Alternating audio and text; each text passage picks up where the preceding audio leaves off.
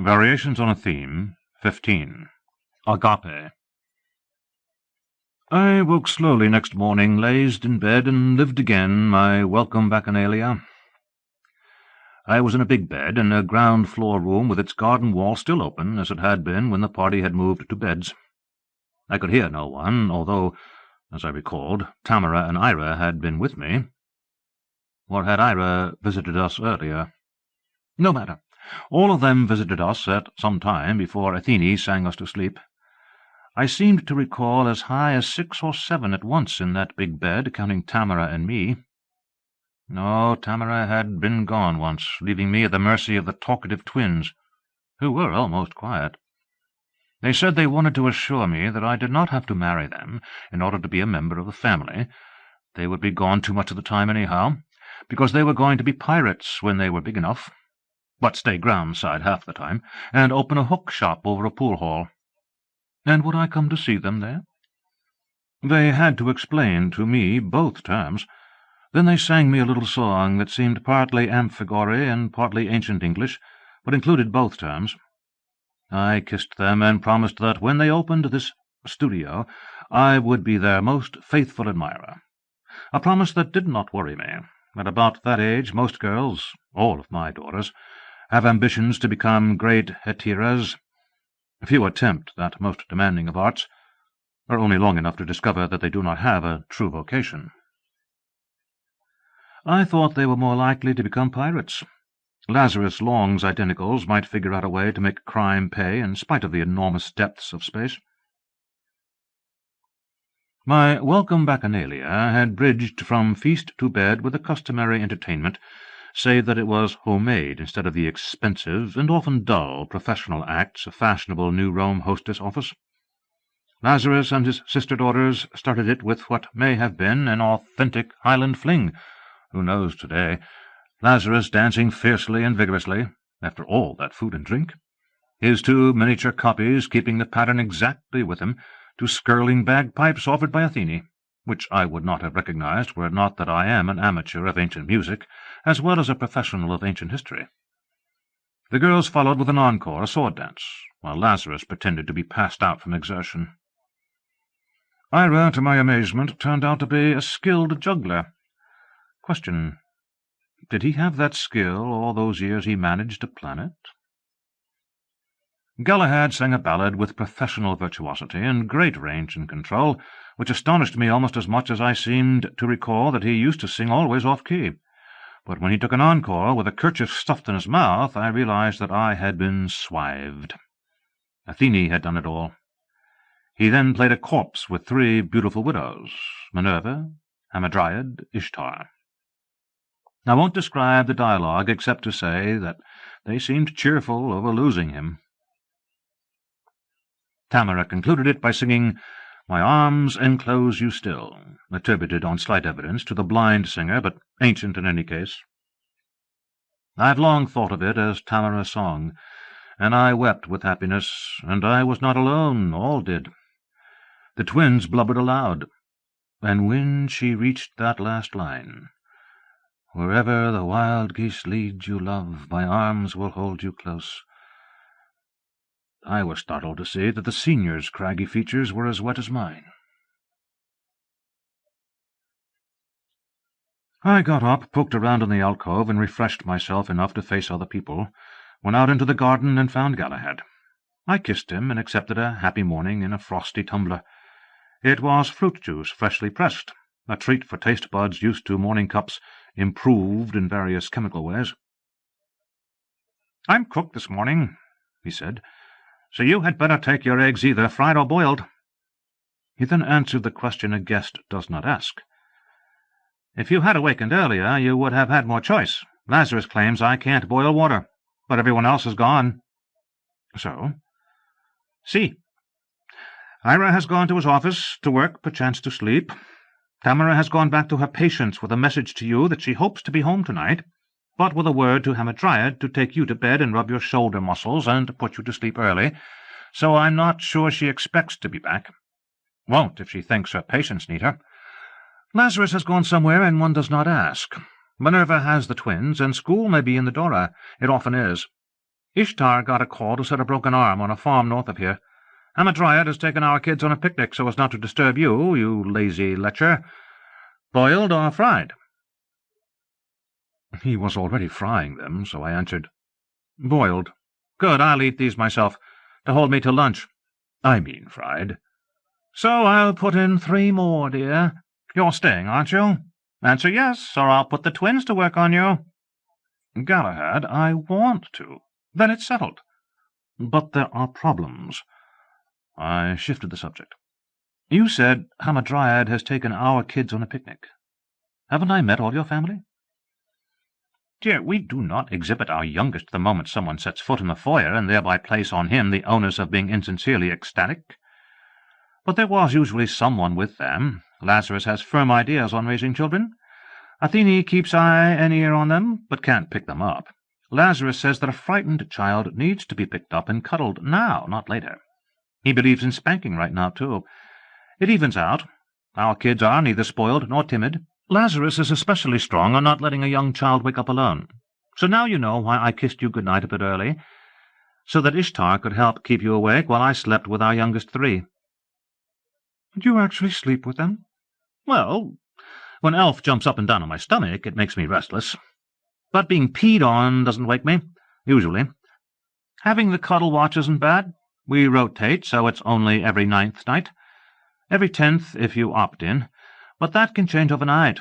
Suppose we have a rejuvenation client. One or more clients puts Ishtar, Tamara, Hamadryad, and me out of circulation much of the time. Add that Lazarus may leave as soon as he decides Laz and Lore are grown up. Then assume that all our darlings get cracking on making babies." Galahad grinned at me. "How long does it take 4 willing women to make 4 more babies? Or 6 when the twins join the production schedule, as they threaten to at least twice a week. Justin, dear, we want you to stay, but it won't all be like last night. If responsibilities of family life worry you, you'd be better off in New Rome, where you can hire people to do what you don't fancy doing yourself."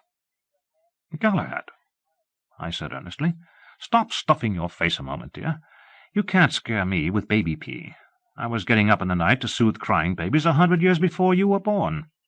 I intend to colonize. I intend to marry again. I intend to raise kids. I had planned to go back to Secundus to clean up loose ends, then come back with a second wave. But I may say the hell with that and stay, as some of the seniors' remarks last night were aimed at me. At least I took them personally, about having the guts to abandon everything and go. Secundus is a smoking volcano. That old vixen could set off a bloodbath, one that could include me simply because I'm a major bureaucrat." I took a deep breath and plunged in.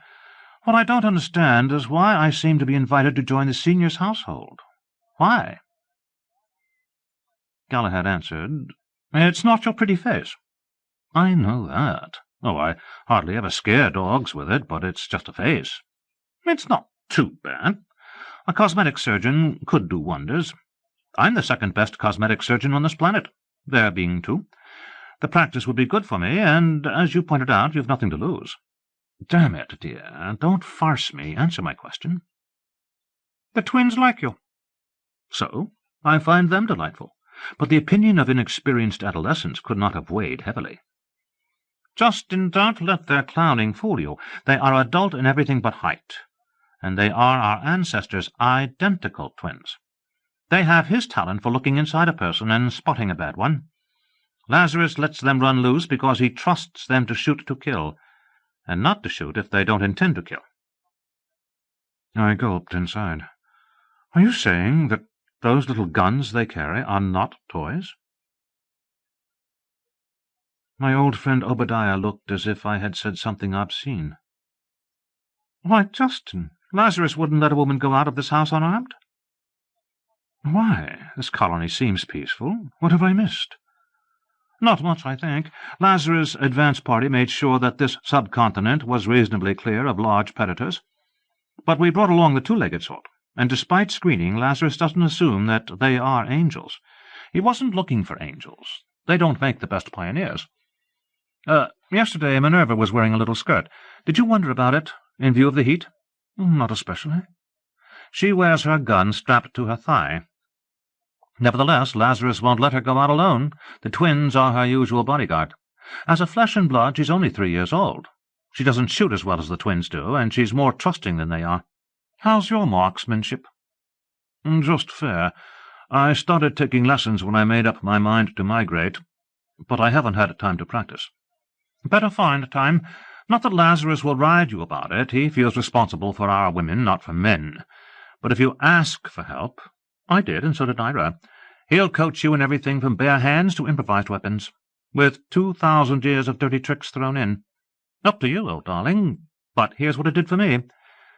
As you know, I used to be a campus narky, a scholar poring over old records. I never carried arms. Then I took rejuvenation and became a rejuvenator myself, and was even less inclined to go armed. But for 14 years I've had regular coaching from the all-time champion in how to stay alive. The result? I stand straight and proud. Haven't had to kill anyone yet." Galahad suddenly grinned. "But the day is young." I answered soberly, "Galahad, that's one reason I agreed to run a silly errand for Madame Arabelle, to find out things like that. Very well, I take your advice seriously. But you haven't answered my question." "Well, I knew you from long back, and so did Ira, and so did Minerva, though you have trouble believing it. Hamadryad had met you, but did not get to know you until last night. Ishtar knew you only from your chart, but is one of your strongest supporters. But the deciding factor is this. Tamara wants you in our family." "Tamara?" "You sound astonished." "I am." "I don't see why. She arranged for someone to relieve her in order to be here last night. She loves you, Justin. Don't you know it?" Oh, my brain was fuddled. "Yes, I know it, but Tamara loves everyone." "No, just those who need her love, and she always knows who they are. Incredible empathy. She's going to be a great rejuvenator. In this family, Tamara can have anything she wants, and she happens to want you. You stay with us, live with us, join us." "I'll be damned. Tamara?" "Unlikely. If I believed in damnation, I wouldn't believe that anyone picked by Tamara Sperling could be in danger of it." Galahad smiled, a happy expression that was more his charm than was his extraordinary beauty. I tried to remember if he had been that beautiful 100 years back. I am not indifferent to male beauty, but my sensuality is not perfectly balanced. In the presence of a homely female and a beautiful male, I tend to look at the female. So I'll never be an aesthete. I lack judgment in matters of beauty. I apologize in advance to any female who finds my primitive attitude offensive. But I'll share bed with Galahad in preference to a self-centered female beauty. He's warm and gentle and good company, with a roguish playfulness not unlike that of the twins. The thought ran through my mind that I would like to meet his sister, or mother, or daughter, a female version of him in character and personality as well as in appearance. Tamara. The above was froth at the top of my mind because I was unable to face at once the implications of Galahad's announcement. He went on, "Close your mouth, dear. I was as startled as you are, but even if we hadn't been friends years back, on Tamara's motion I would have voted for you sight unseen, so that I could study you. Tamara never makes a mistake. But were you so mind-ill that you needed that much from her? Or so superhuman that she wanted that much from you? But you are neither, or I failed to see it. You aren't ill, I think, other than a touch of wild-goose fever. You may be Superman, but none of us found it out last night. If you are a super-stud, you restrained yourself. Hamadryad did say at breakfast that a woman is happy in your arms, but she did not imply that you are the galaxy's greatest lover. Being one of Minerva's parents is in your favor. None of them has any serious shortcomings. Ishtar made sure of that. Ishtar knows more about you than you do yourself. She can read a gene chart the way other people read print. And Minerva herself is proof that no mistakes were made. I mean, look at Minerva, sweet as the morning breeze, and as beautiful as Hamadryad in her own fashion, and with an intelligence level so high you wouldn't believe it. Yet so modest, she's almost humble. But still, it's Tamara. Your fate was settled before you reached this house.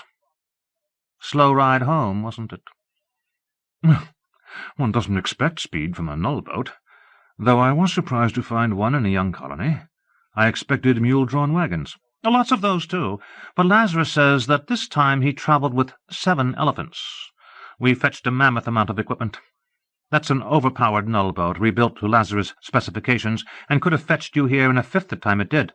But Ira let Lazarus know that he wanted time to make some calls, so Lazarus probably told whichever twin was in charge, or signalled her somehow, he is almost telepathic with them, to give you a long, slow ride. Which you got, and I bet that Laz and Law never changed expression. They didn't? Well, sure of it. They are not children. You should see them handle a spaceship. Anyhow, Ira talked to Ishtar, then to Tamara. Then we held a family conference and settled your fate. Lazarus confirmed it while you played with the twins, who were given a chance to veto it later. But they ratified it at once. They not only like you, but Aunt Tammy's wishes are law. I was still bemused. Apparently much went on that I didn't suspect. You weren't supposed to. A better cook would have stayed to get your breakfast had I not been deputized to tell you, old friends and all that, and to answer questions. I'm confused about that conference.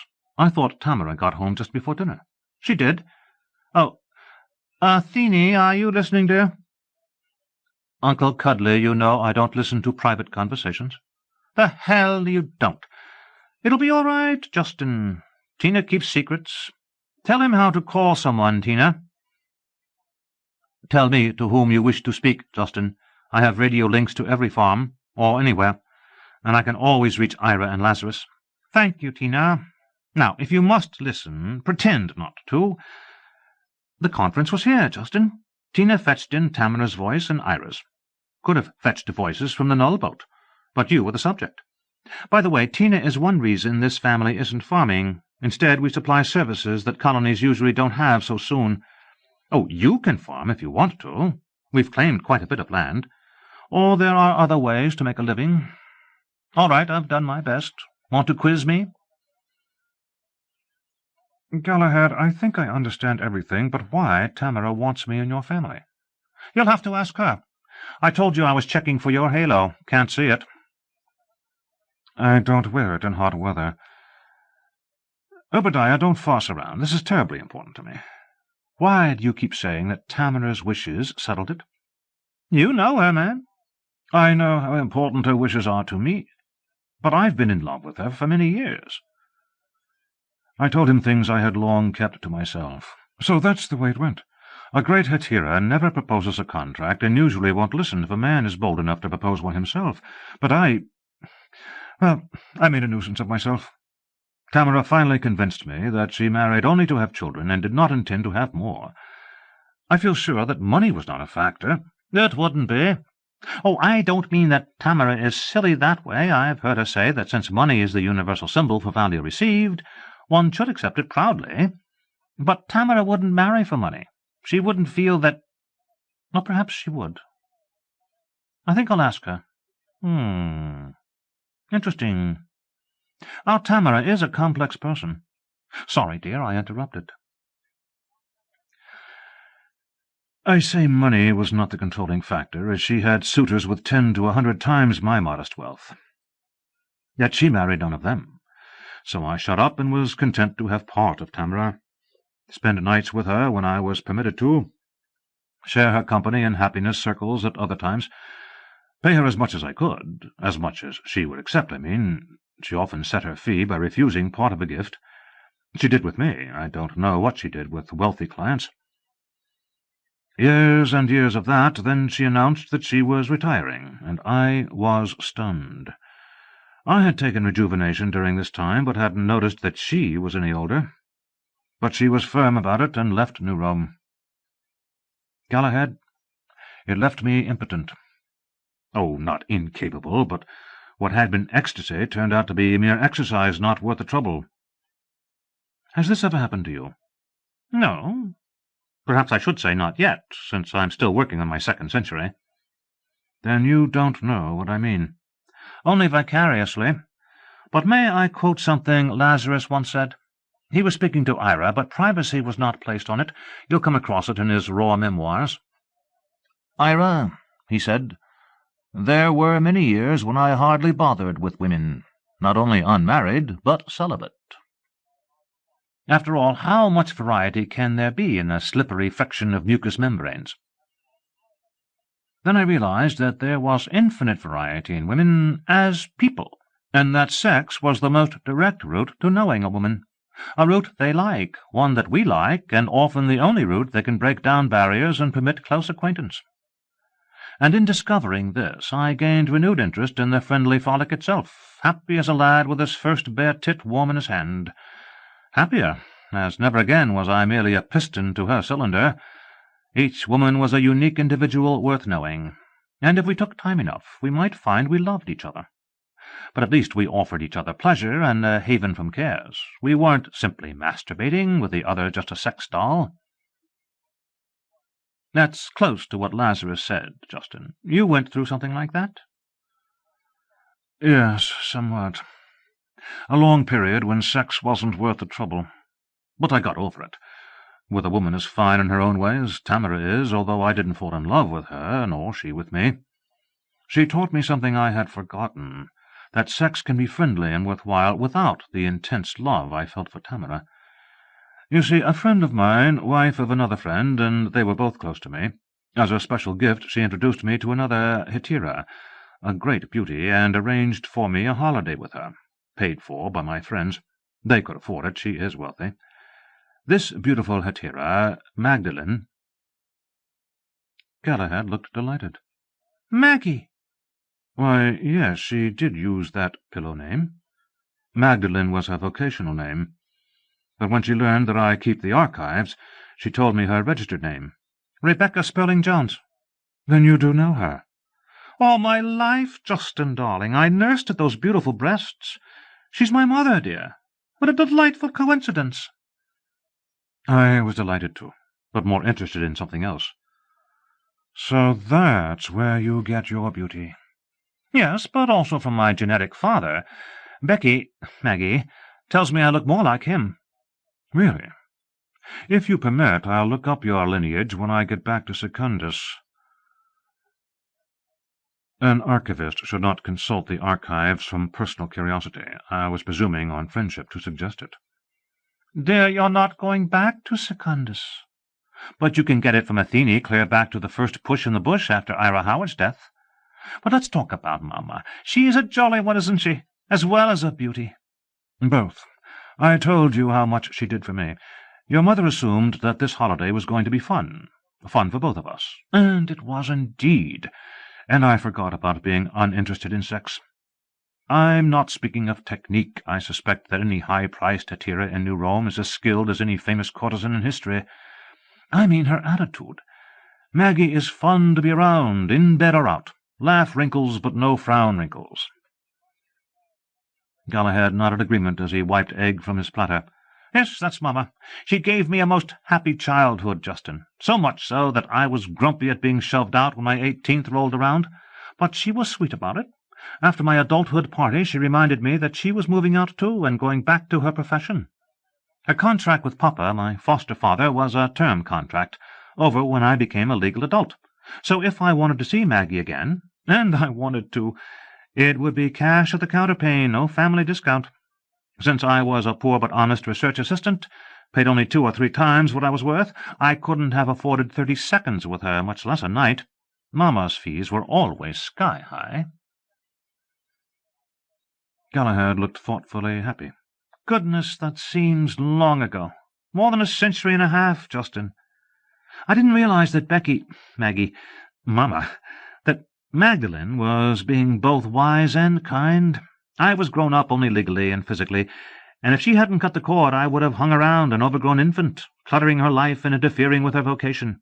So I did grow up, and when I married, my first wife named our first daughter Magdalene, and asked Maggie to be godmother. Then I could hardly believe that this beautiful creature had borne me, and I had no special urge to play Oedipus to her regal beauty. I was too much in love with my wife. Yes, Maggie is a fine girl, although she spoiled me as a kid. Was that holiday the only time you had her? No, but not often. As you say, she was expensive. She offered me a 50% discount. Well, you did impress her. As she knew I wasn't wealthy, but even at that I couldn't afford her company often. But she got me over my emotional hump, and I'm grateful to her. A fine woman, Galahad. You have reason to be proud of her. I think so. But, Justin, dear, your mention of that discount makes me certain that she remembers you just as fondly. Oh, I hardly think so. Years back, Galahad. Don't trip in your modesty, dear. Maggie grabbed every crown the traffic would bear. But the delightful coincidence is more than just the fact that you've had my mother. After all, high as her fees were, New Rome has many wealthy men attractive enough that Maggie would accept them. The delightful aspect is that this very minute she is about 40 kilometers south of here. No. See. Ask Athene to call her. You can be talking with her in 30 seconds. I still don't think she would remember me. I do. But there's no rush. If you are surprised, think how surprised I was. I had nothing to do with the migrants' roster. I was arse-deep in getting together what Ishtar had ordered for the clinics. Justin, I didn't know Maggie had married again. So, we're here a couple of weeks, the headquarters party, with a temporary set-up and still eating and sleeping in the Dora, when the first transport grounds. Then we're busy getting people and supplies out in a sequence worked out by Lazarus and bossed by Ira. My assignment, once I had my shack up, by hand, Athene had no outside extensionals then. Poor Uncle Cuddly. Who doesn't listen to private conversations? I have to keep you straight, dear. It was Minerva who had no outside hands then. I wasn't even hatched. Well, you have her memories, Tina. It's a mere technicality. Not to me, dearie. The chinchy little bitch took some memories with her that she didn't want to share with her ever-loving twin. And she locked one whole bank that she did leave behind so that I can't touch it without an abracadabra either from her or from Grandpappy. Except that you can unlock it, Justin, if both my twin and Lazarus are dead. I managed to answer quickly. In that case, Athene, I hope that it is a very long time before I am able to trigger it. Well, when you put it that way, so do I. But I can't help wondering what grim secrets and unspeakable crimes are locked in my Theta 97b Dexter Aleph Prime. Will the stars tremble in their courses? But Uncle Cuddly did work hard a couple of days, Justin. Probably the only honest work he has ever done. I disdain to comment, Tina. Justin, my assignment was examining physician, for which I was qualified under an almost new diploma. So Ishtar and Hamadryad are unpacking migrants and giving them their antidotes, and I'm checking them to make sure they've made the trip safely, rushing it as I haven't yet snatched another medical doctor from that parade of flesh. I glance up from my machine just long enough to note that the next victim is female and call out over my shoulder, "Strip down, please," and change the setting. Then I look twice and say, "Hello, Mama, how did you get here?" This caused her to give me a second look. Then she smiled, a big happy smile, and said, "I flew in on a broom, Obadiah. Give me a kiss and tell me where to put my clothes. Is the doctor around?" Justin, I let the queue pile up while I gave Maggie a thorough examination, proper, as she was pregnant, and I made certain that her unborn baby had come through all right, but also to gossip and get caught up. Married again, 4 children by today, a farm wife with a sunburned nose, and happy as can be. Got married quite romantically. Mama heard the advertising about opening a virgin planet, went to the recruiting office Ira had in the Harriman Trust building to find out about it. That astonished me the most. Mama is the last person I would have suspected of yearnings to pioneer. Well, I agree, Galahad, but I don't suppose anyone would pick me as a likely pioneer either. Perhaps not, nor me, but Maggie puts in her application at once and runs into one of her wealthy regulars doing the same. They go somewhere for a bite and discuss it, and leave the restaurant and register an open-end contract, and go back to the recruiting office and withdraw their solo applications and submit a joint one as a married couple. I won't say that got them accepted, but almost no singles were accepted for the first wave. Did they know that? Oh, certainly. The recruiting clerk warned them before accepting their solo fees. That's what they left to discuss. They already knew they suited each other in bed, but Maggie wanted to find out if he intended to farm. Believe it or not, that's what she wanted. And he wanted to know if she could cook, and was she willing to have kids. And it was, "Fine, we agree, let's get on with it." Maggie had her fertility restored, and they planted their first baby without waiting to see if they were accepted. I said, "That probably clinched it." "You think so? Why?" "If they changed their application to show that Magdalene had caught, if Lazarus passed on the applications. Galahad, our ancestor, favors people who take big bites." Yes. Justin, why are you hanging back?" "I'm not. I had to be certain that the invitation was serious. I still don't know why, but I'm no fool. I'm staying." "Wonderful!" Galahad jumped up, came around the table, kissed me again, ruffed my hair, and hugged me. "I'm happy for all of us, darling, and we'll try to make you happy." He grinned, and I suddenly saw his mother in him. Hard to imagine the glamorous Magdalene with kids and calluses, a frontier farm wife, but I recalled the old proverb about best wives. Galahad went on. "The twins weren't sure I could be trusted with so delicate a mission. They were afraid I would muff it." "Galahad, there was never a chance I would refuse. I just had to be sure I was welcome. I still don't know why." "Oh, we were speaking of Tamara and got sidetracked. Justin, it's not public knowledge how difficult it was to rejuvenate our ancestor this time, although the recordings you have been editing may hint at it." "More than a hint." "But not all of it. He was almost dead, and simply keeping him alive while we rebuilt him was hard enough. But we managed that. You won't find another technician of Ishtar's skill. But when we had him in good shape, bio-age almost as young as he is now, he took a turn for the worse. What do you do when a client turns his face away, is reluctant to talk, doesn't want to eat, yet has nothing wrong with him physically? Bad. Stays awake all night rather than risk going to sleep? Very bad. When he— Never mind, Ishtar knew what to do. She went up into the mountains and fetched back Tamara. She wasn't rejuvenated then." "That wouldn't matter." "It did matter, Justin. Youth would have handicapped Tamara in coping with Lazarus. Oh, Tamara would have overcome the handicap. I have confidence in her. But her bio-age and appearance were around 80 on the Hardy scale. This made it easier, as Lazarus, despite his renewed body, was feeling the weight of his years.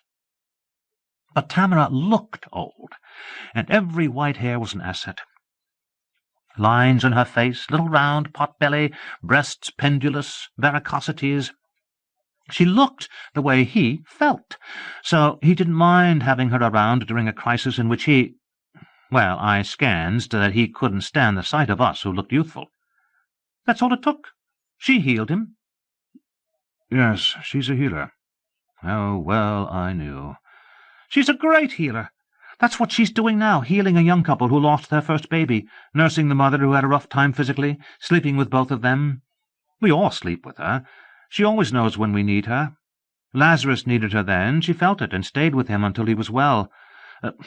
After last night, this may be difficult to believe, but both of them had quit sex. Years and years. Lazarus more than half a century. And Tamara had not coupled with anyone since she retired." Galahad smiled. "Here is a case of the patient healing the physician. In bringing Lazarus around to the point where he invited her to share his bed, Tamara herself found no interest in living. She lived with Lazarus long enough to heal his spirit, then announced that she was leaving, to apply for rejuvenation." I said, "Lazarus asked her to marry him." "I don't think so, Justin, and neither Tamara nor Lazarus hinted at such. Tamara put it another way entirely. We were all having a late breakfast in the garden of the palace penthouse when Tamara asked Ira if she could join his migration. It was solely Ira's migration then. Lazarus had said repeatedly that he would not join it. I think he already had in mind attempting to time trip. Ira told Tamara to consider it settled and not to worry about restrictions that would be published when he announced it. Justin, Ira would have given her the palace as readily. She had saved Lazarus, and we all knew it.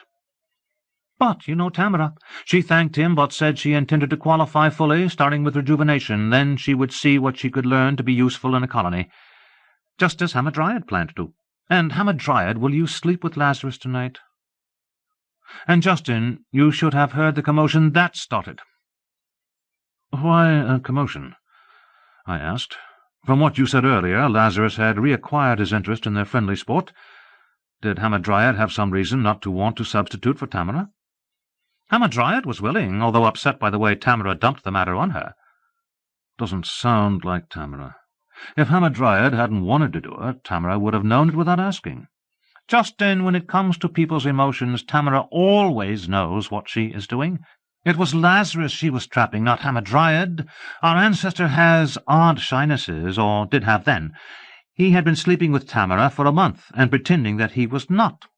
As futile as a cat covering up on a tile floor. But Tamara's blandly blunt request that Hamadryad relieve her as his concubine forced it into the open, and produced a head-on clash of wills, Lazarus and Tamara. Justin, you know them both. Who won?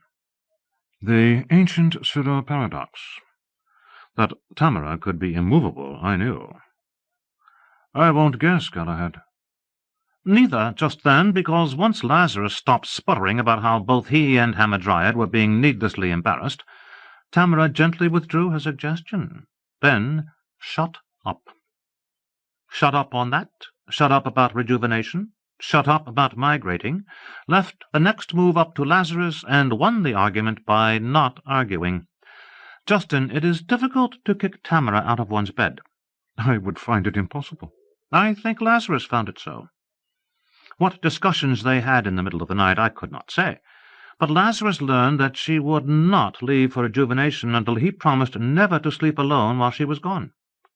But she promised in exchange to return to his bed as soon as she completed antigeria. So, one morning Lazarus announced the détente, red-faced and almost stuttering. Justin, our ancestor's true age shows more in some of his ancient attitudes about sex than in any other way.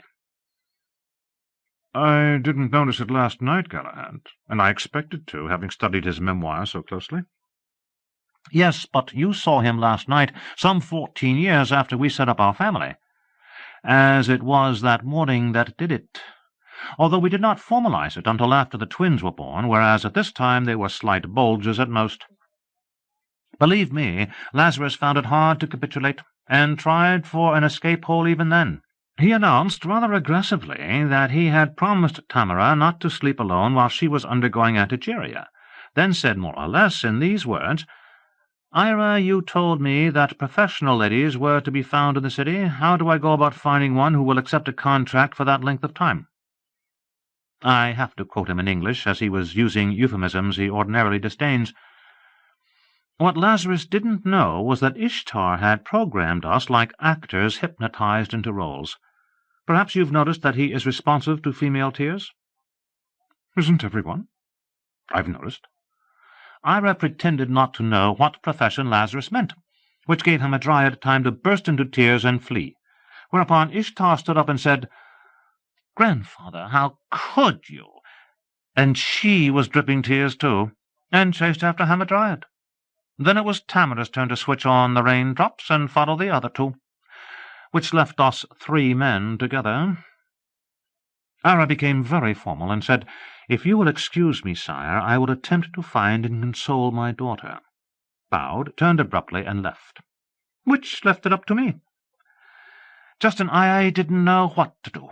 I knew that Ishtar expected difficulty because Tamara had warned her, but I did not expect to be left to juggle it alone. Lazarus said, "Great balls of fire! Son, what did I do now?" Well, I could answer that. I said, "Grandfather, you've hurt Hamadryad's feelings." Then I was carefully unhelpful, refused to speculate why her feelings were hurt, could not guess where she might have gone, unless she had gone home, which I understood was somewhere in the suburbs, declined to act as his intermediary, all to Ishtar's instructions to play dumb, stupid, and useless, and let the women handle it. So Lazarus had to track Hamadryad down himself, which he did with Minerva's help. Athene said, "This is all news to me, Uncle Cuddly." "If it is, dear, please forget it." "Oh, I shall," the computer answered, "except that I'm going to save it up and use it about 100 years from now. Justin, if I burst into tears, after I'm a flesh and blood, will you track me down and console me?" "Probably. Almost certainly." "I'll remember that, lover boy. You're cute." I pretended not to hear, but Galahad said, "Lover boy?" "That's what I said, dear. Sorry, Uncle Cuddly, but you're obsolete. If you hadn't gone to sleep early, you would know why." I kept quiet while making a mental note for 100 years hence, one that involved Pallas Athene as a flesh and blood and getting her into a helpless position. This side conversation was cut short. Athene notified us that Lazarus was arriving. Galahad waved his arms. "Hey, Peppy, back here!" "Coming!" Lazarus bussed me in passing, did so to Galahad as he slid in by him, and grabbed what was left of Galahad's second breakfast, a home-baked jam roll, stuffed it into his mouth, and said around it, "Well, did he fight the hook?" "Not nearly the way you did with Hamadryad, Pappy. I was telling Justin about that, how the Hamaddarling tripped you and thereby set up our family." "My God, what a canard!" Lazarus helped himself to Galahad's hot cup. "Justin Galahad is a sweet lad, but romantic. I knew exactly what I wanted to accomplish, so I started by raping Hamadryad. That broke down her resistance, and now she sleeps with anybody, even Galahad. Everything else followed in logical sequence." He added, "You still plan to go back to Secundus?" I answered, "Perhaps I didn't understand what Galahad has been telling me. I thought I was committing myself in joining to—" I stopped. "Lazarus, I don't know what I'm committed to, and I don't know what I'm joining." Lazarus nodded. "One must make allowances for youth, Justin. Galahad doesn't speak clearly as yet." "Thanks, Pappy. Too much. I sold him the deal. Now you've got him wondering." "Quiet, son. Let me spell it out, Justin. What you are joining is a family. What you are committed to is the welfare of the children. All of them, not just any that you may sire." He looked at me, waited. I said, "Lazarus, I've raised a number of children." "I know." "I don't think I've let one down yet." "Very well, 3 that I haven't seen, plus your 2, your sisters or adopted daughters, plus others as they come along, correct?" "Yes, but it's not a lifetime commitment. That's not practical for a Howard. This family may outlive us all, I hope so, but an adult can opt out any time and thereby be committed only to kids then on hand, underfoot or in womb. Call it a maximum of 18 years. However, I assume that the rest of the family would prefer to relieve such a person of his or her responsibilities in order to see the back of his neck. I can't envision a happy relationship continuing for years after someone has announced that he wants out. Can you?" "Well, no, but I won't let it worry me." "Of course, it might not happen that way. Suppose Ishtar and Galahad decided to set up a separate household." "Now wait one fiddlin' minute, Pappy. You can't get rid of me that easily. Ish won't have me except as part of the package. I know. I tried to get her to marry me years back." "And wanted to take our 3 youngest with them? We would not stop them, nor would we try to dissuade children who preferred to go with them. All 3 of them are Galahads." "There he goes again. Pappy, you put Undine into Ish in the soak pool. That's why we named her that. Elphas are either yours or Ira's. The Hamadir told me so. And nobody has any doubt about Andrew Jackson. Justin, I'm sterile." "Based on statistical probability, both on sperm count and the fact that he keeps so busy at it. But Ishtar reads the gene charts and keeps such matters to herself. We prefer it that way. But it is extremely unlikely that Hamadryad ever said that, or that she has or ever will have a child by Ira. No genetic hazard, Ishtar is certain, and the fact that we have yet to have any defectives in this colony gives me great confidence in Ishtar's skill in reading a gene chart. She screened the first wave, a job that gave her eye strain for months. Nevertheless, Ira has some unease about it, and won't even stand close to Hamadryad when she is fertile. An irrational attitude, I understand, as I am cursed with it myself. I remember too well a time in the past when all the Howards had to go on was percentage of mutual ancestry, and got defectives all too often. Of course, today a woman with a clean gene chart is better off married to her brother than to a stranger from another planet. But old ghosts die hard. What it amounts to, Justin, is 3 fathers, 4 with you, 3 mothers, but 4 when Minerva asks to have her adolescence protection cancelled, an ever-changing number of kids to be taught and spanked and loved, plus always the possibility of the number of parents being either enhanced or diminished. But this is my house, in my name, and I've kept it that way because I planned it to house one family, not to make life jolly for goats such as Galahad. But it does, thank you, Pappy darling. But for the welfare of children. I've seen catastrophe strike colonies that looked as safe as this one. Justin, a disaster could wipe out all but one mother and father in this family, and our kids would still grow up normally and happily. This is the only long-run purpose of a family. We think our setup ensures that purpose more than a one-couple family can. When you join, you commit yourself to that purpose, that's all. I took a deep breath. Where do I sign? I see no use in written marriage contracts. They can't be enforced. Whereas if the partners want to make it work, no written instrument is necessary. If you seriously want to join us, a nod of your head is enough. I do. Or, if you want ritual, Laz and Laura would be delighted to dream up a fancy one, and we can all have a crying jag together. And on his wedding night, Justin gets to sleep with the babies, so he'll know how serious it is. Seal it, Galahad. If you want to add that touch, you should make it the night before, so he'll have a fair chance to back out if he can't take it. Lazarus, I volunteer for the diaper watch tonight. I'm hardened to such things. I doubt if the women will let you. And you won't live till morning, Galahad added. They're an emotional lot. Last night you had it easy. Better take the P-watch. Galahad could be right. I should check your heart, as may be— Keep quiet, Galahad. Justin, this household is not a jail. The setup is not only safer for children, it is more flexible for adults. When I asked you whether you intended to go back to Secundus, I meant simply that. An adult can be away for a year, 10 years, any length of time for any purpose, and know that the kids are taken care of, and know that he/she will be welcomed back. The twins and I have been off-planet several times, and will be again. And, well, you know I intend to attempt this time-tripping experiment. That won't involve much elapsed time in this framework, but it does involve a slight element of risk.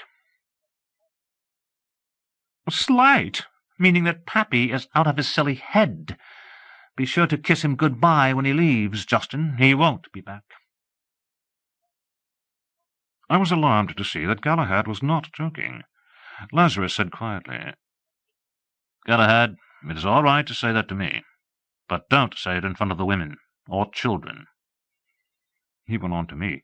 Of course there is an element of risk. There is in anything, but not to a time trip itself, as Galahad seems to think.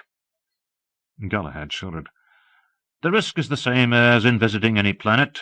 Someone there may not like you. But the time jump takes place in the safest possible surroundings, in space with a ship around you. Any risk comes later. Lazarus grinned. That's why I was so riled at that old cow Arabelle telling me to go look-see at battles. Justin, the best thing about modern times is that we are all so spread apart that war is no longer practical. But did I tell you what I'm going to use as a practice run? No, I had the impression from Madam Chairman Pro Tem that you already had a perfected technique. It's possible that I let her think so. But Arabelle wouldn't know an imperial number from an imperial edict. She couldn't ask the right questions. I don't think I could either, Lazarus. It's not my field of mathematics. If you're interested, Dora can teach you. Or me, Loverboy. Ah, Tina. What's the idea of calling Justin Loverboy, Tina? Are you trying to seduce him? No, he's promised to seduce me. About 100 years from now. Lazarus looked at me thoughtfully. I tried to look as if I hadn't heard the exchange. Maybe you had better take those lessons from Dora, Justin. You haven't met Dora, but think of her as about 8 years old. She won't try to seduce you. But she's the brightest computer pilot in space and can teach you more than you want to know about Libby field transformations. I was saying that we felt sure of the theory, but I wanted a separate opinion, so I thought of asking Mary Sperling. I said, Hold it a moment. Lazarus, in all the archives there is, I am certain only one Mary Sperling. I'm descended from her. Tamara is descended from her. Lots of Howards descended from her, son. Mary had over 30 children. Quite a record for those days. Then you do mean elder Mary Sperling, born in 1953, Gregorian, died in— She did not die, Justin. That's the point. So I went back there and talked with her. My head felt fuzzy. Lazarus, I'm confused. Are you telling me that you've already made one time trip? Nearly 2,000 years? No, I mean over 2,000 years? Justin, if you'll keep quiet, I'll tell you what I mean. Sorry, sir. Call me sir, and I'll get the twins to tickle you.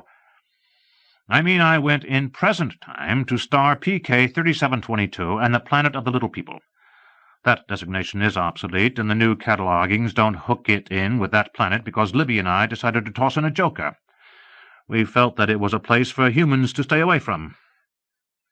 But the little people are the source of the concepts that Andy Libby worked out as field theory that anyone can use, and all space pilots, computer and human, do use. But I had never gone back there because, well, Mary and I had been close. So close that it was a blow to me when she went over. More disturbing than a death, some ways. But the years do mellow a memory, and I did want to consult. So the twins and I set out in the Dora to try to find that planet, from a set of coordinates and a ballistic Andy had assigned a long time back. The ballistic was slightly off, but a star doesn't move far in only 2,000 years. We found it. No trouble then. I had warned Lore and Laz most solemnly of the subtle danger of the place. They listened, and that made them as immune to the place as I am, not tempted to swap their individual personalities for a pseudo-immortality. In fact, they had a wonderful time. The place is charming, and safe in all other ways. Hadn't changed much. One huge park. I orbited first. It's their planet, and they have powers we don't ken. Same as last time. A doppelganger of a little person showed up in the Dora and invited us down to visit. Only this time it called me by name.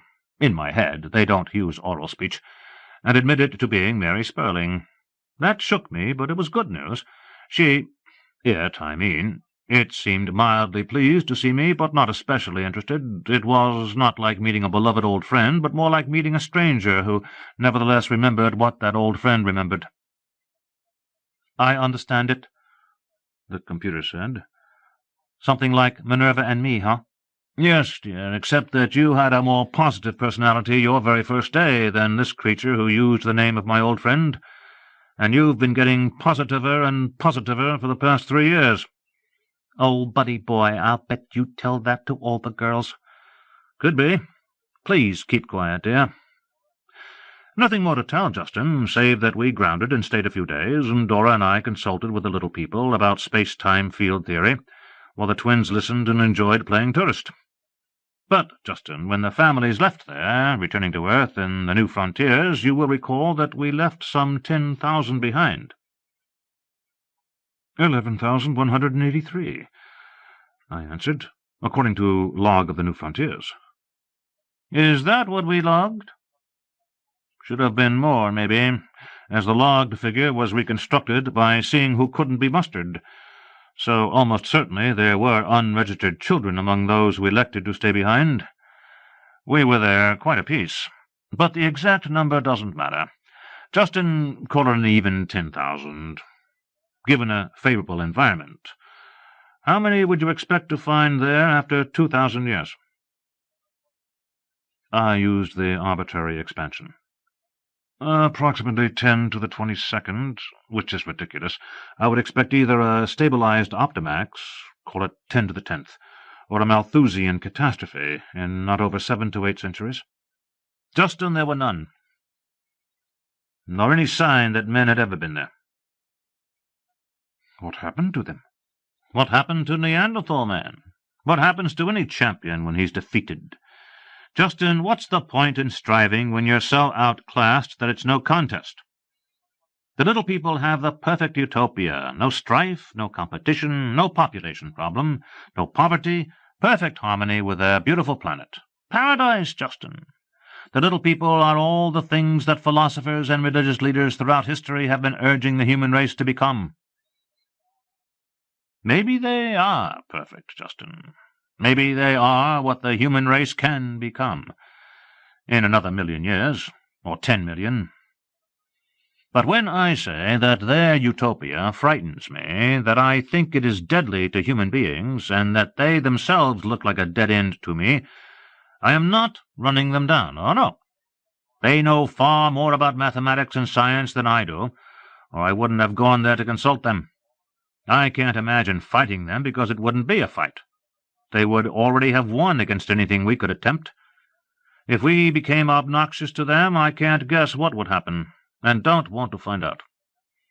But I don't see any danger as long as we leave them alone, as we don't have anything they want. So it appears to me. But what's the opinion of one old Neanderthal? I understand them as little as that kitten over there understands astrogation. I don't know what happened to the Howards who stayed behind. Some may have gone over and been assimilated, as Mary Sperling did. I didn't ask. I didn't want to know. Some may have lapsed into Lotus Eater's apathy and died. I doubt if many reproduced, although it is possible that there were subhumans around being kept as pets. If so, I most especially did not want to know it. I got what I wanted, a corroborating opinion on a mathematical oddity in field physics, and gathered up my girls and left. We did one thing before we left that neighborhood. We made a ball of twine photographic survey of their planet, then had Athene examine it when we got back. Tina? Sure, buddy boy. Justin, if there is a human artifact on the surface of that planet, it is less than a half-meter in diameter. So I assume that they are all dead, Lazarus said grimly, and I shan't go back. No, the trip to PK 3722 was not a trial-run time trip, but just a common star-hop. The test run will be about as simple and quite safe, as it will not involve putting down on a planet. Want to come along, or shall we take Galahad? Pappy, Galahad said earnestly, I am young, beautiful, healthy, and happy, and plan to stay that way. You are not volunteering me for any such harebrained junket. I'm not making any more star-hops of any sort. I'm the home-loving type. I've made one landing with hot-potted Lorelei at the overrides. That's enough, I'm convinced. Now, boy, be reasonable, Lazarus said gently. When we do this, my girls will be old enough to want active male attention, which I am not going to supply. I will lose all control over them. Think of it as your duty. When you start talking about duty, I break out with hives. The trouble is, Pappy, you're a sissy afraid of two little girls. Could be, because they won't be little girls much longer. Justin? I thought furiously. To be invited by the senior to take a star trip with him is not an honor to turn down. That it included an attempt to travel in time did not bother me. The idea seemed unreal. But it couldn't be dangerous, or he wouldn't be taking his sister-daughters along. And besides, I felt that Lazarus was unkillable. A passenger with him should be safe. Gigolo for his girls? Lazarus was farcing Galahad, I was sure, as I was certain that Lazy and Laurie would settle such matters to suit themselves. Lazarus, I will go anywhere you ask me to go.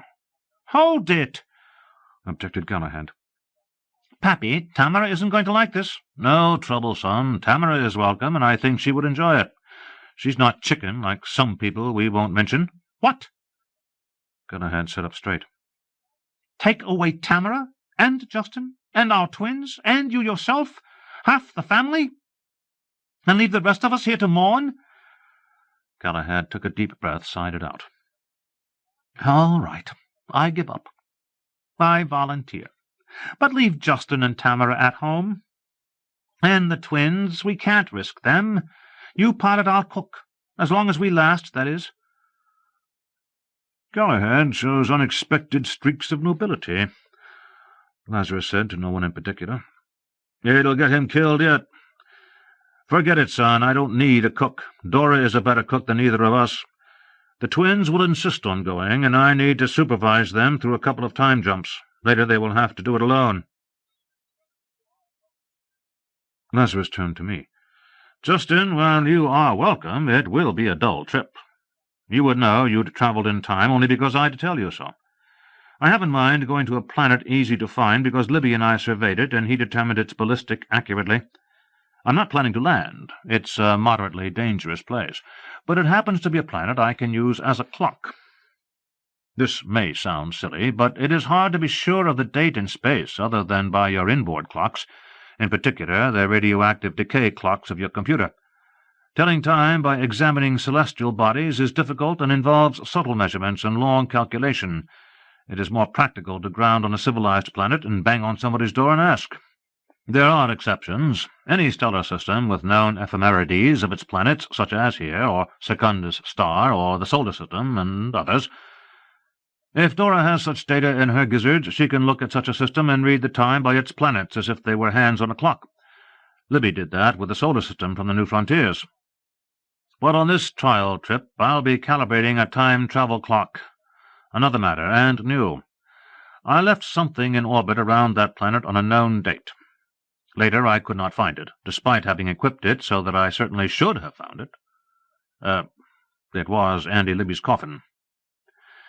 Very well, I'll go look again, trying to split two known dates. If I find it, I will have begun calibration of a time-travel clock, as well as proving that the time-trip theory is correct. Follow me? I think so, I admitted, to the extent of seeing that it is an experimental proof. But field theory is so far from my own specialty that I can't say more. No need to. I don't understand it too well myself.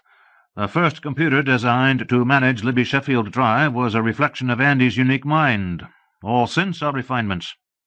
If a pilot tells you he understands it and uses a computer simply because it's faster, don't ride with him. He's a phony. Tina? I understand astrogation, said the computer, because Minerva replicated Dora's astrogation circuitry and programming in me. But I do not think that it is possible to discuss it in English, or even Galacta, or any language using word elements.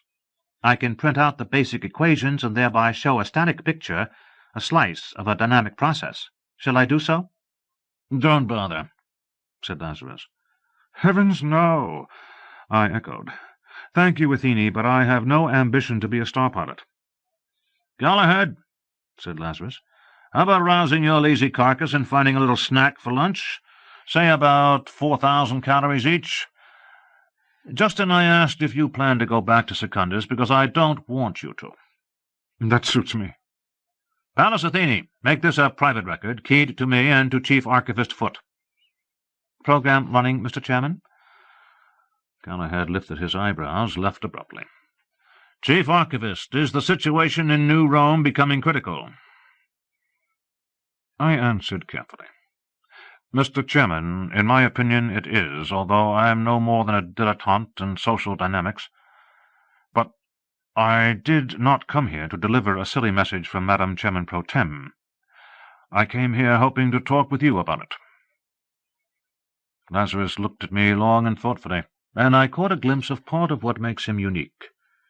He has the quality of giving full attention to whatever he does, be it a matter of life and death, or something as trivial as dancing to amuse a guest. I recognized it because Tamara has the same quality. She displays it by giving total attention to the person she is with.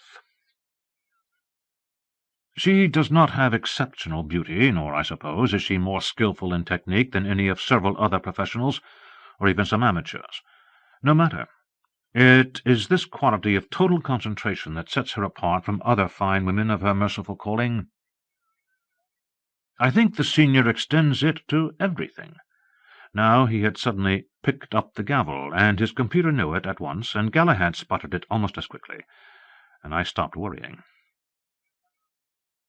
I never assumed, he said, that the family's chief of records would play messenger with a useless message. So tell me your reason. Elaborate it. No, explanations could follow. Mr. Chairman, the archives should be replicated off Secundus. I came here to see if it could be done on Tertius. Go on. I've never seen civil disorder. I'm not sure of the symptoms, nor how long it takes them to grow into open violence, but the people of Secundus aren't used to arbitrary laws and rules that change overnight. I think there will be trouble. I would feel that I had carried out the duties of my office if I ensured that destruction of the archives could not mean that our records are lost. The vaults are underground, but not invulnerable.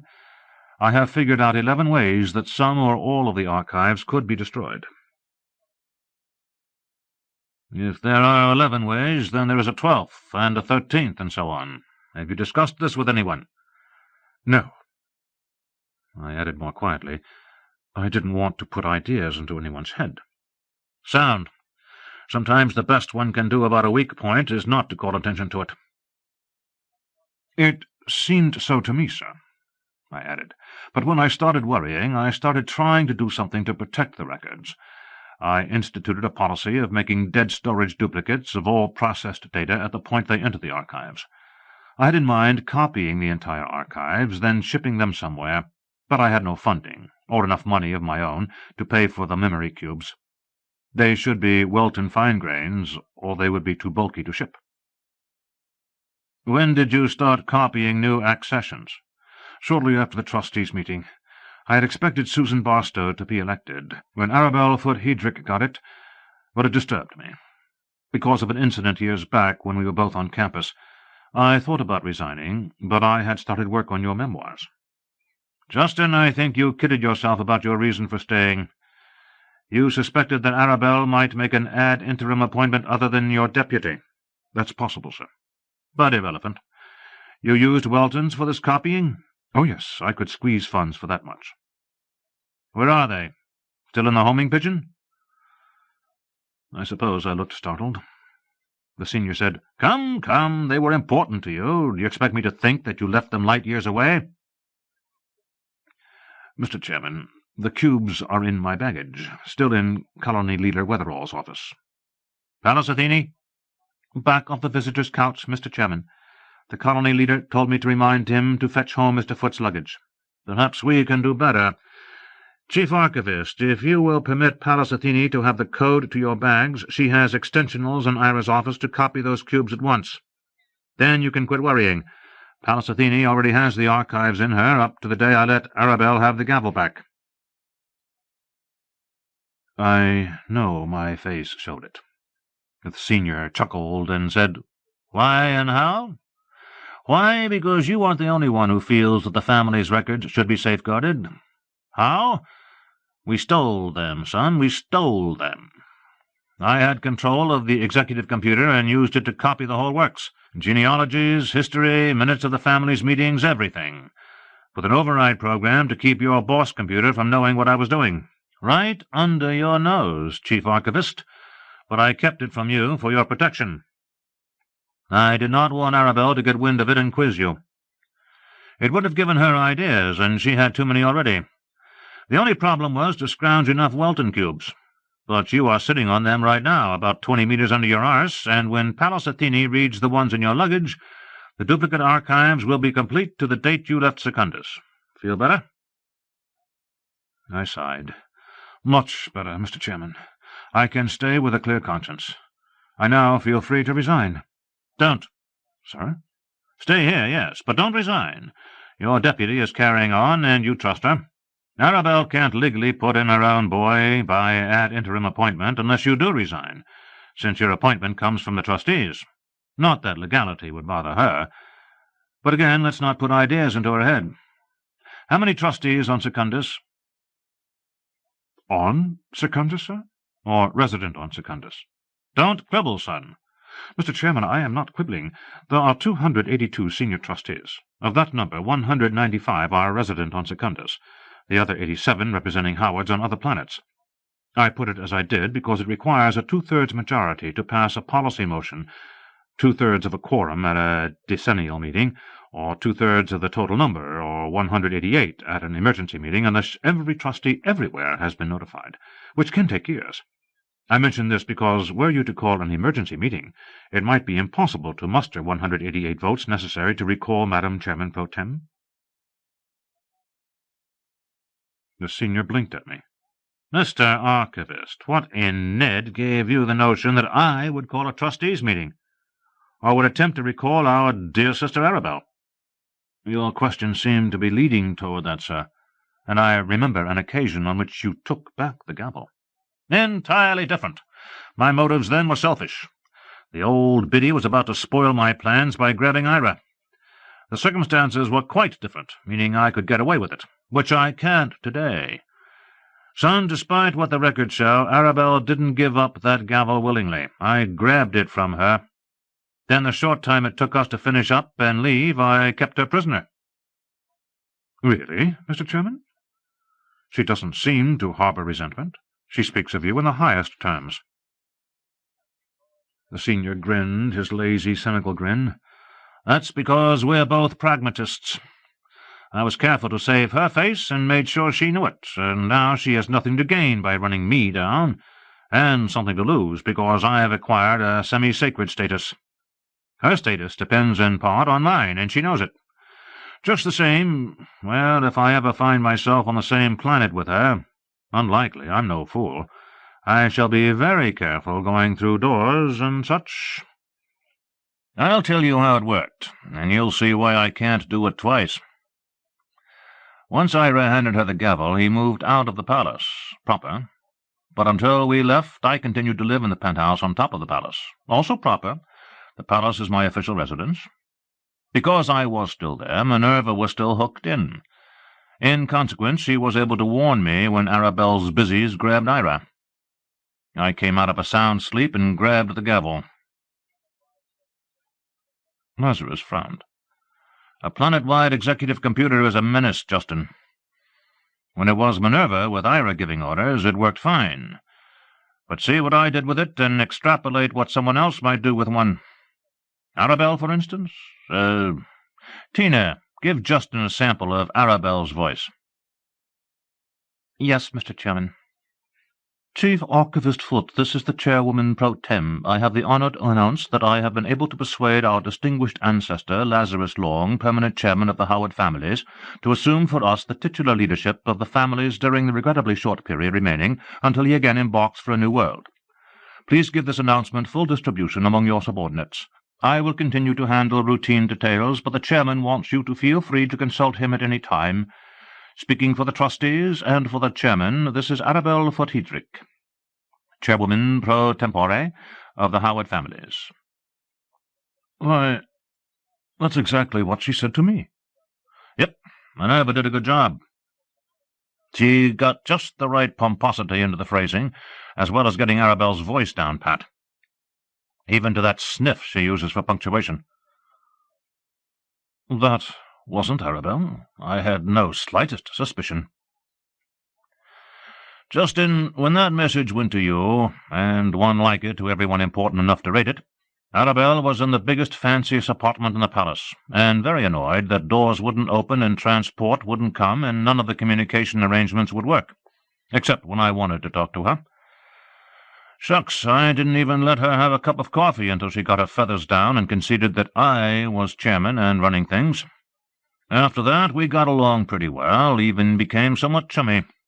I did everything for her but turn her loose. She took over the routine. I didn't want to be bothered, which was safe, as Minerva would have chopped her off if she got out of line, and she knew it. She and I even appeared together on a newscast the morning I left, and Arabelle spoke her piece like a lady, and my public thanks to her were just as sincerely insincere." Lazarus Long continued.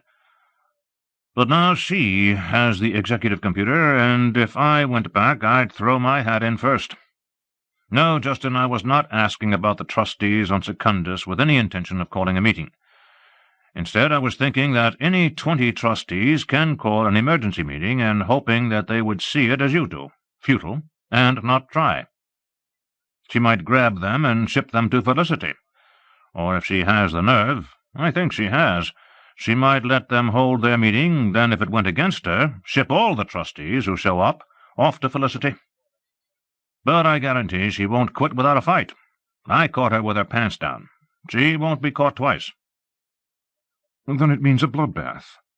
"That may be the only way out. But you and I can't help the situation. In all matters of government, the correct answer is usually do nothing. This is such a time to exercise creative inaction. Sit tight. Wait." "Even when you know things are going wrong?" "Even when you know it, Justin. The itch to be a world-saver should not be scratched.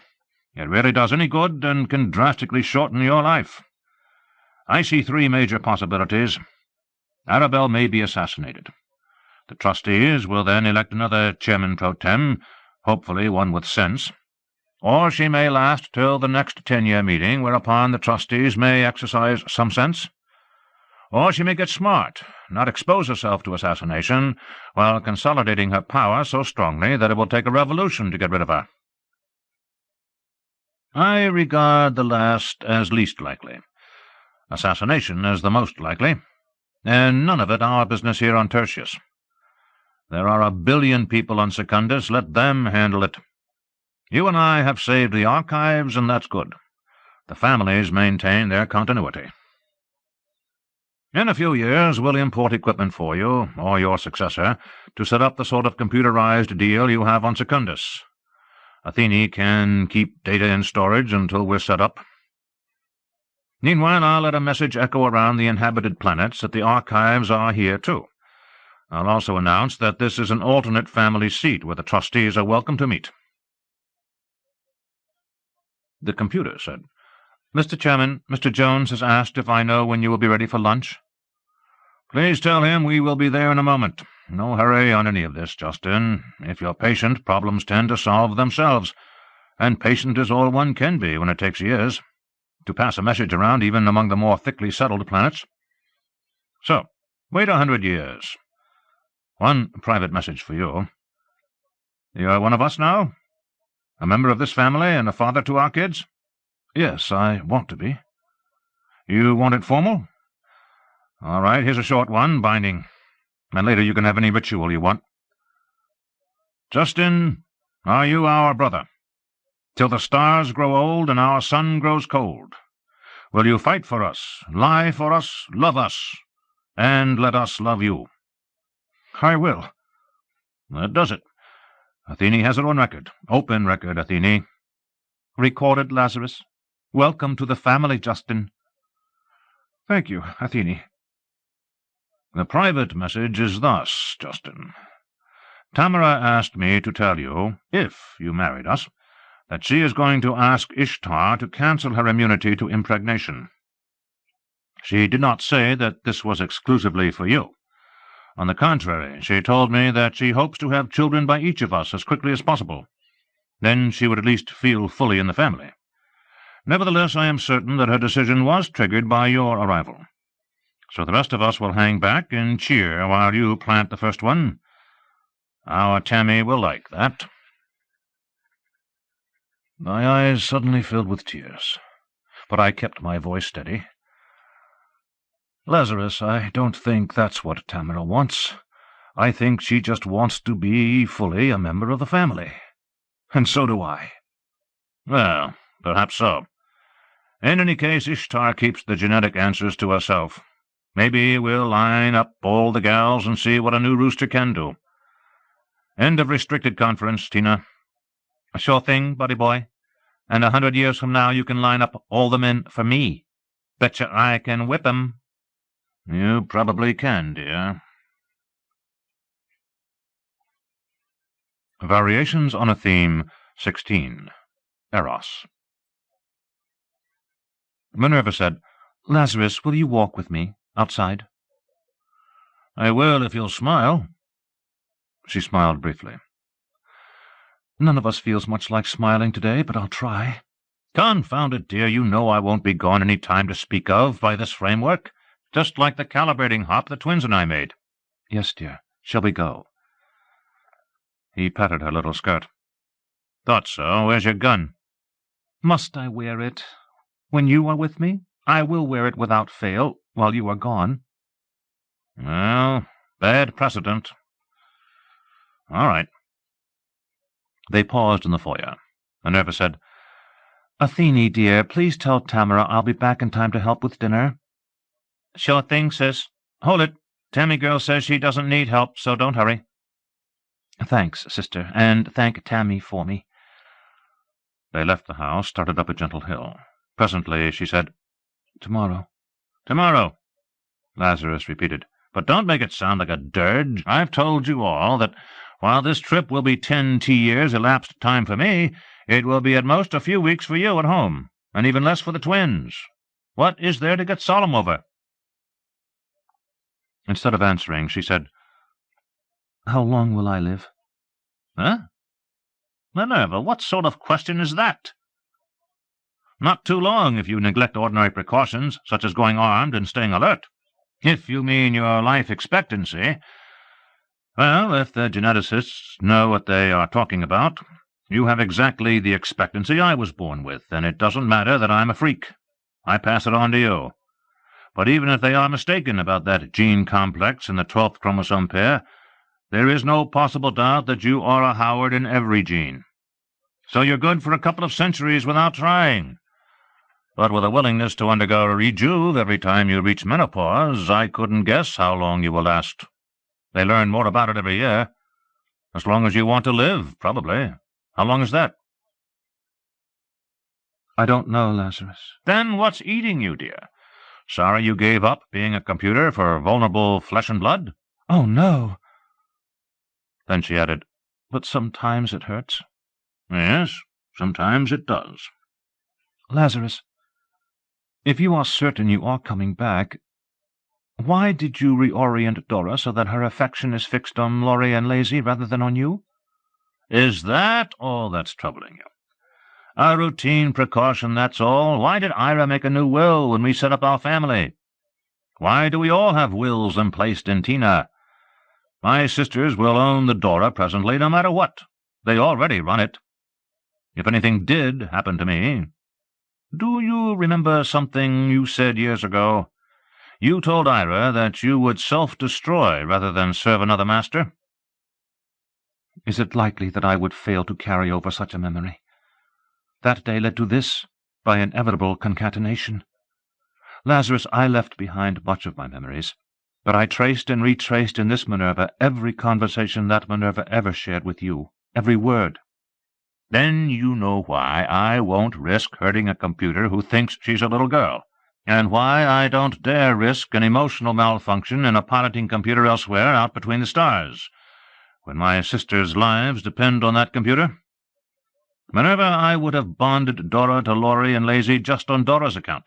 She needs to love and be loved. But if I had neglected to do it as a safety precaution for the twins... Well, a man who refuses to take his own death into account in making plans is a fool, a self-centered fool who does not love anyone."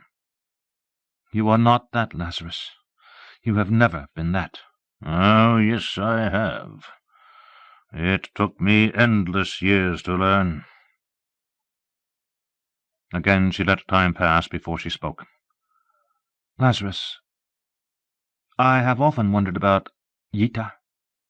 "About Yita? Huh?" "And about her even more than about Yita. Do I really look like her?" He stopped and stared at her. They were near the top of the hill now, out of sight of the house. "I don't know. How can I know? 1,000 years. Memories fade and blend. I think you look like her. Yes, you do." "Is that why you can't love me? Did I make a terrible mistake in wanting to look like her?" "But, darling, I do love you." "You do. Lazarus, you have never shared this boon with me." Suddenly she unwrapped the little skirt, dropped it on the grass. "Look at me, Lazarus. I am not she. For your sake I wish I could be she, but I am not. And I was a computer then and didn't know any better. I did not mean to hurt you. I did not mean to raise ghosts in your mind. Can you forgive me this?" "Minerva, stop, darling. There is nothing to forgive." "Time is short. You are leaving. Can you truly forgive me? Will you put your child into me before you go?"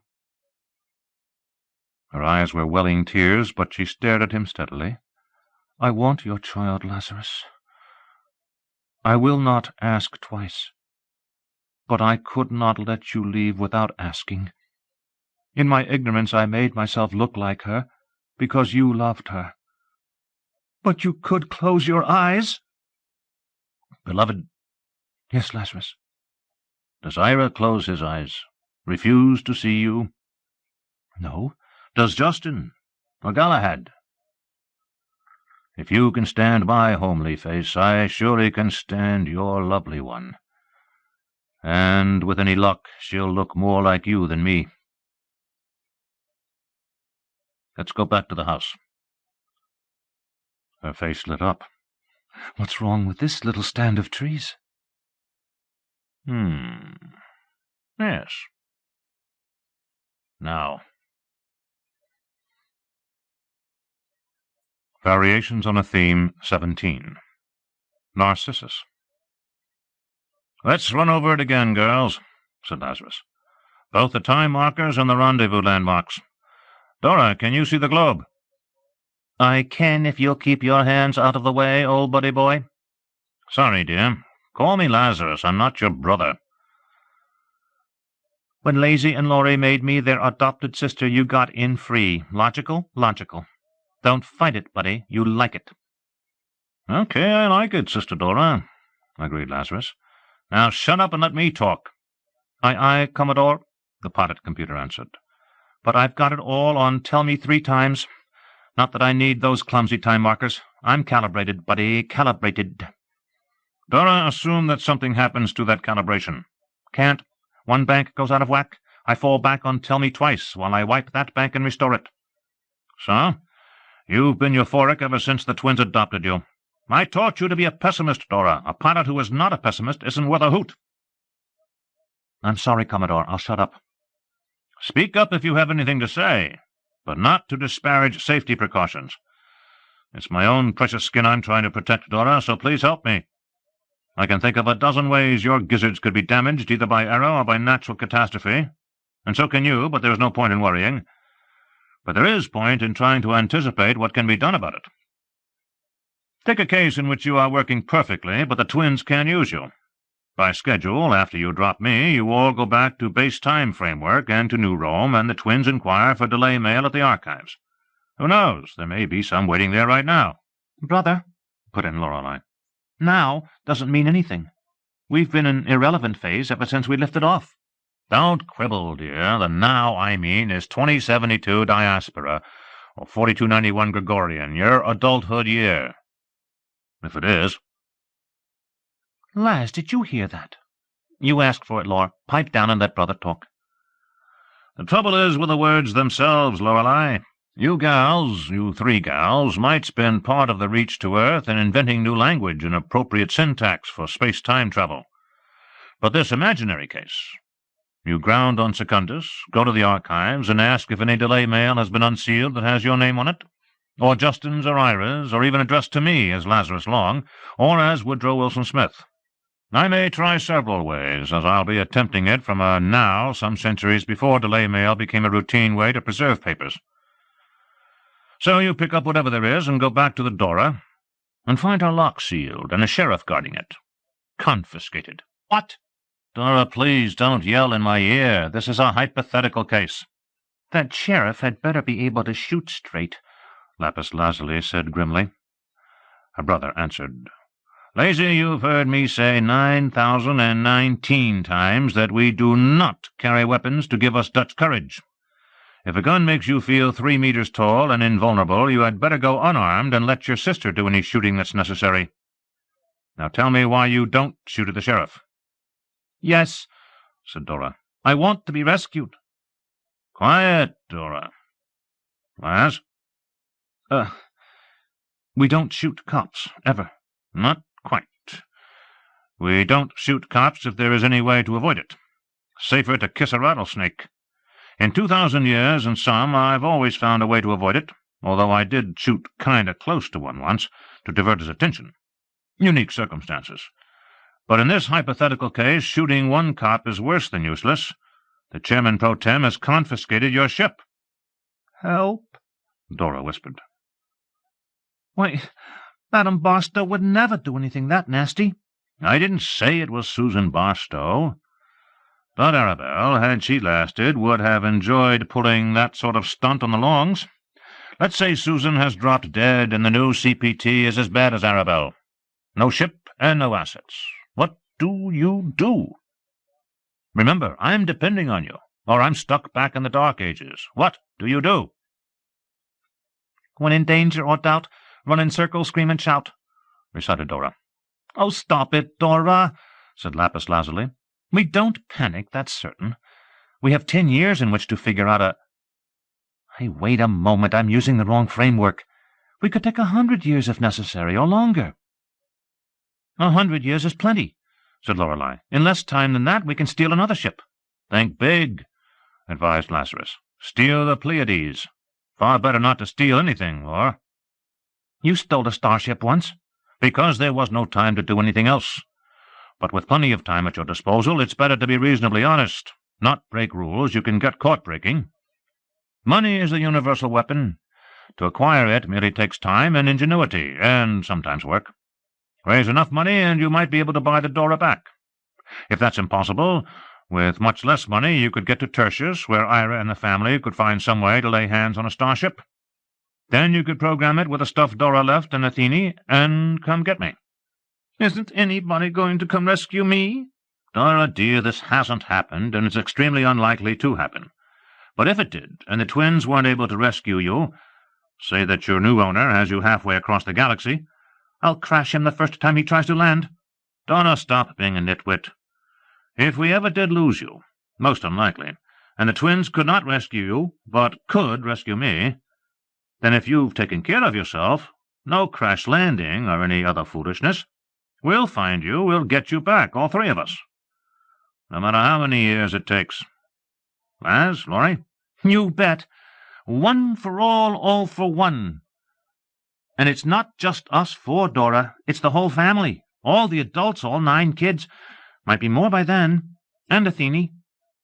Brother, when Ira moved that we all take the last name of Long, I liked it so much I couldn't cry hard enough.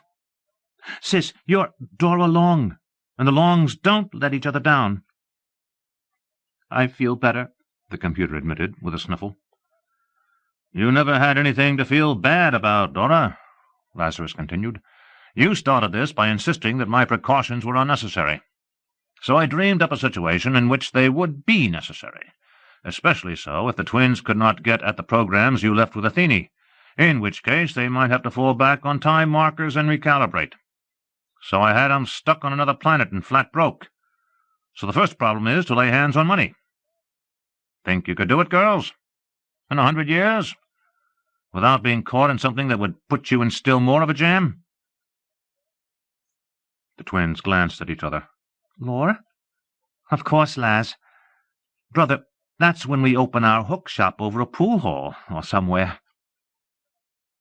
Lazarus said, "I don't think you two have the true vocation, and your noses are regrettably like mine. Homely, that is." "Our noses are an asset, because they do make us look like you. So what is common gossip by now but unbelievable becomes quite believable once a client gets a look at us, and aside from noses, we look pretty good. Built like brick outhouses, you told us, and natural redheads, which Tammy says is cash in the bank, and looking just alike, but we can give 'em variety. Just by one of us not using a depilatory, which will make us a great sister act at very high prices. Maggie said so, and if you think being horny isn't enough true vocation, which may be true, and we can see that we'll never be the great artist Tammy is, nevertheless, New Rome is going to be amazed at how intense our vocation is when our brother's safety is at stake." Lazarus took a deep breath. "Thank you, darlings. While you'll probably take a fling at it some day, I hope that you won't need to do it to rescue me. I'm counting more on your mathematical ability and your skill as ship handlers than I am on your undeniable physical and spiritual beauty." "Did you hear that, Lore? That time he added spiritual." "I think he meant it." "I hope so. It's even nicer than being told we have tits as pretty as Minerva's. Which we don't, quite." "Yes, you do," their brother said absently. "Let's get back to landmarks and such." "I think you ought to kiss them," said Dora. "Later. Now look, kids. Prime rendezvous exactly 10 T-years after you drop me, although you drop Andy's body first. How? Laz or Lore? Not Dora. Of course you know all this, Dora. This review is for flesh and bloods. Fallible. Laz?" "Have Dora unfreeze him and bring his body up almost to cremation temperature and put him into atmosphere on a long slant just under orbital speed so that it will burn up, or almost, before it hits. And figure the ballistic to hit the mountains in case he's not quite burned up. because we don't want to hurt anybody." "What mountains, and how do you find them?" "Lower." "These right here. Prime landmark, this big river that drains the Central Valley. Where this other big river comes in from the west is our north landmark. The gulf they wind up in is the south landmark. No landmark on the west. Arkansas is about the middle of that bracket. The Ozark Mountains are the only mountains in the bracket, but shoot for the south side of the mountains, this escarpment. The north side is not Arkansas." "Brother, why does that matter?" "Sentiment, Lorelei. As far as Andy travelled, and as little time as he spent on earth, he was always homesick for his borning place. The only song he knew was one with a refrain of 'Arkansas, Arkansas, I adore thee.' I used to get sick of it. But I promised him I would take his body back to Arkansas, and it seemed to comfort him when he died. So we'll do it. Who knows? Maybe the sweet little guy will know it, and it's worth the trouble to carry out his last wishes. Prime rendezvous landmarks?" "This big canyon," answered Lapis Lazuli. "Follow it to the east and drop south. This round black dot. A meteor impact crater. No dependable landmarks visible from orbit, and good any century but this canyon, biggest on Earth. So we memorize the spatial relationship between canyon and crater so that we can spot it from any angle, if the light is right." Dora said, "I'm sure I can see it in pitch darkness." "Dora, honey, this drill is based on the pessimistic assumption that Ellendale might have to find it without your help. I want them to know the geography of Terra so well that they won't have to ground and look for a road sign. No close approaches to the ground at all, except to put me down and pick me up. I don't want to start a flying saucer scare. I don't want to attract any attention. Some yokel might take a shot at me. It's unfortunate that this ship is shaped such that flying saucer isn't too bad a description." "What's the matter with the way I look?" demanded Dora. "I look pretty damn good." "Dear, you're built like a brick outhouse for a starship. You're beautiful. It's simply that unidentified flying objects, UFOs, were also called flying saucers. I don't believe in paradoxes, but I don't want any attention." "Brother, maybe we are one of those UFOs you told us about." "Huh? Could be, I suppose. If so, let's not get shot at. I want a quiet trip. If everything goes well, we can talk about letting one of you get on the ground with me next trip. Oh, darned if I don't think a stacked redhead is more conspicuous than an unidentified flying object. Okay, the crater. I intend to be there before sundown and after sunrise, from -10 days to +10 days at +10 years. If I'm not there, what do you do?" Lapis Lazuli answered, "Look for you half a T-year later on top of the biggest pyramid at Giza. That's here, at midnight.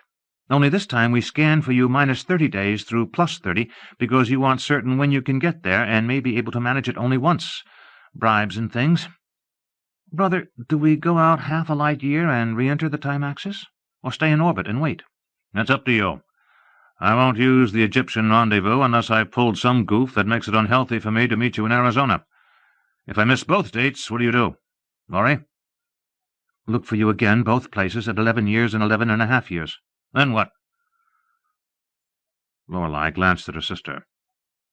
"Brother, this part we don't go along with. And that goes for Dora, too." "It sure does." "Because we won't assume that you're dead, no matter how many times you miss rendezvous. So we start checking both spots day after day, and night after night. And over 9 hours local time difference means some weird partial orbits to check sunrise and sundown in Arizona, and still check midnights in Egypt. But Dora can do it. You bet I can. And we'll keep looking for you day after day, and year after year, until you do show up, sir." "Captain Lorelei, if I miss 4 rendezvous dates, I'm dead. You must assume that. Shall I put it in writing?" "Commodore Long, if you're dead, you can't give orders. That's logical." "If you assume that I am not dead, then my orders still apply, and you must give up the search, by the same logic." "Sir, if you are out of the ship and out of touch, then you are hardly in a position to give any orders. But if you want to be picked up, there will be daily service from drop time plus 11.5 T-years on, and on and on and on, because that's what we promised the family, even though we'll have to run home occasionally for rejuvenation, and to have babies, but neither of those will take any time in that time framework. as you pointed out in another connection." "Mutiny!" The twins glanced at each other. "I'll take it, Laz. I have to. Odd-numbered day. Commodore, as you taught us before you ever let either of us take command in space, a Commodore is actually a passenger because a ship's master cannot give up even a little bit of a total responsibility. So mutiny is not a word that can apply." Lazarus sighed. "I've raised a couple of blinkin' space lawyers." "Brother, that's what you taught us. You did." "Okay, I did. You win the argument. But it's silly to talk about checking every day for year after year indefinitely. I've never seen the prison I couldn't escape from in less than a year, and I've been in quite a number. Maybe I should cancel the whole caper. No, I won't argue it. Now about time markers.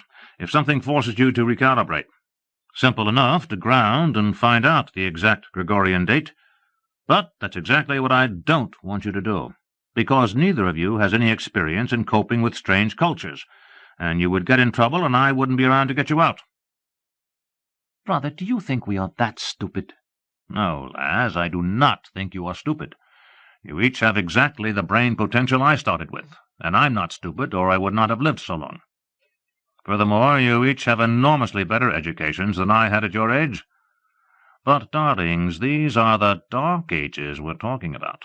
You two have been brought up to expect rational treatment, which you wouldn't receive.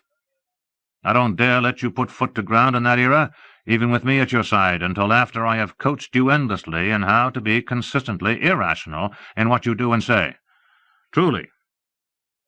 Lazarus continued. "Never mind, you have two ways to read the clock from space. One is the Libby method, tedious but workable, by reading positions of the solar system's planets. The trouble with that one is that unless you spend one devilish long time on difficult observations, you can mistake a configuration for one almost like it, but several thousand years earlier, or later. So we use what time marks we can find on the surface of Terra herself. The radioactive dating of that impact crater is probably close, but in any case, if the crater is missing, you're too early by some centuries. The dates for the building of the Great Wall of China are quite good, same for the Egyptian pyramids. The dates for the Suez Canal and the Panama Canal are exact. So, unfortunately, is the date of the destruction of Europe. But don't try to watch it. Keep your screens up and get out fast. That is a year when a strange spaceship would be shot out of the sky if you were careless enough to be vulnerable. In fact, if any time marker on this list shows that you are later than 1940 Gregorian, get out at once and shoot for an earlier date. That's enough for now. It's getting toward bedtime by my sort of time, irrelevant though it may be to anything outside this ship. I want you to study all this stuff until you can recite it in your sleep, dates and what you look for and how to find it, even if you don't have a Terra globe to look at. Anybody thinks you can beat me at crib? Don't all speak at once." "I can," said Dora, "if you promise not to cheat on the shuffle." "Later, Dora," said Captain Lorelei. "Now we tell him." "Oh, all right, I'll be very quiet." "Tell me what?" demanded Lazarus. "That it's time for you to impregnate us, Lazarus." "Both of us," agreed Lapis Lazuli. Lazarus counted 10 chimpanzees in his mind, then 10 more. "Absolutely out of the question." They glanced at each other. Lorelei said, "We knew you would say that, but the only question is whether you'd do it sweet and friendly-like, or we tell Ish you said no, and she does it for us. Your sperm from the sperm bank. But we'd be much happier if our beloved brother, who has always been good to us, but is now going to get his ass shot off in the Dark Ages, were to drop his silly prejudices just once and treat us as biologically mature females, instead of the children we used to be. Ira and Galahad and Justin don't treat us as children, but you do, and it's not just humiliating, it's downright heartbreaking when we may never see you again. When you didn't make any real fuss about knocking up Minerva, not to mention Tammy and Hammer Darling and Ish." "Stop it!" They stopped. "I concede a remote possibility with respect to 3 of them, although mathematically most unlikely." Lorelei said quietly, "Mathematically extremely likely, Lazarus, because we were all in on it.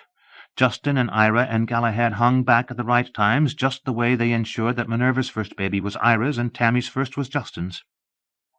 But if it did not work out, for any one of 4, not 3, then Ishtar will correct it from the sperm bank. I'm not in the sperm bank. The girls exchanged glances. Lapis Lazuli said, "Want to bet?" The computer said, "It's a sucker bet, buddy." Lazarus looked thoughtful. "Unless Ishtar tricked me almost 20 years back, when I was her Rejuve client." Lorelei said quietly, "I suppose she could have, Lazarus. But she did not that I know of. And this is fresh sperm. Frozen not more than a year ago, any of it. After the day you announced a date for this trip." "Impossible." "Better not say impossible. What is the perfect container for keeping sperm fresh and alive until a technician can bank it?" Lazarus looked very thoughtful. "Well, I'll be damned." "Correct, brother. Place a woman around it. You were being oh so careful to pick your bedmates by their cycles so that you wouldn't leave any babies behind, and they were being oh so careful to see Ish or Galahad as soon as you fell asleep, as well as fudging calendars too. The point is, beloved brother of ours, you don't own your genes. Nobody does. We've heard you say so in discussing how Minerva was constructed. Genes belong to the race. They're simply lent to the individual for his/her lifetime. And all of us, knowing you were going to try this reckless thing, decided that while you were free to throw away your life, you weren't free to waste a unique gene pattern." Lazarus changed the subject. "Why do you say 4? Lorelei answered, "Brother, are you ashamed of Minerva? I do not believe it, nor does Laz." No, I'm not ashamed of her. I'm proud of her. Damn it, you two have always been able to get me mixed up. I simply did not know that she had told anyone. I have not." The other twin said, "Who would she turn to but us?" "You mean to whom would she turn?" "Damn it, brother, this is a hell of a time to be correcting our grammar. Minerva turned to us for advice and comfort, because we're in the same difficult position with respect to you that she is. That she was, I mean, for she came out of the bushes looking as smug as a cat. You made her happy, when she had been crying her eyes out, and she'll stay happy now, even if she missed catching, because once is enough for a symbol, and if she missed, Ish will fix it. And of course we knew about it when you finally quit dithering and did what you should have done for her years ago, because we helped rig it so that she could get you alone and twist your arm, and told her that if tears weren't enough, to chuck in some chin quivering. And it worked, and she's happy. But we're not so damned happy, not at all. But we won't cry at you, or quiver our chins. That's childish. If you won't do it simply because you love us, then the hell with it, and we probably won't even fall back on the sperm bank. Instead, it might be better to have Ish sterilize us, permanently, not just offset fertility temporarily, and quit being females, since we're failures at it." "Stop it! If you're not going to cry at me, what are all those tears for?" Lapis Lazuli said with quiet dignity, "Those aren't weeping tears, brother. They come from sheer exasperation. Come on, Lore. We've swung and we've missed. Let's go to bed." "Coming, sister, if the Commodore will excuse us." "He damn well won't. Sit back down.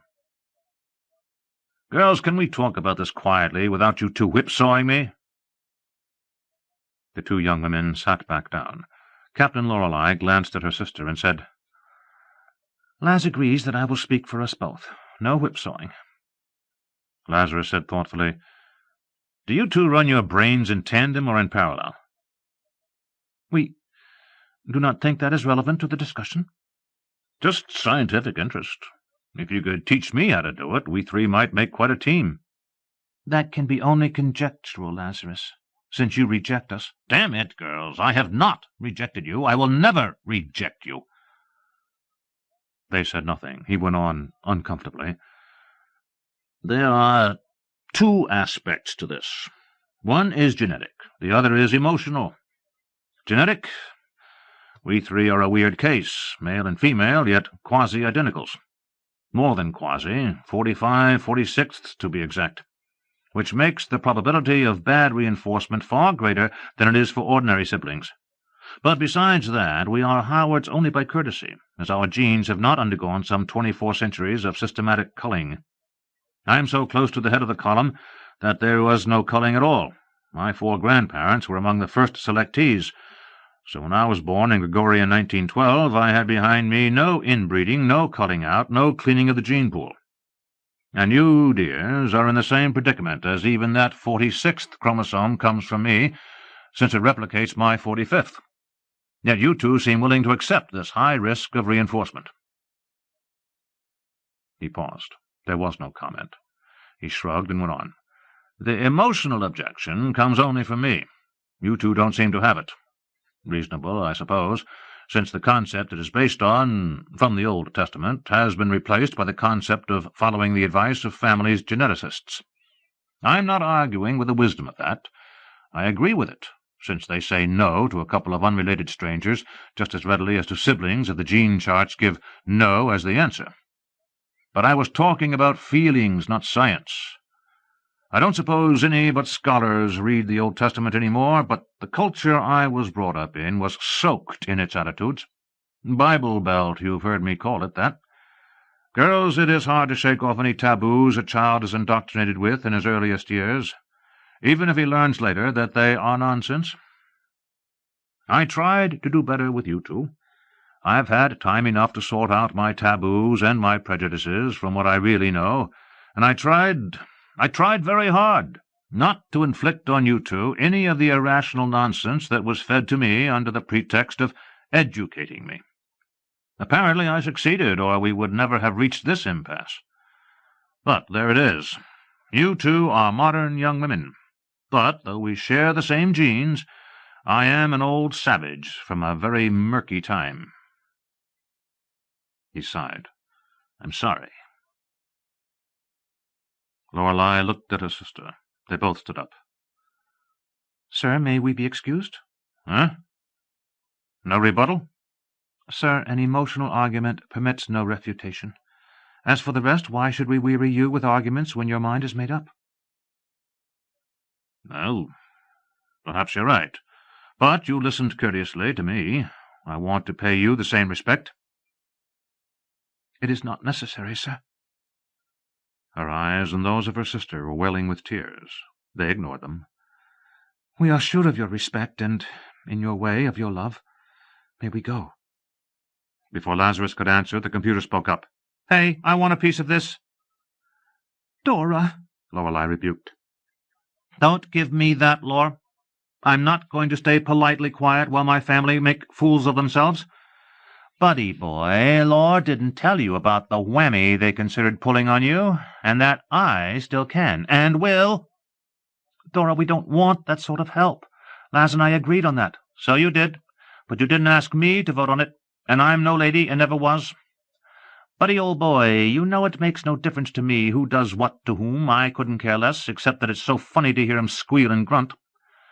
But you're being mean to my sisters. Laura and Laz talked over the fact that you can't make this trip without their help, and they rejected that gambit as being beneath their dignity or some such twaddle. But I don't have any dignity.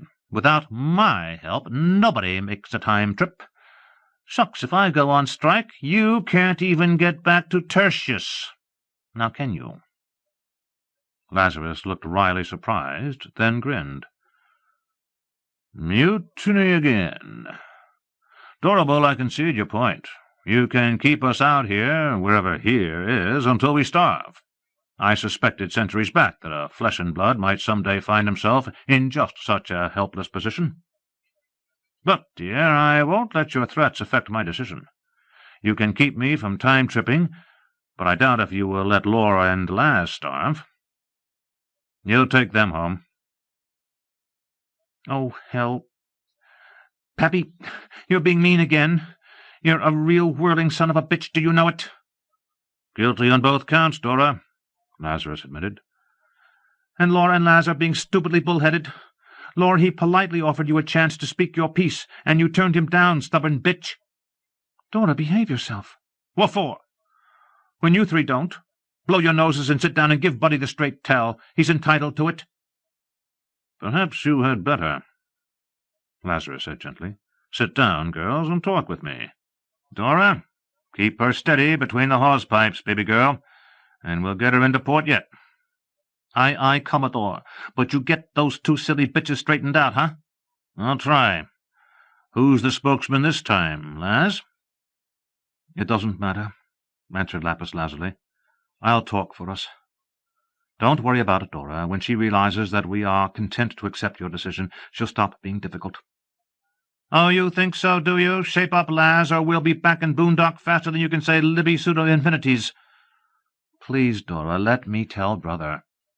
Just be sure you tell him everything, or I'll tell him about things that went on in here a full year before he said you were old enough. Lazarus blinked and looked interested. Well. Did you kids steal a march on me?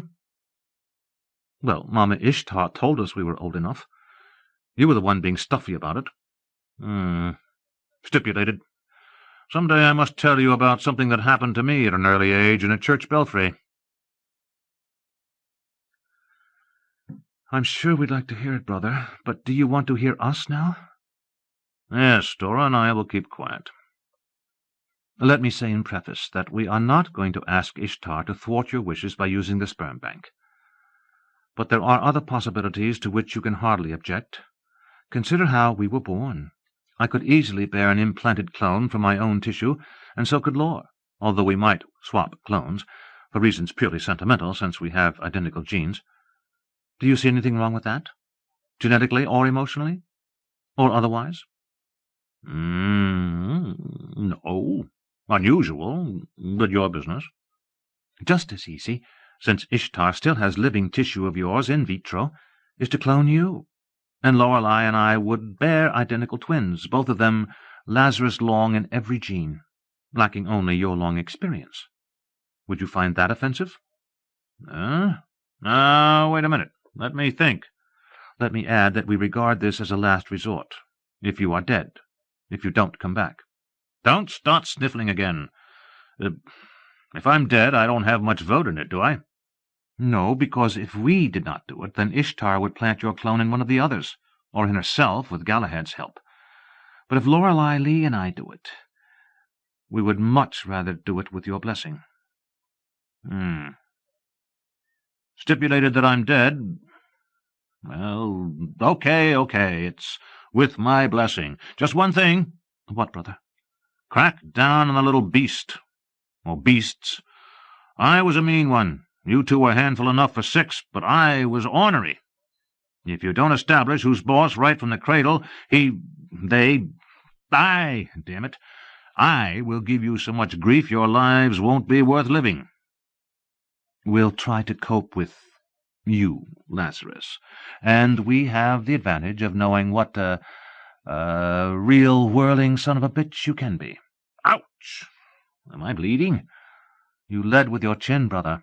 The truth is, you spoiled us, and we may find it hard not to spoil you, but we'll bear in mind your advice. But we want to say this before we leave the subject of genetics. You've had how many children? Too many, maybe. You know exactly how many, and so do we, and it's a number large enough to be inspected as a statistical universe. How many were defectives? None that I know of. Exactly none. Ishtar made it her business to know, and Justin confirms it from his study of the archives. Brother, I don't know how uncommon this may have been in the 20th Gregorian century, but you have a clean gene chart. And so, of course, do we. Now, wait a minute. I'm not really up to date in genetics, but Ishtar is. Do you want to argue it with her? We accept her assurances. Laura and I aren't geneticists as yet. But we have recorded in Dora Ishtar's formal report on your gene chart, if you want it. Not that we think it makes any difference. You are rejecting us for reasons having nothing to do with genetics. Now, slow down. I am not rejecting you. That's the way it feels to us. We are artificial constructs, and the soy-distant incest mores of another time and utterly different circumstances don't apply to us, and you know it. That's just an excuse to avoid something you don't want to do. Coupling with us might be masturbation, but it can't be incest because we aren't your sisters. We aren't your kin in any normal sense. We're you. Every gene of us comes from you. If we love you, and we do, and if you love us, and you do, some, in your own chinchy and cautious fashion, it's Narcissus loving himself. But this time, if you could only see it, that Narcissus' love could be consummated." She stopped and gulped. "That's all. Come on, Laura, let's go to bed." "Hold it, girls. Laz, Ishtar says this is safe?" "You heard me say so. But you don't want to do it, so the hell with it." "I never at any time said that I did not want to. Why do you think I quit cuddling you two lively little monkeys when you started being grown up?" "Oh, Buddy." "Because I must be Narcissus himself, because I think my two identicals are the prettiest, sexiest, and bitchiest broads I've ever seen." "Do you? Do you really?" "You heard me. Quit quivering your goddamn chins. So when you started getting broad, I started keeping my hands off you. But if Ishtar says it's all right—" "She does." "I suppose this once I could manage a couple of minutes for each of you." Lorelei gasped. "Did you hear that, lass?" "I heard it. 2 minutes." "Rude, crude, and vulgar." "Insulting. Infuriating." "But we accept." "Right now." Da Capo. 1. The Green Hills. The star yacht Dora hovered 2 meters over the pasture, the lower hatch irised open. Lazarus gave Lazy and Laurie a last quick squeeze and dropped to the ground, rolled with the impact, rolled to his feet, hurriedly got clear of the ship's field. He waved, and the ship lifted, straight up, a round black cloud against the stars. Then it was gone. He looked quickly around him. Dipper, North Star. Okay, fence that way, road beyond, and— Caesar's ghost! A bull! He cleared the fence with inches to spare, a few feet ahead of the bull. Lazarus was moving so fast that his speed made necessary another rolling landing. He wound up in the middle of a rutted dirt road while reflecting that many more of that sort would not improve his appearance. He patted his pockets, especially an extra pocket concealed by the bib of his overalls, and decided that nothing was missing. He missed the comfort of a blaster on his hip, but knew that any sort of gun would be a mistake for this time and place. A facsimile jackknife was all he carried. His hat. The ditch? No, 10 feet inside the fence, which might as well be 10 miles. The bull was keeping an eye on him. A hat was not necessary, and if anyone found it and noticed that it was not quite right, well, there was nothing to connect it with him. Forget it. North Star again. That town should be about 5 miles down this road, straight as the turtle flies. He set out. Lazarus stood in front of the print shop of the Dade County Democrat, looking at sheets posted inside the glass, but not reading. He was thinking. He had just had a shock, and the pretense of continuing to read posted newspapers let him do so in quiet. He had read a date, and now needed to reconstruct some ancient history. August 1st, 1916. 1916? He saw reflected in the glass a figure coming down the sidewalk, heavy-set, middle-aged, wearing a gun-belt almost concealed by a belly overflowing it, a holstered hog-leg on his right thigh, star on his left breast, otherwise dressed much as Lazarus was dressed. Lazarus continued to stare at a posted front page of the Kansas City Journal. "Morning." Lazarus turned. "Good morning, Chief." "Just the constable, son. Stranger hereabouts?" "Yes." "Passing through, or staying with someone?" "Passing through, unless I find work." "That's a good answer. What trade do you follow?" "I was raised on a farm, but I'm an all-around mechanic, or anything for an honest dollar." "Well, I'll tell you, not many farmers taking on hands right now. As for anything else, things are slow in summertime." You wouldn't be one of them IWWs, would you?" "IW what?" "A wobbly, son. Don't you read the papers? This is a friendly community, always glad to have visitors, but not that sort." The local law raised one hand to wipe away sweat and gave a large recognition sign. Lazarus knew how to answer it, and decided not to. Where was his home lodge? That's a good question, officer, so let's not let it come up. The constable went on. Well, since you're not one, you're welcome to ask around and see if somebody needs help. He looked at the front page Lazarus had been pretending to read. Terrible what those U-boats are doing, isn't it? Lazarus agreed that it was. Still, the officer added, if people stayed home and minded their own business, it wouldn't happen. Live and let live, I always say. What church do you attend? Well, my folks are Presbyterians. So, meaning you haven't attended lately. Well, sometimes I miss myself when the fish are biting, but see that church up the street? The belfry through the elms? If you do find work, why, come Sunday, 10 o'clock, let me extend you the right hand of fellowship there. Methodist Episcopal, but there ain't all that much difference. This is a tolerant community. Thank you, sir. I'll be there. Good. Very tolerant. Mostly Methodists and Baptists, but a few Jack Mormons on farms around here. Good neighbors. They always pay their bills. A few Catholics, and nobody holds it against them. Why, we've even got a Jew. Sounds like a good town. It is. Local option and clean living. Just one thing. If you don't find work, about half a mile beyond the church you'll find a city limit sign. If you're unemployed and have no local address, it's best to be on the other side of it come sundown. I see. Or I would have to run you in. No hard feelings, that's just the way it is. No tramps or niggers after sundown. I don't make the rules, son, I just enforce them, and that's how Judge Marsteller defines a tramp. Some of our good ladies have been pushing him, things stolen off clotheslines and the like. So it's $10 or 10 days, which isn't too bad, as the lockup is right in my house. The food's not fancy, as I'm allowed only 40 cents a day to board a prisoner, though for 50 cents more you can eat what we do. No intention of making things hard, you understand. It's just that the judge and the mayor aim to keep this a quiet, law-abiding place. I understand. Certainly no hard feelings. Because you won't have occasion to lock me up. Glad to hear it. Any way I can help you, son, just let me know. Thank you. Perhaps you can right now.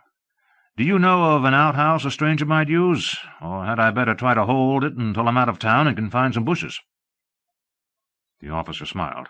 Oh, I think we can be that hospitable. The courthouse has a real city-type flush toilet, but it's not working. Let me think. Blacksmith down this way sometimes accommodates automobilists passing through. I'll walk down with you. That's mighty kind of you. Glad to.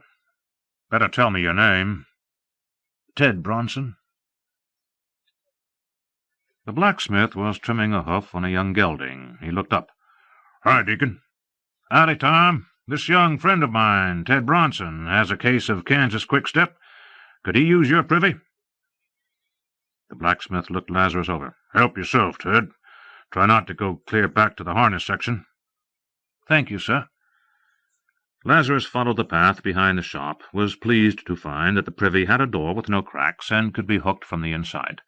He got at the extra pocket hidden by the bib of his overalls, took out money.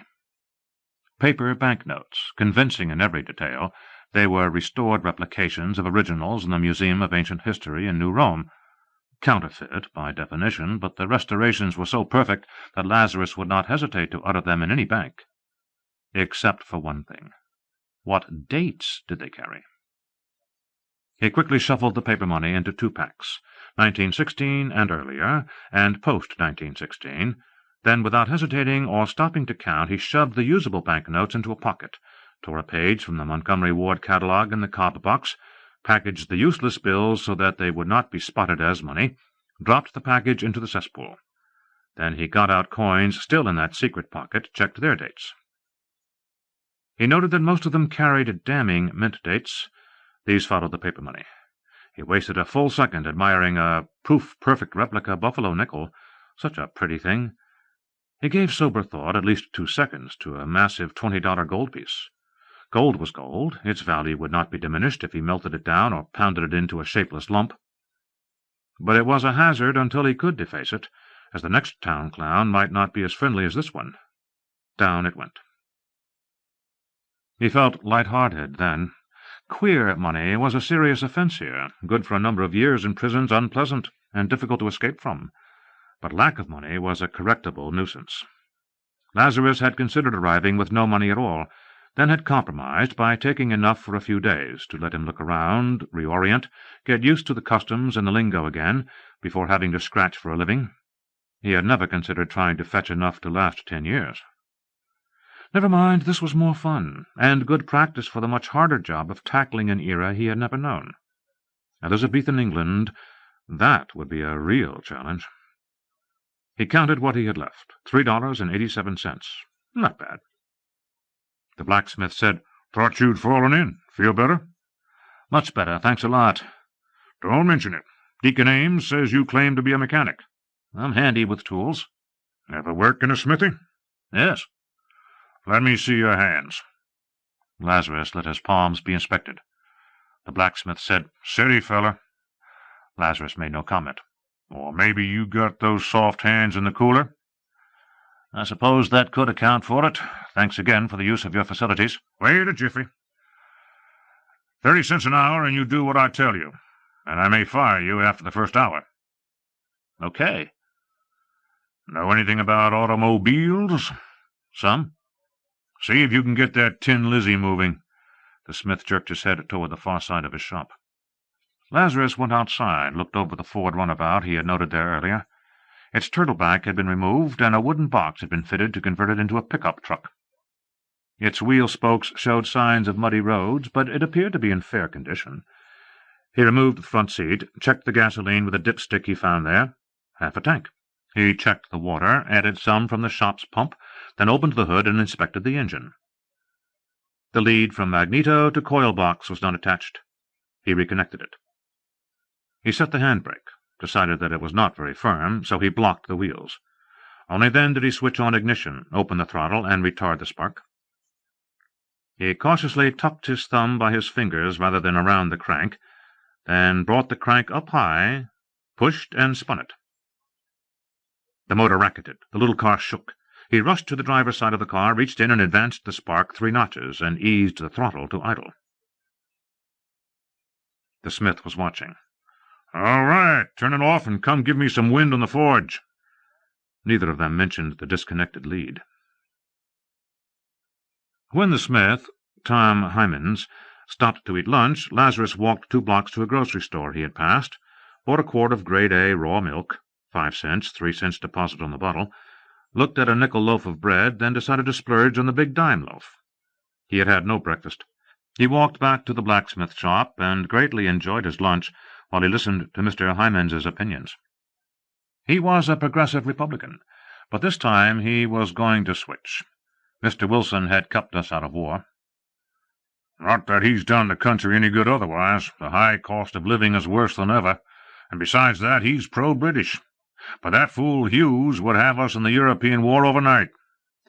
It's a hard choice. I'd like to vote for La Follette, but they didn't have sense enough to nominate him. Germany's going to win, and he knows it, and we'd look pretty silly trying to pull England's chestnuts out of the fire." Lazarus agreed solemnly. Hymans told Ted to show up at 7 the next morning. But just before sundown, almost $3 richer, and his stomach well padded with sausage, cheese, and crackers, Lazarus was beyond the city limits sign and moving west. He had nothing against the town or the blacksmith, but he had not risked this trip to spend 10 years in a country town at 30 cents an hour. He intended to stir around, recapture the flavor of the time. Besides, Hymans had been too inquisitive. Lazarus had not minded the inspection of his hands, or the suggestion that he might be fresh out of jail, and the disconnected wire was a standoff, but when Lazarus had parried a question about his accent with generalities the smith had tried to pin him down with, just where in Indian Territory he had lived as a child, and when did his folks come down from Canada, a larger community meant fewer personal questions and more opportunities to lay hands on more than 30 cents an hour, without quite stealing it. He had been walking an hour when he came across a stranded automobilist, an old country doctor plagued with a flat tire on a Maxwell. Lazarus dismounted a coal-oil side-light and had the physician hold it while he patched the tube, replaced the tire and pumped it up, then refused a tip. Dr. Chaddock said, "Red, do you know how to drive these gas buggies?" Lazarus admitted that he did. "Well, son, since you're headed west anyhow, what would you say to driving me to Lamar? Then a shake down on the couch in my waiting room, breakfast, and 4 bits to boot for your trouble."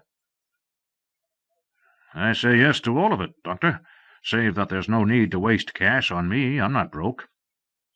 "Stuff and nonsense. Argue about it in the morning. I'm plumb tuckered out. This day started before daybreak.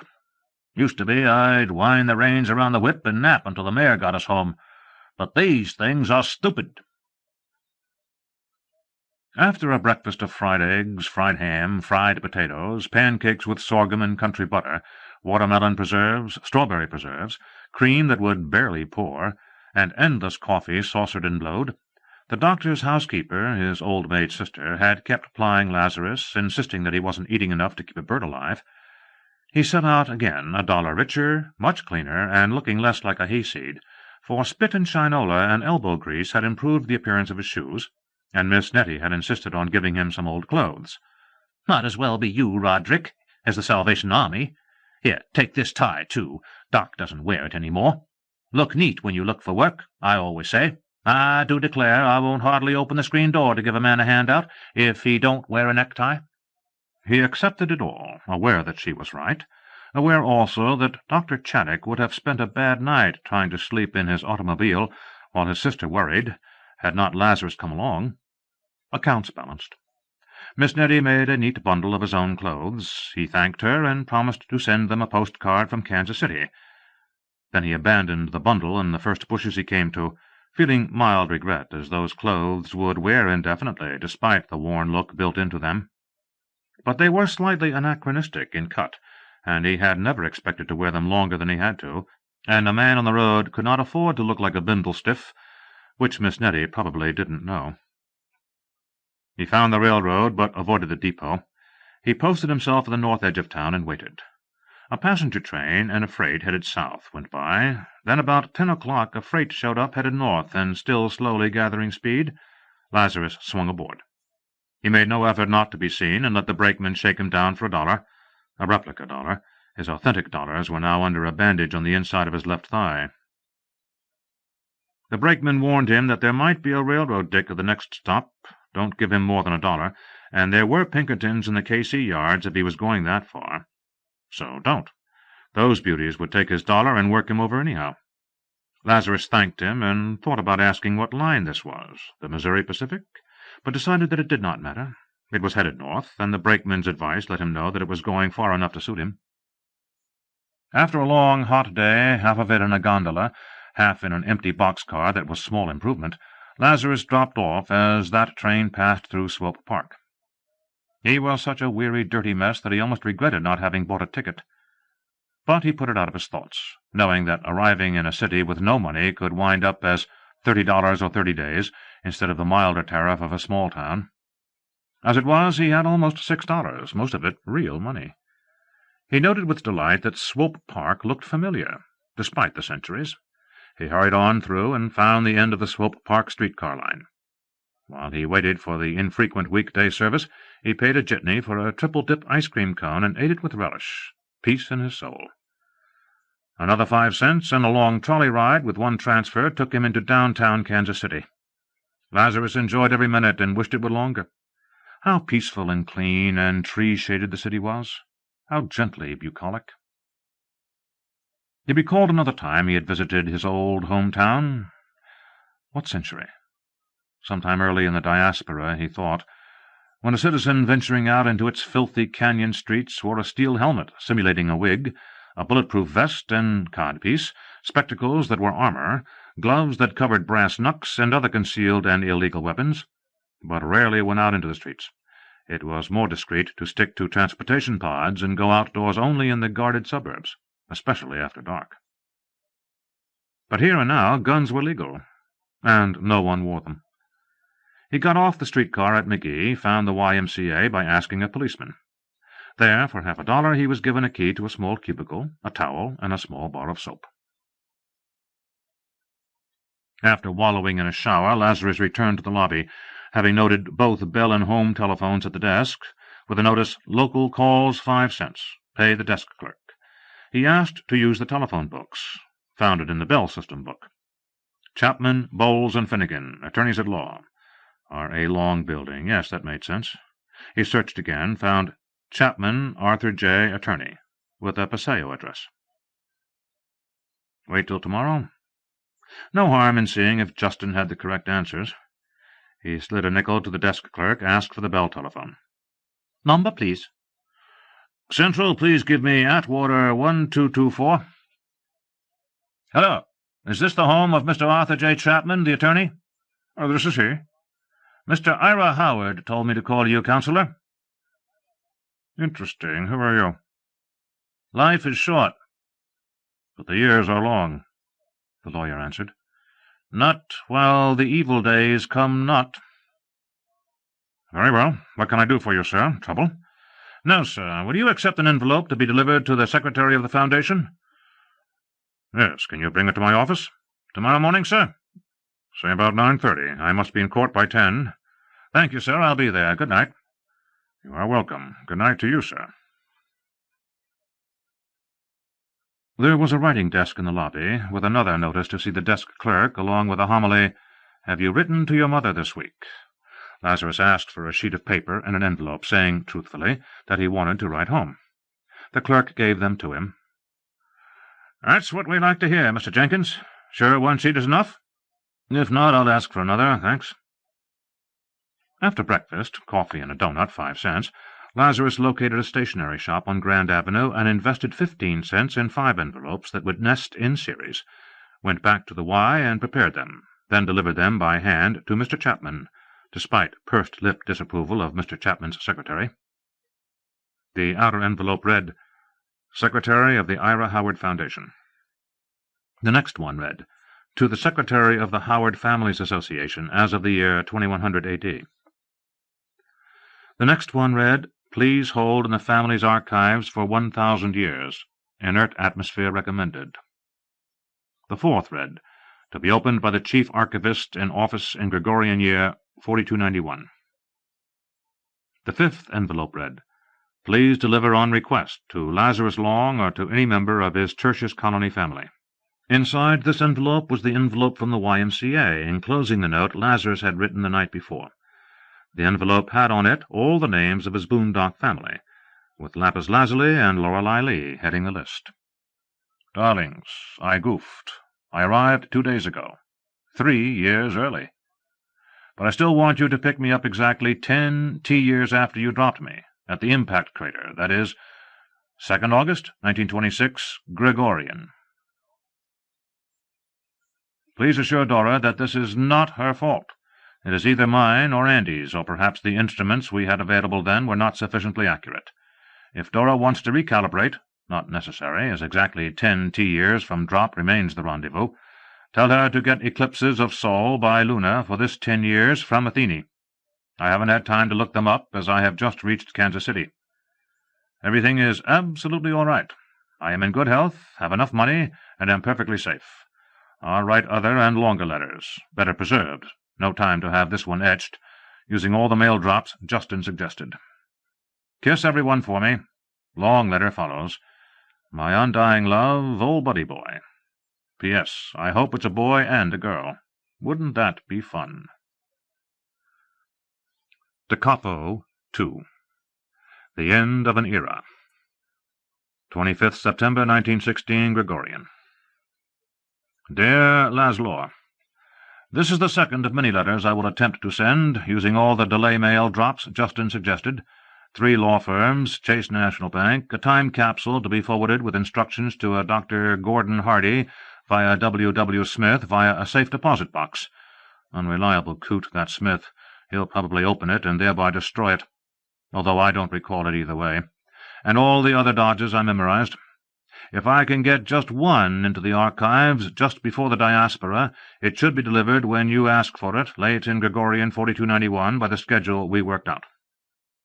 With luck, you will receive dozens of letters, all at the same time. Arranged by dates, they should constitute a record of the next 10 years. There may be gaps in the account, letters that failed to get through. If so, I'll fill those gaps, after you pick me up, by dictating to Athene, to keep my promise to Justin and to Galahad for a full report. Me, I'll be satisfied if just one gets through, and tell Athene to keep working on that notion of time capsule cum delay mail for still earlier centuries. There ought to be some way to make it foolproof. I'll be using a wide variety of addressees, plus a wrinkle I thought up. I'm going to send a letter, in the usual multiple covers, to the executive computer, Secundus, year 2000 diaspora, to be opened by and read by the computer, untouched by human hands, with a program to hold the message and deliver it to the colony leader, Tertius, the day after we left. I don't believe in paradoxes. Either Minerva got that message before you were born and filed it in dead storage and passed it on to Athene, and now Ira has it and has passed it to you two, or it failed to get through at all. No anomaly, no paradox, either total success or total failure. I got the idea from the fact that the executive computer opens and reads and acts on endless written messages without referring them to the chairman pro tem or to any human, unless necessary. Basic message. This was in my first note and will be in every letter. I made an error in calibration and arrived 3 years early. This is not Dora's fault, and be sure to tell her I said so before you tell her what happened. Reassure her. Despite her tomboy rowdiness, she is very vulnerable and must not be hurt. If I had given her sufficiently accurate figures, she would have hit any split second I asked for. Of this I am certain. Basic rendezvous time and place remains 10.00 T-years after you dropped me, and at Meteor Impact Crater in Arizona. Other rendezvous times and places figured from basic as before. My error changes the Gregorian date of rendezvous to 2nd August, 1926, but still 10 T-years after drop, as planned. If Dora will worry less if she finds the error in the data I gave her, here are time marks she can rely on. Gregorian dates of total eclipses by Luna of Sol with respect to Terra between Gregorian 2nd August 1916 and 2nd August 1926. 1918, June 8th. 1919, May 29th. 1922, September 21st. 1923, September 10th. 1925, January 24th. 1926, January 14th. If Dora wants to be still fussier, she can get any ancient solar system date from Athene she wants. The great library at New Rome perpetuated endless stuff of that sort. But Dora has in her own gizzards everything she really needs. Recapitulation. 1. Pick me up 10 T-years after you dropped me. 2. I'm 3 years early. My error, not Dora's. 3. I'm fine, healthy, safe, holding. Miss my darlings, and send love to all of you. Now the hairy and scary adventures of a time-traveler. To begin with, they have been neither hairy nor scary. I have been careful to attract no attention, as retiring as a mouse at a cat show. Whenever the locals rub blue mud in their navels, I rub blue mud in mine, just as solemnly. I agree with the politics of anyone who speaks to me. Attend the church he does, while sheepishly admitting that I've missed lately. I listen instead of talking, difficult as you may find that to believe, and I never talk back. If someone tries to rob me, I will not kill him or even break his arms. I'll shut up and let him have all he can find on me. My fixed purpose is to be on the lip of that crater in Arizona 10 years from now. I shan't let anything jeopardize keeping our date. I am not here to reform this world. I am simply revisiting the scenes of my childhood. It has been easier than I expected. Accent gave me some trouble at first, but I listened and now speak as harsh a corn-belt accent as I did as a youngster. It is amazing how things have come back. I confirm from experience the theory that childhood memories are permanent, even though one may forget them until re-stimulated. I left this city when I was younger than you two are. I have been on more than 200 planets since then. I have forgotten most of them. But I find that I know the city. Some changes, but changes in the other entropy direction. I am now seeing it as it was when I was 4 T-years old. I am 4 years old elsewhere in the city. I have avoided that neighborhood, and have not yet tried to see my first family. The idea makes me a bit uneasy. Oh, I shall, before I leave to travel around the country.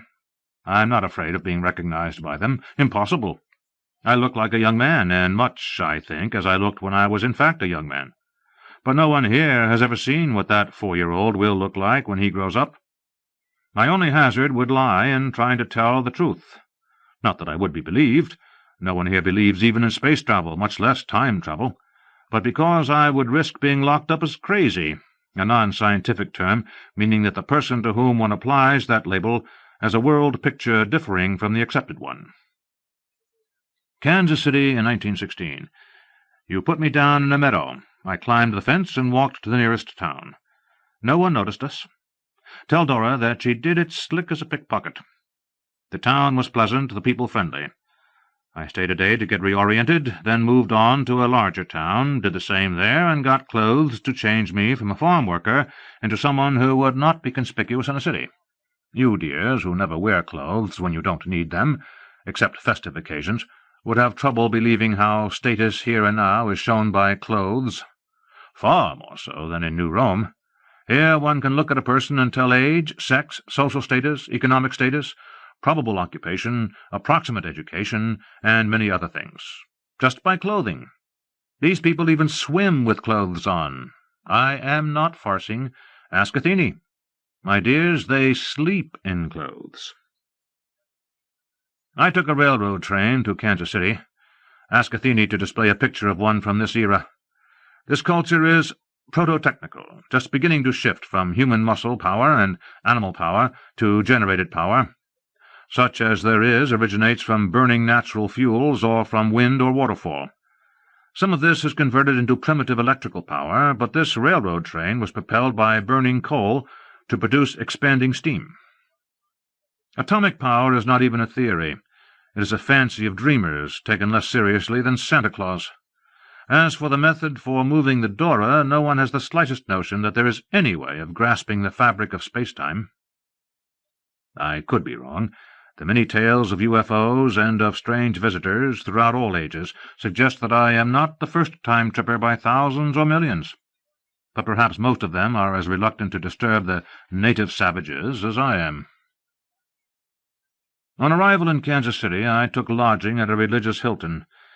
If you received my arrival note, it was on stationery bearing its emblem. I hope that note is the last I will have to entrust to paper and ink, but it took time to arrange for photo reduction and etching. The technology and materials available here and now are very primitive, even when I have privacy to use other techniques. As a temporary base, this religious Hilton offers advantages. It is cheap, and I have not yet had time to acquire all the local money I will need. It is clean and safe compared with commercial Hiltons costing the same. It is near the business district.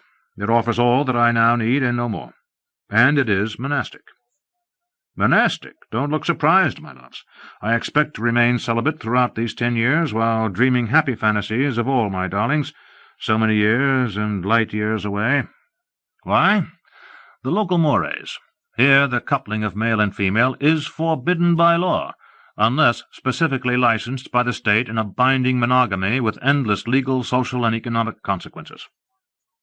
Such laws are made to be broken, and are.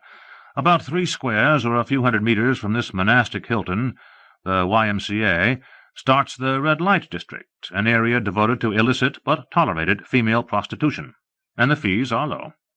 No, I am not too lazy to walk that far. I've talked to some of these women. They walk a beat, offering their services to men on the street. But, my dears, these women are not recognized artists, proud of their great vocation. Oh, dear, no. They are pathetic drabs, furtive and ashamed. They are at the bottom of the social pyramid, and most, are in thrall to males who take their meager earnings. I do not think there is a Tamara, or even a pseudo-Tamara, in all of Kansas City. Outside the red light district there are younger and prettier women available for higher fees and by more complex arrangements, but their status is still zero. No proud and happy artists, so they are no temptation. I would not be able to put out of my mind the gruesome fashion in which they are mistreated under local laws and customs. I tipped those I talked to. Time is money to them. Then there are women who are not of the profession. From my earlier life here, I know that a high percentage of both single women and married women, a sharp dichotomy, much sharper than on Tertius or even Secundus. Many of these will chance unlicensed coupling for fun, adventure, love, or other reasons. Most women here are thus available sometimes, and with some men, although not with all men, nor all the time. Here and now the sport is necessarily clandestine. Nor do I lack confidence, nor have I contracted the local moral attitude. But the answer is again no. Why? First reason. It is all too likely to get one's arse shot off. No joke, dears. Here and now almost every female is quasi-property of some male. Husband, father, sweetheart, betrothed, someone. If he catches you, he may kill you, and public opinion is such that he is unlikely to be punished. But if you kill him, you hang by the neck until dead, dead, dead. It seems an excessive price. I don't plan to risk it. There are a small but appreciable number of females who are not property of some male. So what's holding you back, Lazarus? The overhead, for one thing. Better not tell Galahad this, it would break his heart. Negotiations are usually long, complex, and very expensive, and she is likely to regard success as equivalent to a proposal of lifetime contract. On top of that, she is quite likely to become pregnant. I should have asked Ishtar to offset my fertility for this trip. I am terribly glad I did not. And I am honing for you, darlings, my other selves, and thank you endlessly for kicking my feet out from under me. I couldn't initiate it, dearly as I wanted to. Laz and Law believe this. Mature females here do not know when they are fertile. They rely either on luck or on contraceptive methods that range from chancy to worthless. Furthermore, they can't find out even from their therapists, who don't know much about it themselves. There are no geneticists. Therapy is very primitive in 1916. Most physicians are trying hard, I think, but the art is barely out of the witch-doctor stage. Just rough surgery and a few drugs, most of which I know to be useless or harmful. As for contraception, hold on tight. It is forbidden by law. Another law made to be broken, and is, but law and customs retard progress in such matters. At present, 1916, the commonest method involves an elastomer sheath worn by the male. In other words, they couple without touching. Stop screaming, you'll never have to put up with it. But it is as bad as it sounds. I've saved my strongest reason for the last. Dears, I've been spoiled. In 1916, a bath once a week is considered enough by most people, too much by some. Other habits match. Such things, when unavoidable, can be ignored. I'm well aware that I whiff like an old billy goat in very short order myself. Nevertheless, when I have enjoyed the company of 6 of the daintiest darlings in the galaxy, well, I'd rather wait. Shucks, 10 years isn't long. If you have received any of the letters I will send over the next 10 years, then you may have rushed to check up on Gregorian, 1916 to 1919. I selected 1919 to 1929, both to savor it, a vintage decade, the very last happy period in old Earth's history, but also to avoid the first of the Terran planetary wars, the one known now, it has already started, as the European War, then will be called the World War, then, still later, the First World War, and designated in most ancient histories as Phase I of the First Terran Planetary War. Don't fret. I'm going to give it a wide berth. This involves changes in my travel plans, but none in the 1926 pickup. I have little memory of this war. I was too young. But I recall, probably from school lessons rather than from direct memory, that this country got into it in 1917, and that the war ended the following year, and that date I remember exactly, as it was my 6th birthday, and I thought the noise and celebration was for me. What I can't remember is the exact date this country entered the war. I may not have looked it up in planning this junket. My purpose was to arrive after 11 November 1918, the day the war ended, and I allowed what I thought was a comfortable margin. I was fitting in those 10 years most carefully, as the following 10 years, 1929 to 1939, are decidedly not a vintage decade, and they end with the start of Phase II of the First Terran Planetary War. There is no possible way for me to look up that date. But I find one bright clue in my memory, a phrase, "the guns of August." That phrase has a sharp association in my memory with this war, and it fits, for I remember that it was warm, summery weather — August is summer here — when Gramp, your maternal grandfather, dears, took me out into the backyard and explained to me what war is and why we must win. I don't think he made me understand it, but I remember the occasion. I remember his serious manner. I remember the weather, warm, and the time of day, just before supper. Very well, I'll expect this country to declare war next August.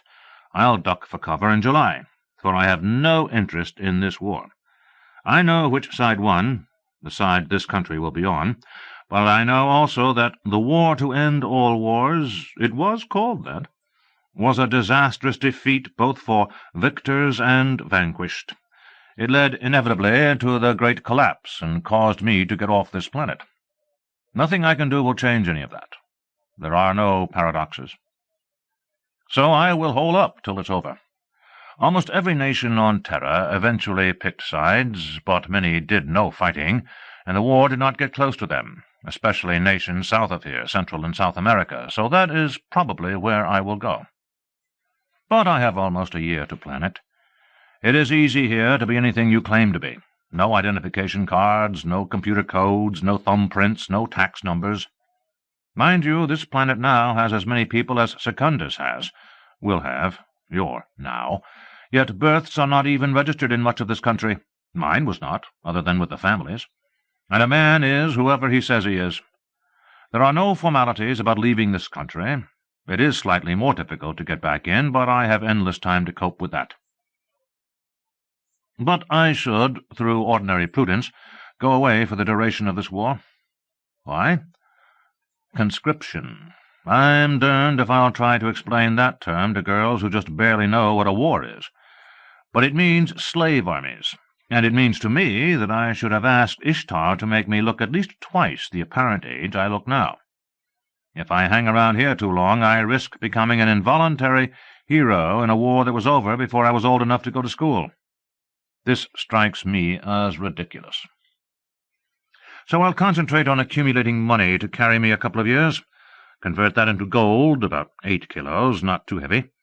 Then, the 1st of next July, move south. A mild problem, then, as this country is conducting a small-scale border war with the one just south of it. Going north is out of the question. That country is already in the big war. The ocean to the east has underwater warships in it. These tend to shoot at anything that floats. But the ocean on the other side is free of such vermin.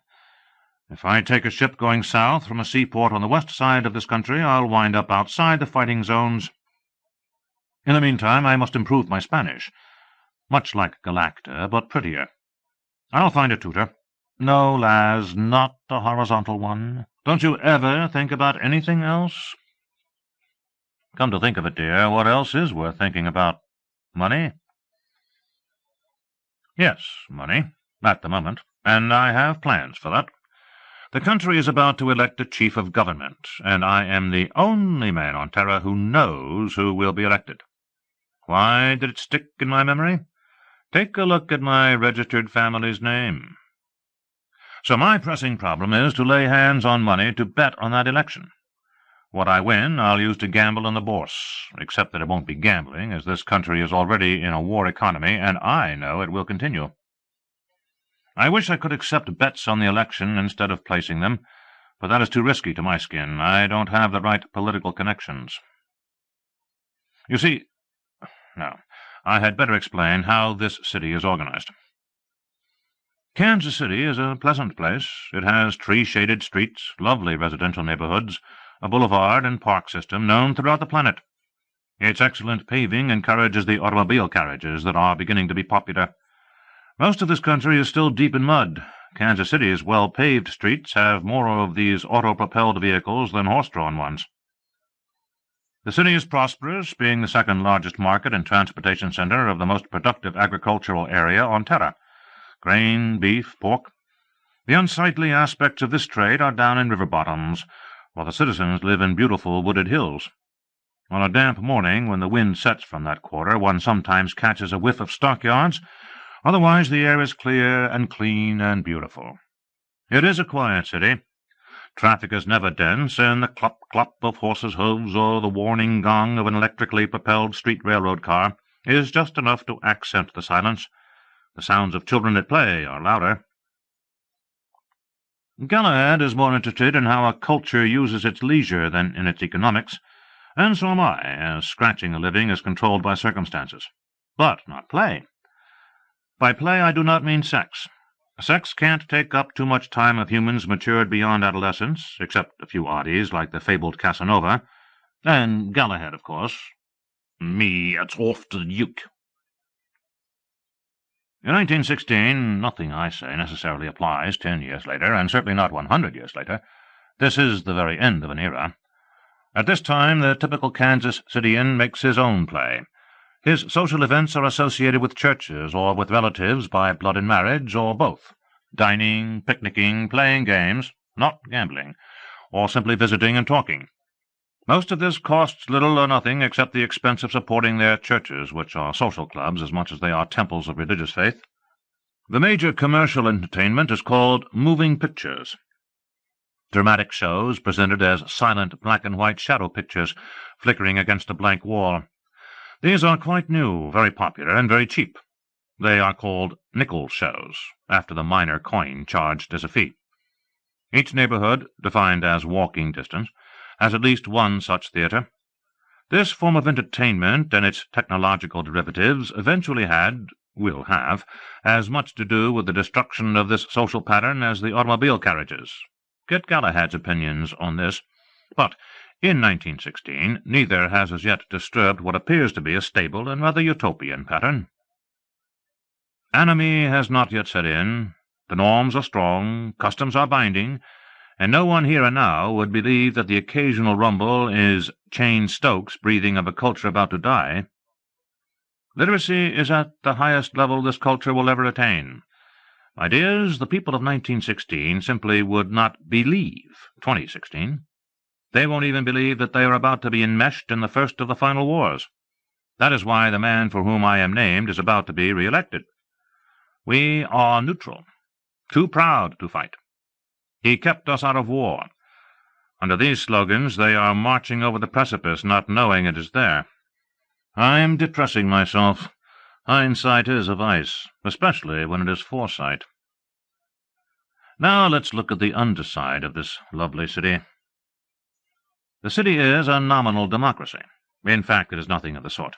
It is governed by one politician who holds no office. Elections are solemn rituals, and the outcomes are what he ordains. The streets are beautifully paved because his companies pave them, to his profit. The schools are excellent, and they actually teach, because this monarch wants it that way. He is pragmatically benign and does not overreach. Crime, which means anything illegal and includes both prostitution and gambling, is franchised through his lieutenants. He never touches it himself. Much of this crime, by definition, is handled by an organization sometimes called the Black Hand, but in 1916 it usually has no name and is never seen. But it is why I don't dare accept election bets. I would be encroaching on a monopoly of one of this politician's lieutenants, which would be very dangerous to my health. Instead, I'll bet by the local rules and keep my mouth shut. The respectable citizen, with his pleasant home and garden and church and happy children, sees none of this, and, I think, suspects little of it and thinks about it less. The city is divided into zones with firm, though unmarked, bounds. The descendants of former slaves live in a zone that forms a buffer between the nice part of town and the area dominated by and lived in by the franchised monopolists of such things as gambling and prostitution. At night the zones mix only under unspoken conventions. In the daytime there is nothing to notice. The boss maintains tight discipline, but keeps it simple. I've heard that he has only 3 unbreakable rules. Keep the streets well paved. Don't touch the schools. Don't kill anyone south of a certain street. In 1916 it works just fine. but not much longer. I must stop. I have an appointment at KC Photo Supply Company to use a lab in private. Then I must get back to the grift, separating people from dollars painlessly and fairly legally. Love forever and all the way back. L. P.S. You should see me in a derby hat. The Capo III. Maureen. Mr. Theodore Bronson, née Woodrow Wilson Smith, a.k.a. Lazarus Long, left his apartment on Armour Boulevard and drove his car, a Ford Landaulet, to a corner on 31st Street, where he parked it in a shed behind a pawnshop, as he took a dim view of leaving an automobile on the street at night. Not that the car had cost Lazarus much. He had acquired it as a result of the belief of an optimist from Denver that aces back-to-back, plus a pair showing, could certainly beat a pair of jacks. Mr. Jenkins must be bluffing, but Mr. Jenkins had a jack in the hole. It had been a profitable winter, and Lazarus expected a still more prosperous spring. His guess about a war market on certain stocks and commodities had usually been correct, and his spread of investments was wide enough that a wrong guess did not hurt him much, as most of his guesses were right. They could hardly be wrong, since he had anticipated stepped-up submarine warfare, knowing what would eventually bring this country into the war in Europe. Watching the market left him time for other investments, in other people's optimism, sometimes at pool, sometimes at cards. He enjoyed pool more, found cards more rewarding. All winter he had played both, and his plain and rather friendly face, when decorated with his best stupid look, marked him as a natural sucker, a look he enhanced by dressing as a hayseed come to town. Lazarus did not mind other pool-hall hustlers, or mechanics in card games, or reader cards. He simply kept quiet and accepted any build-up winnings offered him, then lost his nerve and dropped out before the kill. He enjoyed these crooked games. It was easier and pleasanter to take money from a thief than it was to play an honest game to win, and it did not cost as much sleep. He always dropped out of a crooked game early, even when he was behind, but his timing was rarely that bad. Winnings he reinvested in the market. All winter he had stayed Red Jenkins, living at the YMCA and spending almost nothing. When the weather was very bad, he stayed in and read, avoiding the steep and icy streets. He had forgotten how harsh a Kansas City winter could be. Once he saw a team of big horses trying gallantly to haul a heavy truck up the steep pitch of 10th Street above Grand Avenue. The off-horse slipped on the ice and broke a leg. Lazarus heard the cannon bone pop. It made him feel sick, and he wanted to horsewhip the teamster. Why hadn't the fool taken the long way around? Such days were best spent in his room or in the main public library near the YMCA. Hundreds of thousands of real books, bound books, he could hold in his hands. They tempted him almost into neglecting his pursuit of money. During that cruel winter he spent every spare hour there, getting reacquainted with his oldest friends, Mark Twain with Dan Beard's illustrations, Dr. Conan Doyle, The Marvelous Land of Oz, as described by the Royal Historian and portrayed in color by John R. Neal, Rudyard Kipling, Herbert George Wells, Jules Verne. Lazarus felt that he could easily spend all the coming 10 years in that wonderful building. But when fall spring arrived, he started thinking about moving out of the business district and again changing his persona. It was becoming difficult to get picked as a sucker either at pool or at poker. His investment program was complete. He had enough cash in Fidelity Savings and Trust Bank to allow him to give up the austerity of the YMCA, find a better address, and show a more prosperous face to the world, essential to his final purpose in the city, re-meeting his first family, and not much time left before his July deadline. Acquiring a presentable motor car crystallized his plans.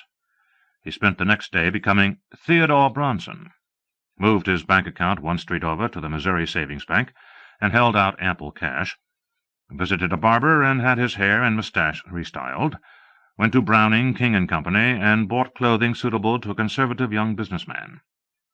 Then he drove south and cruised Linwood Boulevard, watching for vacancy signs.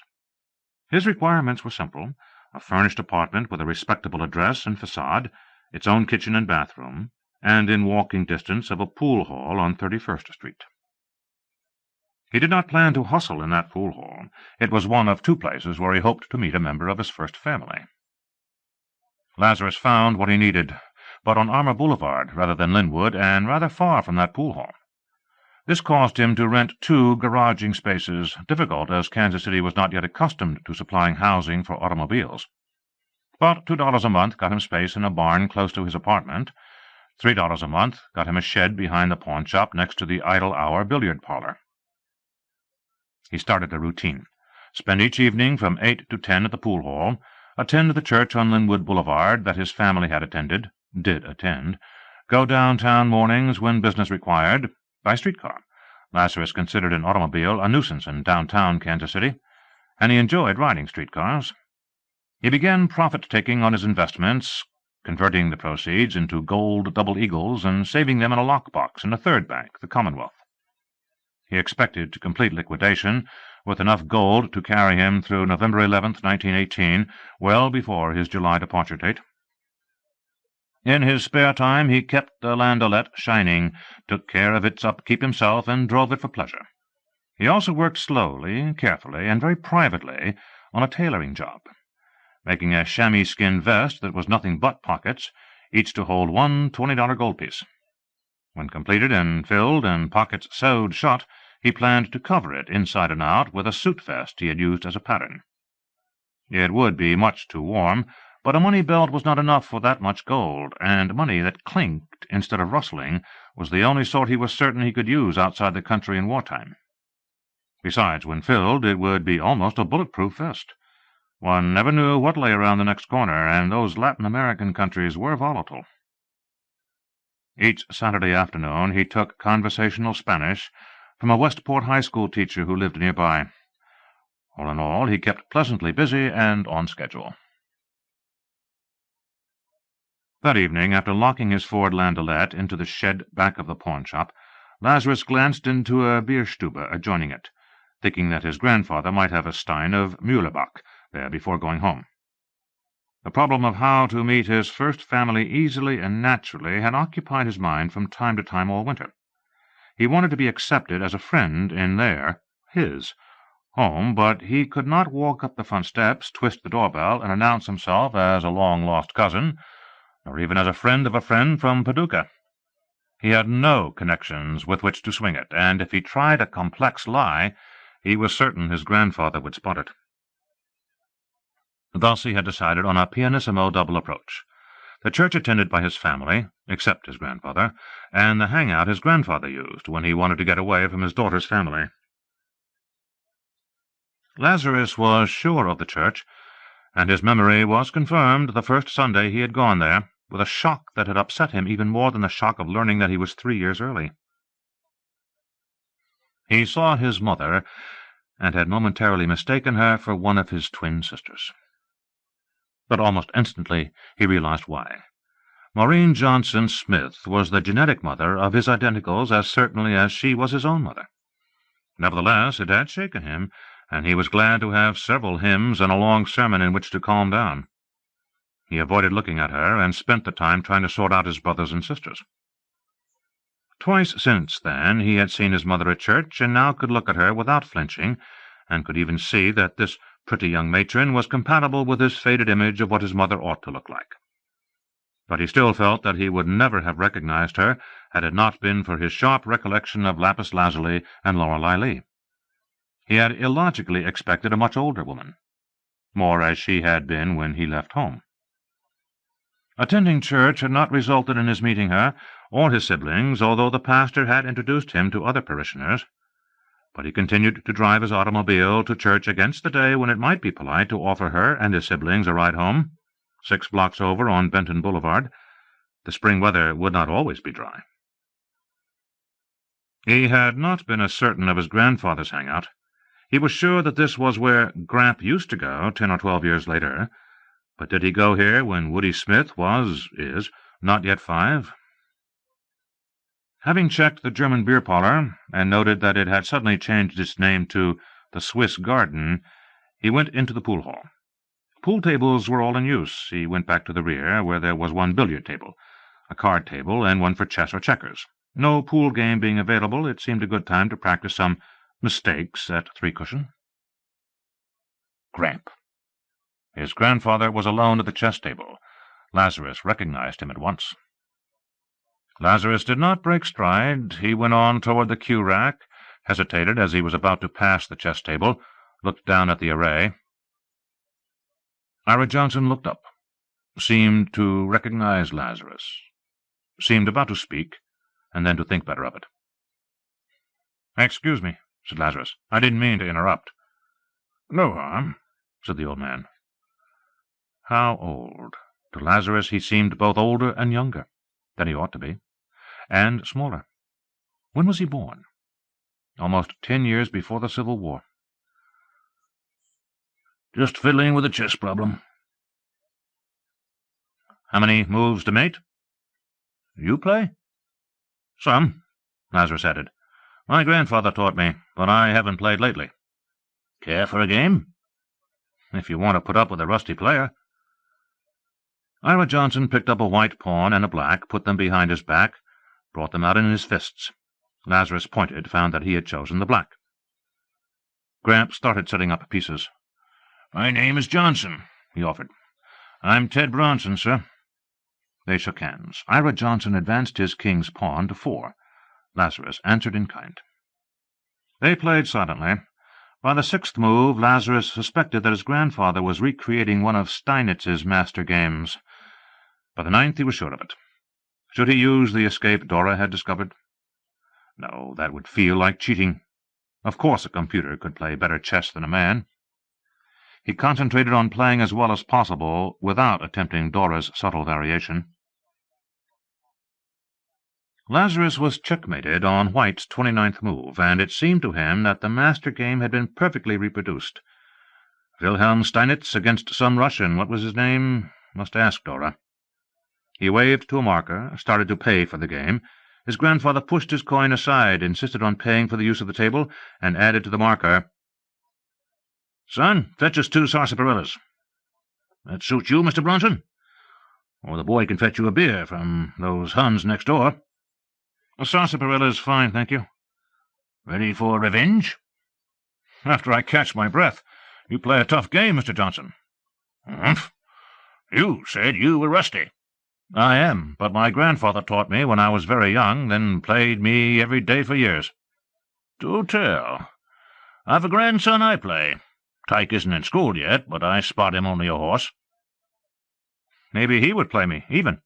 "Humph. You'll allow him a night, same as I do." Mr. Johnson paid for the drinks, tipped the boy a nickel.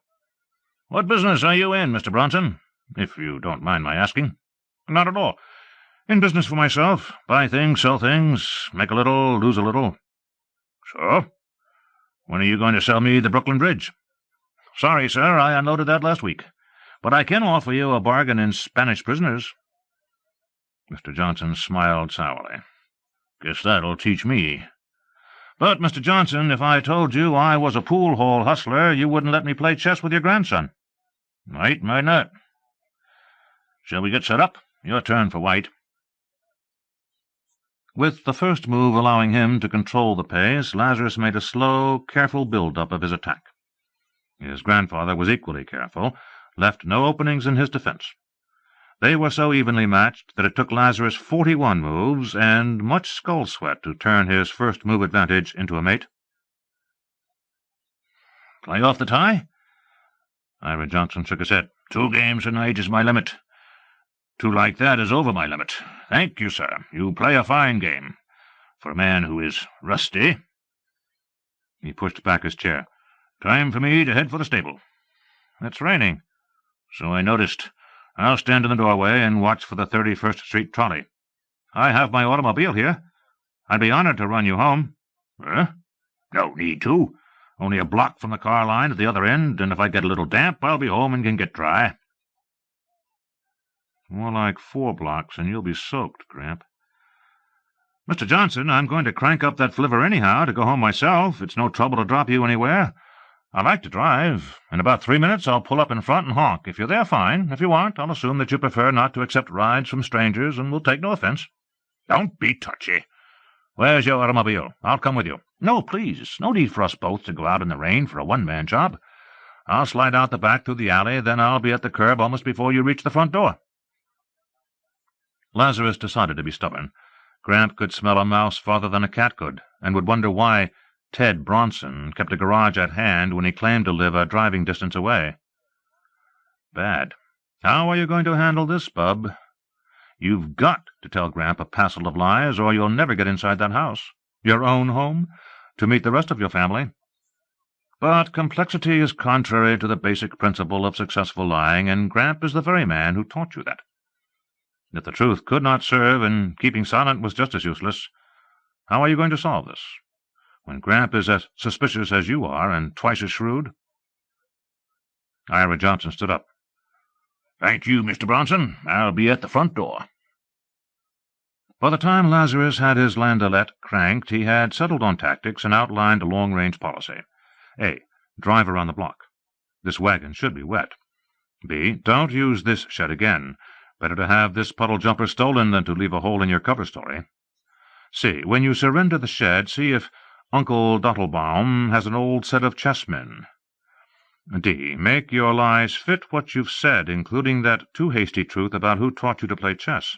E. Tell as much truth as possible, even if it doesn't sound good. But, damn it, you should be a foundling.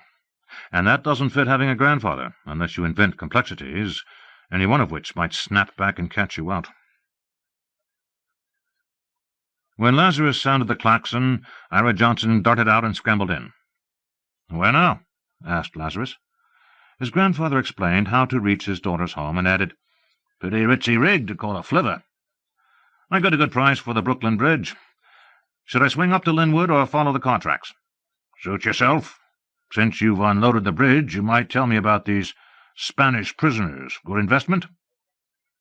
Lazarus concentrated a while on getting his vehicle headed down the tracks while avoiding the tracks themselves. "Mr. Johnson, I evaded your question about what I do for a living." "Your business." "I really have hustled pool." "Again, your business." "And I ran out and let you pay the table fee a second time, as well as letting you pay for the pop. I did not intend to."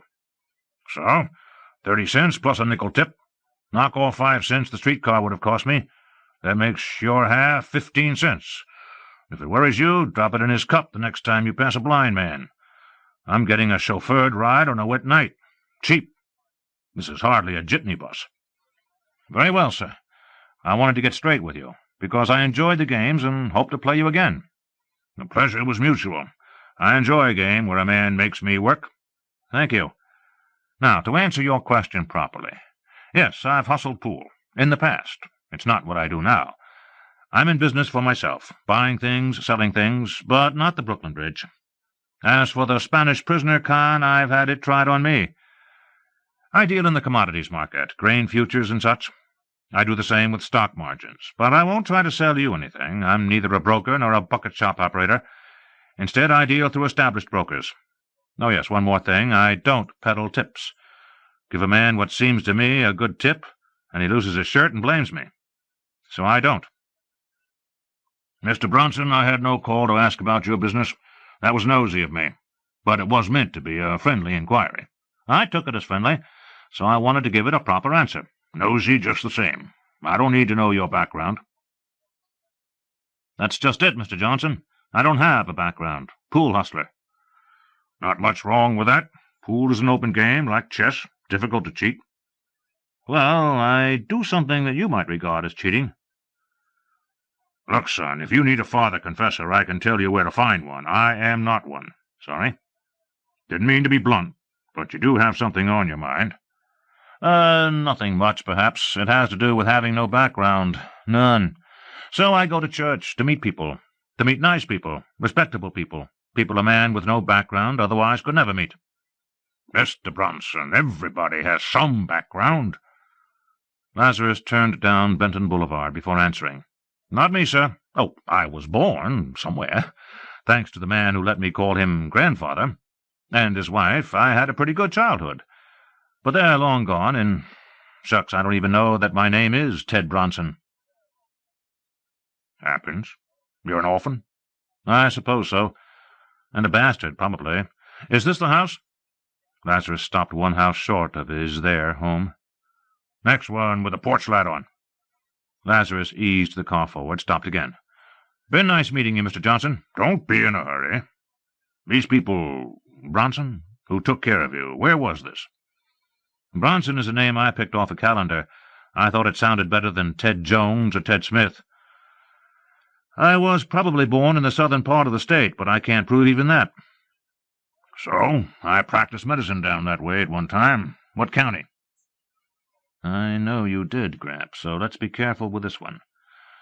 Greene County. I don't mean I was born there. I just mean I was told I came from an orphanage in Springfield." "Then I probably didn't deliver you. My practice was farther north. But we might be kinfolk." "Huh? Excuse me, Dr. Johnson?" "Don't call me doctor, Ted. I dropped that title when I quit delivering babies. What I mean is this. When I first saw you, you startled me, because you are the spitting image of my older brother Edward, who was an engineer on the St. Louis and San Francisco, till he lost his air brakes, and that ended his trifling ways. He had sweethearts in Fort Scott, St. Louis, Wichita, and Memphis. I've no reason to think he neglected Springfield. Could be." Lazarus grinned. "Should I call you Uncle?" "Suit yourself." "Oh, I shan't. Whatever happened, there's no way to prove it. But it would be nice to have a family." "Son, quit being self-conscious about it. A country doctor learns that such mishaps are far more common than most people dream. Alexander Hamilton and Leonardo da Vinci are in the same boat with you, to name just two of the many great men entitled to wear the bend to sinister. So stand tall and proud and spit in their eyes. I see the parlor light is still burning. What would you say to a cup of coffee?" "Oh, I wouldn't want to inconvenience you, or disturb your family." "It'll do neither. My daughter always leaves the pot on the back of the range for me.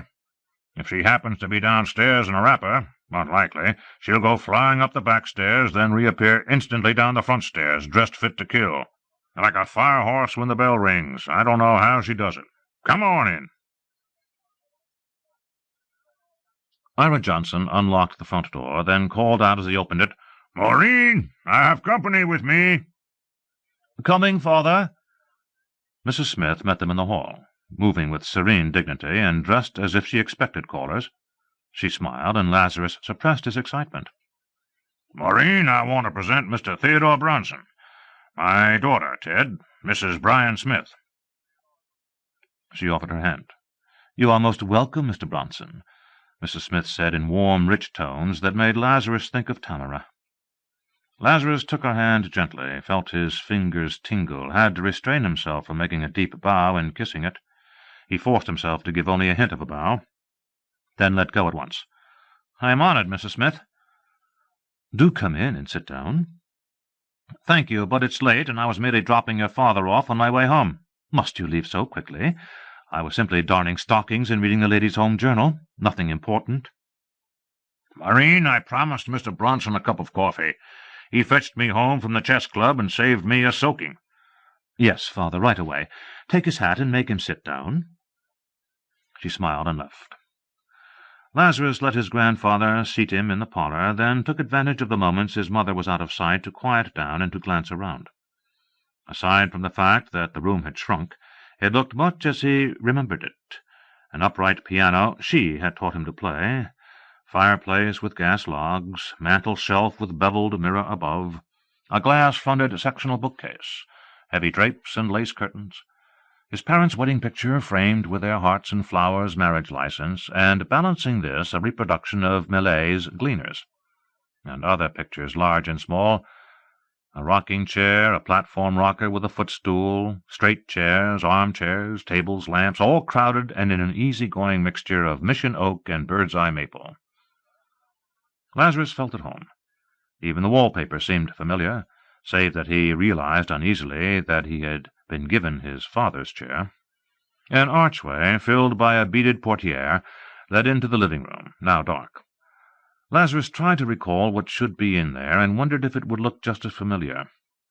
The parlor was immaculately neat and clean, and kept that way, he knew, despite a large family, but the living room being used mainly by children, while this room was reserved for their elders and for guests. How many kids now? Nancy, then Carol, and Brian Jr., and George, and Marie, and himself. And since this was early 1917, Dickie had to be about 3, and Ethel would still be in diapers. What was that behind his mother's chair? Could it be? Yes, it's my elephant. Woody, you little devil, you know you aren't supposed to play in here, and everything must go back into your toy box before you go up to bed.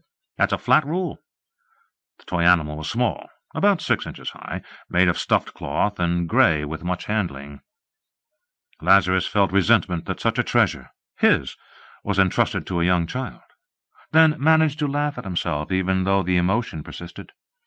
He felt tempted to steal the toy. "Excuse me, you were saying, Mr. Johnson?" "I said I was temporarily delegated in loco parentis. My son-in-law has gone to Plattsburgh, and—" Lazarus lost the rest of the remark. Mrs. Smith returned in a soft rustle of satin petticoats, carrying a loaded tray. Lazarus jumped to relieve her of it. She smiled and let him. By golly, that was the Haviland china he had not been allowed to touch until after he got his first long pants. And the company coffee service. Solid silver serving pot, cream pitcher, sugar bowl and tongs, the Columbian Exposition souvenir spoons, linen doilies, matching tea napkins, thin slices of pound cake, a silver dish of mince. How did you do this in 3 minutes or less? You're certainly doing the prodigal proud. No, don't be a fool, Lazarus. She's doing her father proud, entertaining his guest. You are a faceless stranger. "Children all in bed?" inquired Mr. Johnson. "All but Nancy," Mrs. Smith answered, serving them. "She and her young man went to the Isis and should be home soon." "So it was over half an hour ago." "Is there any harm in their stopping for a Sunday? The ice-cream parlor is on a brightly lighted corner, right where they catch their streetcar." "A young girl shouldn't be out after dark without a chaperone." "Father, this is 1917, not 1890. He's a fine boy, and I can't expect them to miss an episode of their serial. Pearl white and very exciting. Nancy tells me all about it. With a William S. Hart feature tonight, I understand. I would have enjoyed seeing that myself." "Well, I've still got my shotgun." "Father." Lazarus concentrated on remembering to eat cake with a fork. "She's trying to bring me up," Gramps said grumpily. "Won't work." "I'm sure Mr. Bronson is not interested in our family problems," Mrs. Smith said quietly. "If they were problems, which they are not. May I warm your coffee, Mr. Bronson?" "Thank you, ma'am." "That's right, he isn't. But Nancy should be told soon. Maureen, take a close look at Ted. Ever seen him before?" His mother looked over her cup at Lazarus, put it down, and said, "Mr. Bronson, when you came in, I had the oddest feeling. At church, was it not?" Lazarus admitted that such could have been the case. Gramps' brow shot up. "So? I must warn the parson. But even if you did meet there—" "We did not meet at church, Father. What with herding my zoo, I barely have time to speak to Reverend and Mrs. Draper. But now that I think about it, I'm sure I saw Mr. Bronson there last Sunday.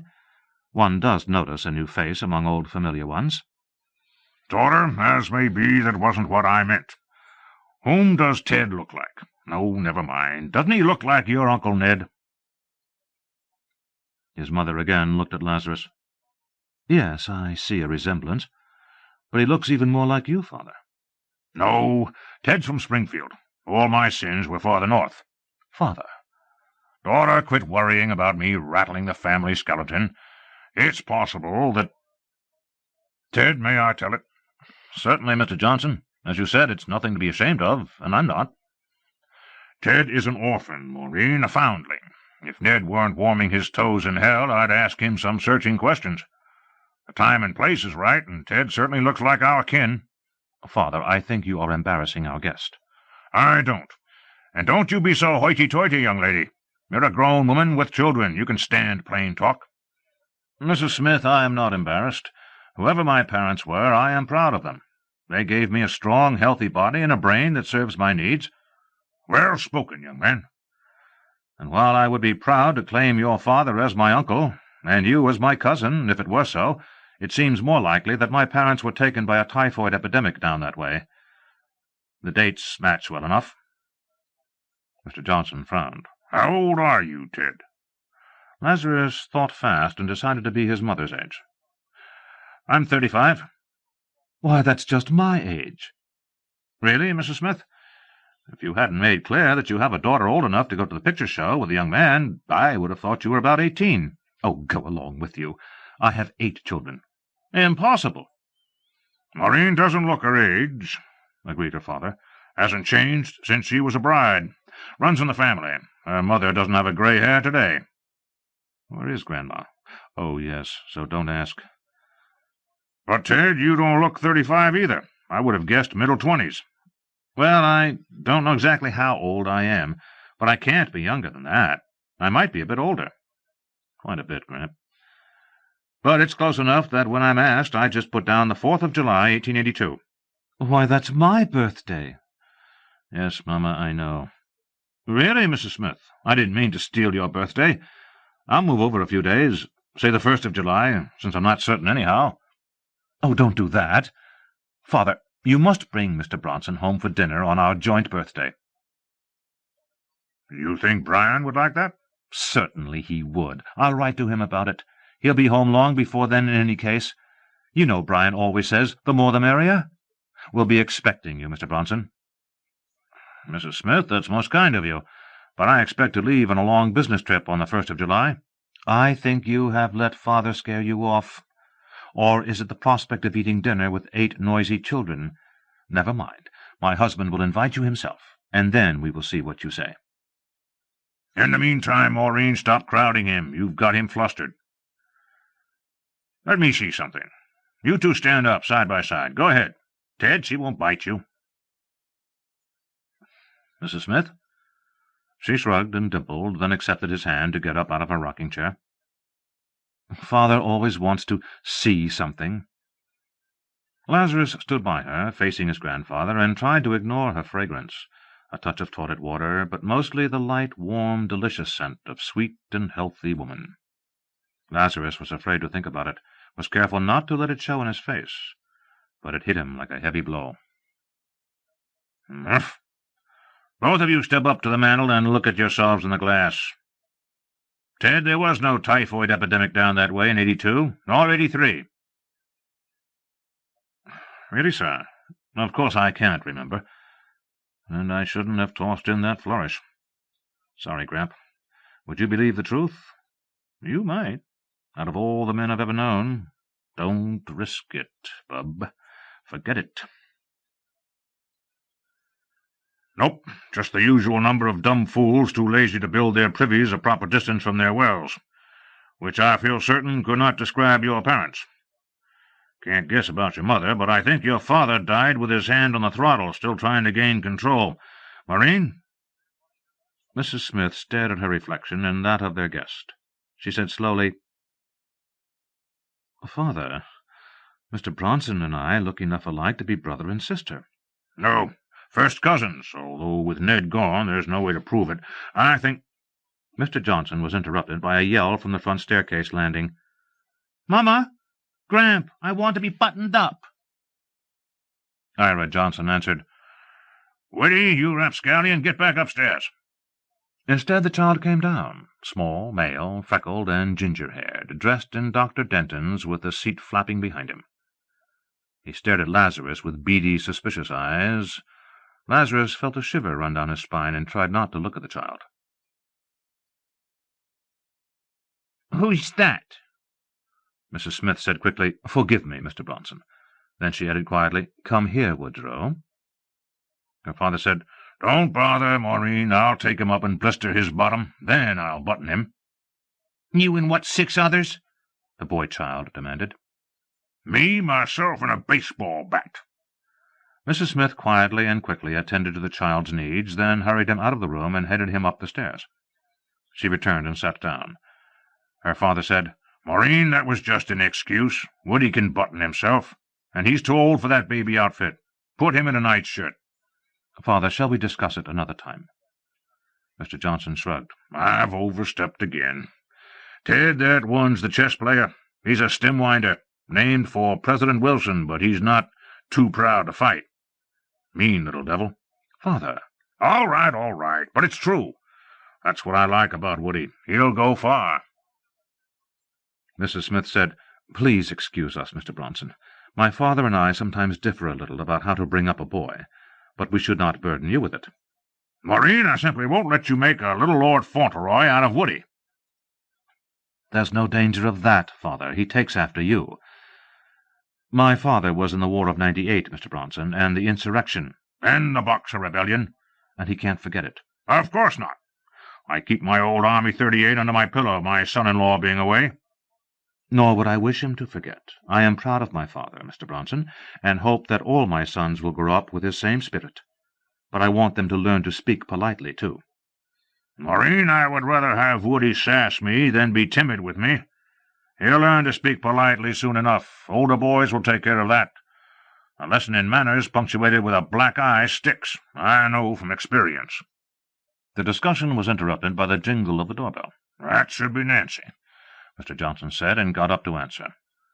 Lazarus heard Nancy say good night to someone, then stood up himself to be introduced, and was not startled only because he had already picked out his elder sister at church, and knew that she looked like a young edition of Laz and Lore. She spoke to him politely, but rushed upstairs as soon as she was excused. "Do sit down, Mr. Bronson." "Thank you, Mrs. Smith, but you were staying up until your daughter returned. She has, so I will leave." "Oh, there's no hurry. Father and I are night owls." "Thank you very much. I enjoyed the coffee and the cake, and most especially the company. But it is time for me to say good night. You have been most kind." "If you must, sir. Will we see you at church on Sunday?" "I expect to be there, ma'am." Lazarus drove home in a daze, body alert, but thoughts elsewhere. He reached his apartment, bolted himself in, checked windows and blinds automatically, stripped off his clothes, and started the tub. Then he looked grimly at himself in the bathroom mirror. "You stupid arse-fardel," he said with slow intensity. "You whirling son of a bitch. Can't you do anything right?"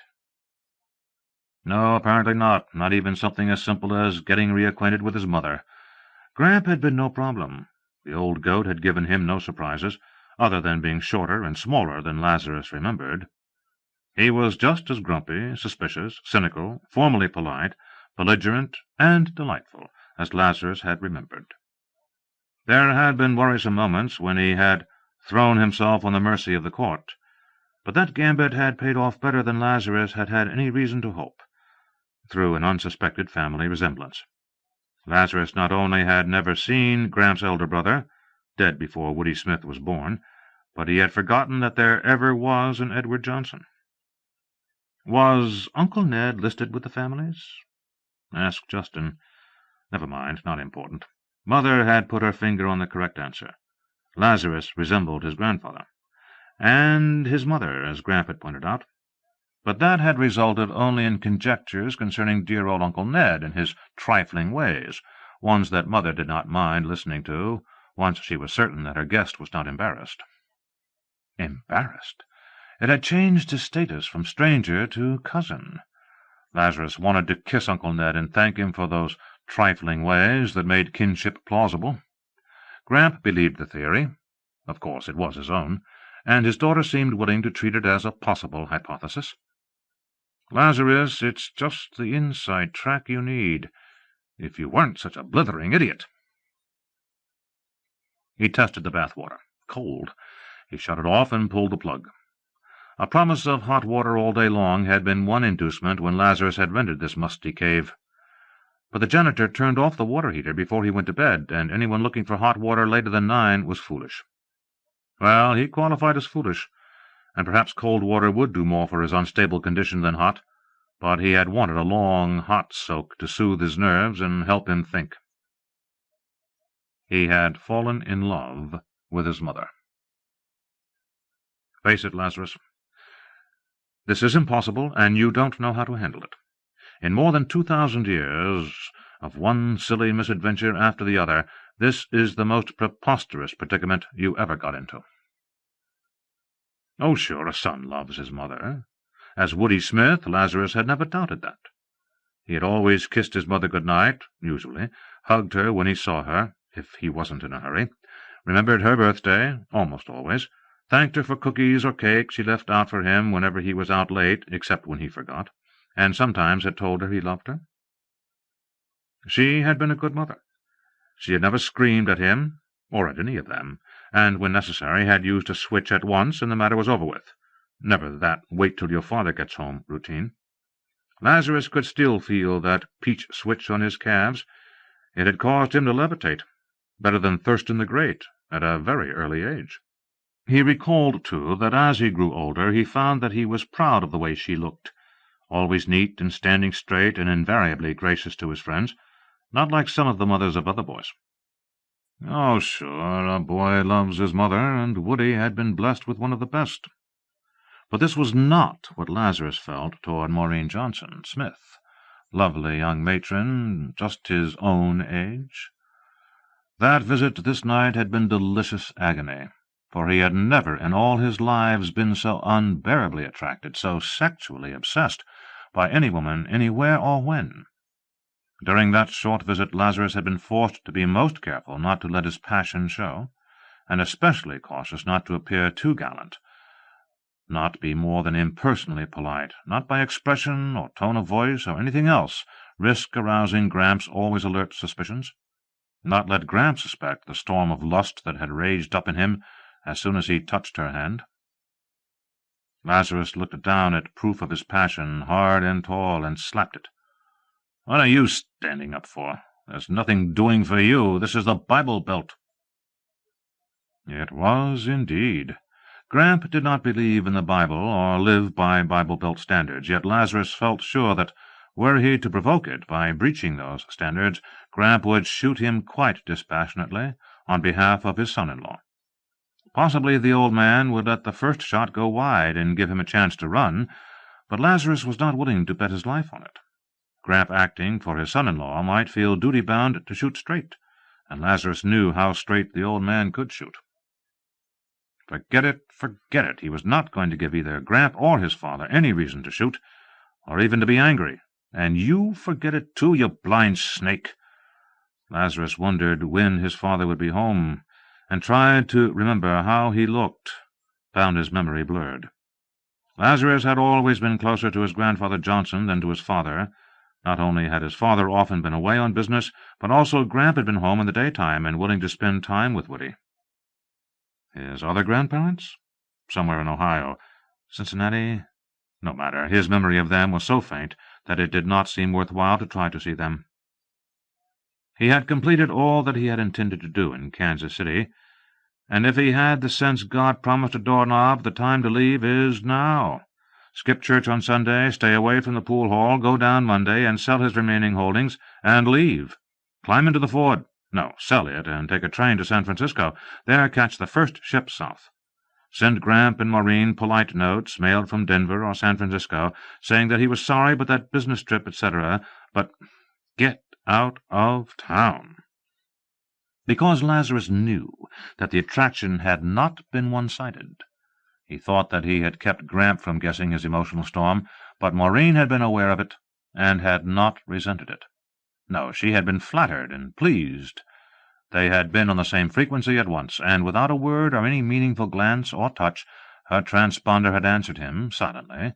Then, as opportunity made it possible, she had answered overtly, once with a dinner invitation, which Gramp had tromped on, and she had promptly tromped back in a fashion that made it acceptable by the mores. Then a second time, just as he was leaving, with the also fully acceptable suggestion that she would expect to see him in church. Well, why should a young matron, even in 1917, not be pleased and flattered and unresentful to know that a man wanted most urgently to take her to bed and treat her with gentle roughness? If his nails were clean, if his breath was sweet, if his manners were polite and respectful, why not? A woman with 8 children is no nervous virgin. She is used to a man in her bed, in her arms, in her body, and Lazarus would have bet his last cent that Maureen enjoyed it. Lazarus had no reason then, or in his earlier life, to suspect that Maureen Smith had ever been anything but faithful by the most exacting Bible Belt standards. He had no reason to think that she was even flirting with him. Her manner had not suggested it. He doubted if it ever would. but he held a deep certainty that she was as strongly attracted as he was, that she knew exactly where it could lead, and he suspected that she realized that nothing but chaperonage would stop them. But a father in residence and 8 children, plus the contemporary mores concerning what can and can't be done, constituted a lot of chaperonage. Yita's chastity belt could hardly be more efficient. Let's haul it out into the middle of the floor and let the cat sniff it. Sin? Sin, like love, was a word hard to define. It came in 2 bitter but vastly different flavors. The first lay in violating the taboos of your tribe. This passion, he felt, was certainly sinful by the taboos of the tribe he had been born into, incestuous in the 1st degree. But it could not possibly be incest to Maureen. To himself, he knew that incest was a religious concept, not a scientific one, and the last 20 years had washed away in his mind almost the last trace of his tribal taboo. What was left was no more than that breath of garlic in a good salad. It made Maureen more enticingly forbidden, if such were possible. It did not scare him off. Maureen did not seem to be his mother, because she did not fit his recollection of her either as a young woman or as an old woman. The other meaning of sin was easier to define because it was not clouded by the murky concepts of religion and taboo. Sin is behavior that ignores the welfare of others. Suppose he stuck around and managed somehow, stipulate safe opportunity, to bed Maureen with her full cooperation. Would she regret it later? Adultery? The word meant something here. But she was a Howard, one of the early ones when marriage between Howards was a cash contract, eyes wide open, payment from the foundation for each child born of such union, and Maureen had carried out the contract, 8 paid-for children already, and would stay in production for about 15 more years. Perhaps to her, adultery meant violation of contract rather than sin. He did not know. But that is not the point, bub. The real question is the only one that has ever stopped you when temptation coincided with opportunity, and this time he could consult neither Ishtar nor any geneticist. The chance of a bad outcome was slight when there were so many hurdles in the way of any outcome, but it was the exact risk that he had always refused to take, the chance of placing a congenital handicap on a child.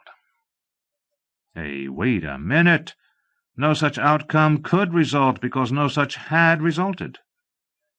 He knew every one of his siblings, alive now or still to be born, and there had not been a defective in the lot, not one.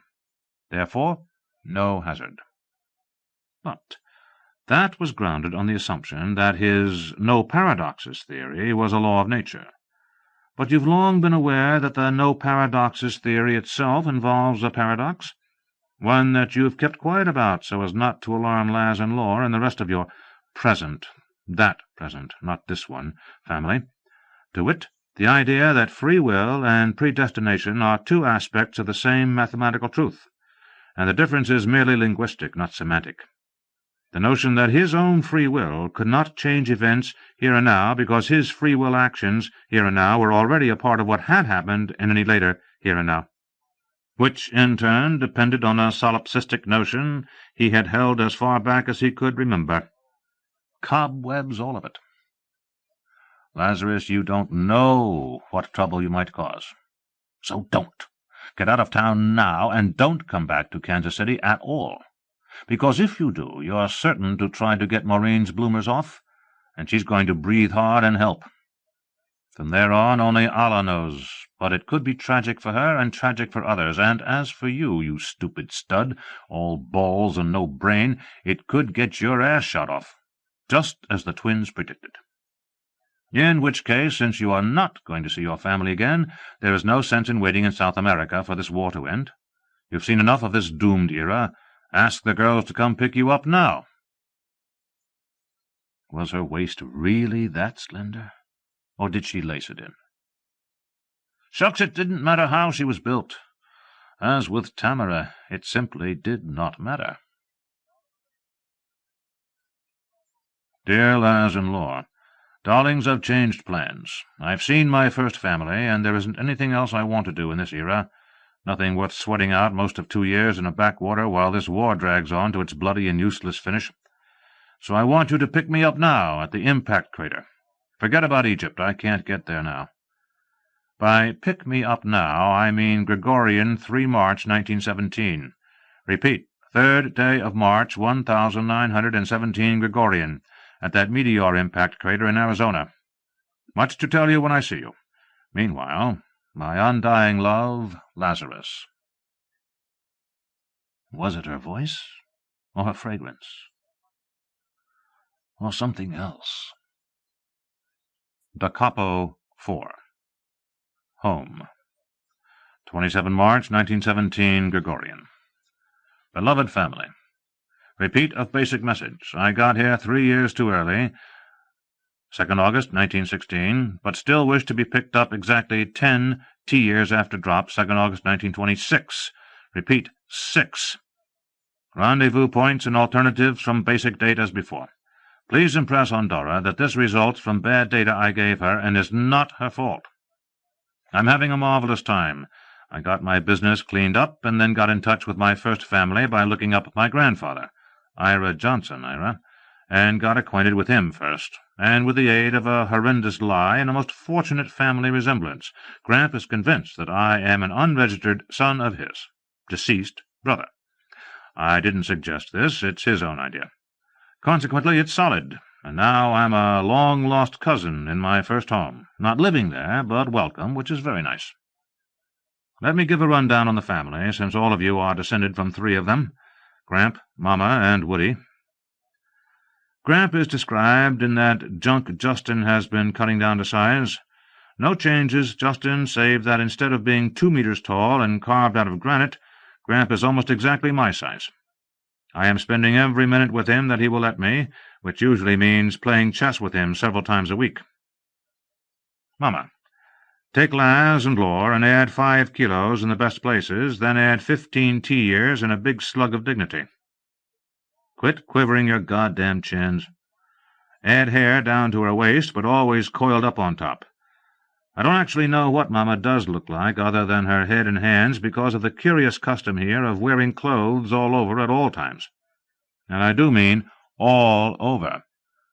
I know that Mama has slender ankles because I once caught a glimpse, but I would never dare stare at them. Gramp would toss me out of the house. Papa. He is away now. I had forgotten what he looks like. I had forgotten all their faces except Gramp, who uses the same face I do. But I've seen pictures of Papa, and he looks a bit like President Teddy Roosevelt. That's Theodore, Athene, not Franklin, in case you have a picture in your gizzards. Nancy. Laz and Lore as of 3 standard years before I left. Not as many freckles and very dignified, except when it slips. She is acutely aware of young males, and I think Gramp is urging Mama to tell her about the Howard setup at once, so that she'll be sure to marry in the families. Carol. Laz and Lore again, but 2 years younger than Nancy. She is as interested in boys as is Nancy, but frustrated. Mama has her on a short leash. Quivers her chin, which Mama ignores. Brian, Jr. Dark hair, looks more like Papa. Rising young capitalist. Has a newspaper route, which she combines with lighting gas street lamps. Has a contract to deliver advertising handbills for the local moving picture theater, which he farms out to his younger brother and 4 other boys, and pays them in tickets to the theater, and keeps some for his own use, and sells the rest at a discount, 4 cents instead of 5, at school. Has a vending bar for soda pop, a sweet bubbly drink, on the corner in the summers, but plans to franchise this to his younger brother this coming summer. He has another enterprise lined up. As I recall, Brian got rich quite young. Let me explain something about our family. They are prosperous by here-and-now standards, but do not show it, except that they live in a large house in a good neighborhood. Not only is Papa a successful businessman, but also this is a time when the Howard endowment of babies is substantial in terms of buying power, and Mama has had 8 already. To all of you, being a Howard means a genetic heritage and a tradition, but here and now it means cash money for babies, a stock-breeding scheme, and we are the stock. I think Papa must be investing the money Mama makes by having Howard babies. They certainly are not spending it, and this accords with my own dim memories. I don't know what was done for my siblings, but I received getting-started money when I first married, money I had not expected, and which had nothing to do with the Howard endowments my first wife earned by being fertile and willing. Since I married during an economic stalemate, this made a big difference. Back to the kids. The boys not only do work, they have to work, or they have nothing but clothes and food. The girls receive very small cash allowances, but are required to do housework and to help with the younger children. This is because it is very difficult for a girl to earn money in this society, but a boy who will get out and try has endless opportunities. This will change before the century is over, but in 1917 it is true. All the Smith kids work at home. Mama hires a laundress 1 day a week, that's all. But a boy or girl who finds outside cash money work is relieved of housework to that extent. Nor does he have to pay back this time off. He keeps what he earns and spends it or saves it, the latter being encouraged by Papa matching such savings. If you think Papa and Mama are intentionally making money-grubbers of their offspring, you are right. George, 10 years old, Brian Jr.'s junior partner, shadow and stooge. This will end in a few years with George busting Brian one in the mouth. Marie, 8 and a freckled tomboy. Mama is having a difficult time trying to make a lady out of her. But Mama's gentle stubbornness and biology will win. Marie grew up to be the beauty of the family, with beaux underfoot, and I hated them as there had been a period when I was her pet. Marie was the only one of my siblings I was close to. It is possible to be lonely in a large family, and I was, except for Gramp, always, and Marie for a short time. Woodrow Wilson Smith, still short of 5 by several months, and as offensive a brat as was ever allowed to grow up. I am appalled to be forced to admit that this stinking little snot is the weed which grew up to be humanity's fairest flower, namely old Buddy Boy himself. So far he has spat in my hat when it was presumably out of his reach on the cloak-rack in the hall, referred to me with various disparagements, of which "Here's that dude in the derby again" is the mildest, kicked me in the stomach when I tried to pick him up, my error, I didn't want to touch him, but thought I should break myself of irrational queasiness, and accused me of cheating at chess when in fact he was cheating. He called my attention to something out the window, then moved my queen 1 square, and I caught him at it, and called him on it. And so on ad nauseam. But I continue to play chess with him because, A, I am determined to get along with all my first family for the short time I will be here, and B, Woody will play chess at any opportunity, and Gramp and I are the only chess players around who will put up with his poisonous ways. Gramp clobbers him as necessary. I have no such privilege, but if I were not afraid to find out what would happen, I might strangle him. What would happen? Would half of human history disappear and the rest be changed beyond recognition? No, paradox is an old word. The fact that I am here proves that I will keep my temper long enough to get shut of the little beast. Richard, 3, and as affectionate as Woody, is difficult. Likes to sit on my lap and be told stories. His favourite is about 2 red-headed twins named Laz and Lore, who fly a magic airship through the sky. I feel a tender sadness about Dickie, for he did, die quite young, assaulting a place called Iwo Jima. Ethel, a heavenly smile at one end and a wet diaper at the other, short on conversation. That's my family in 1917. I expect to stay in K.C. until Papa returns, soon now, then leave. Some of this is a strain on me, pleasant as most of it is.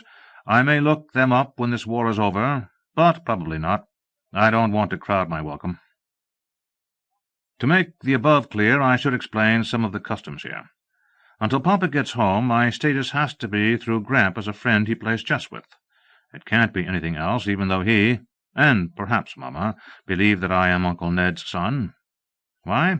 Because I am a young bachelor, and by the local rules a married woman cannot have a young bachelor as a friend, particularly when her husband is out of town.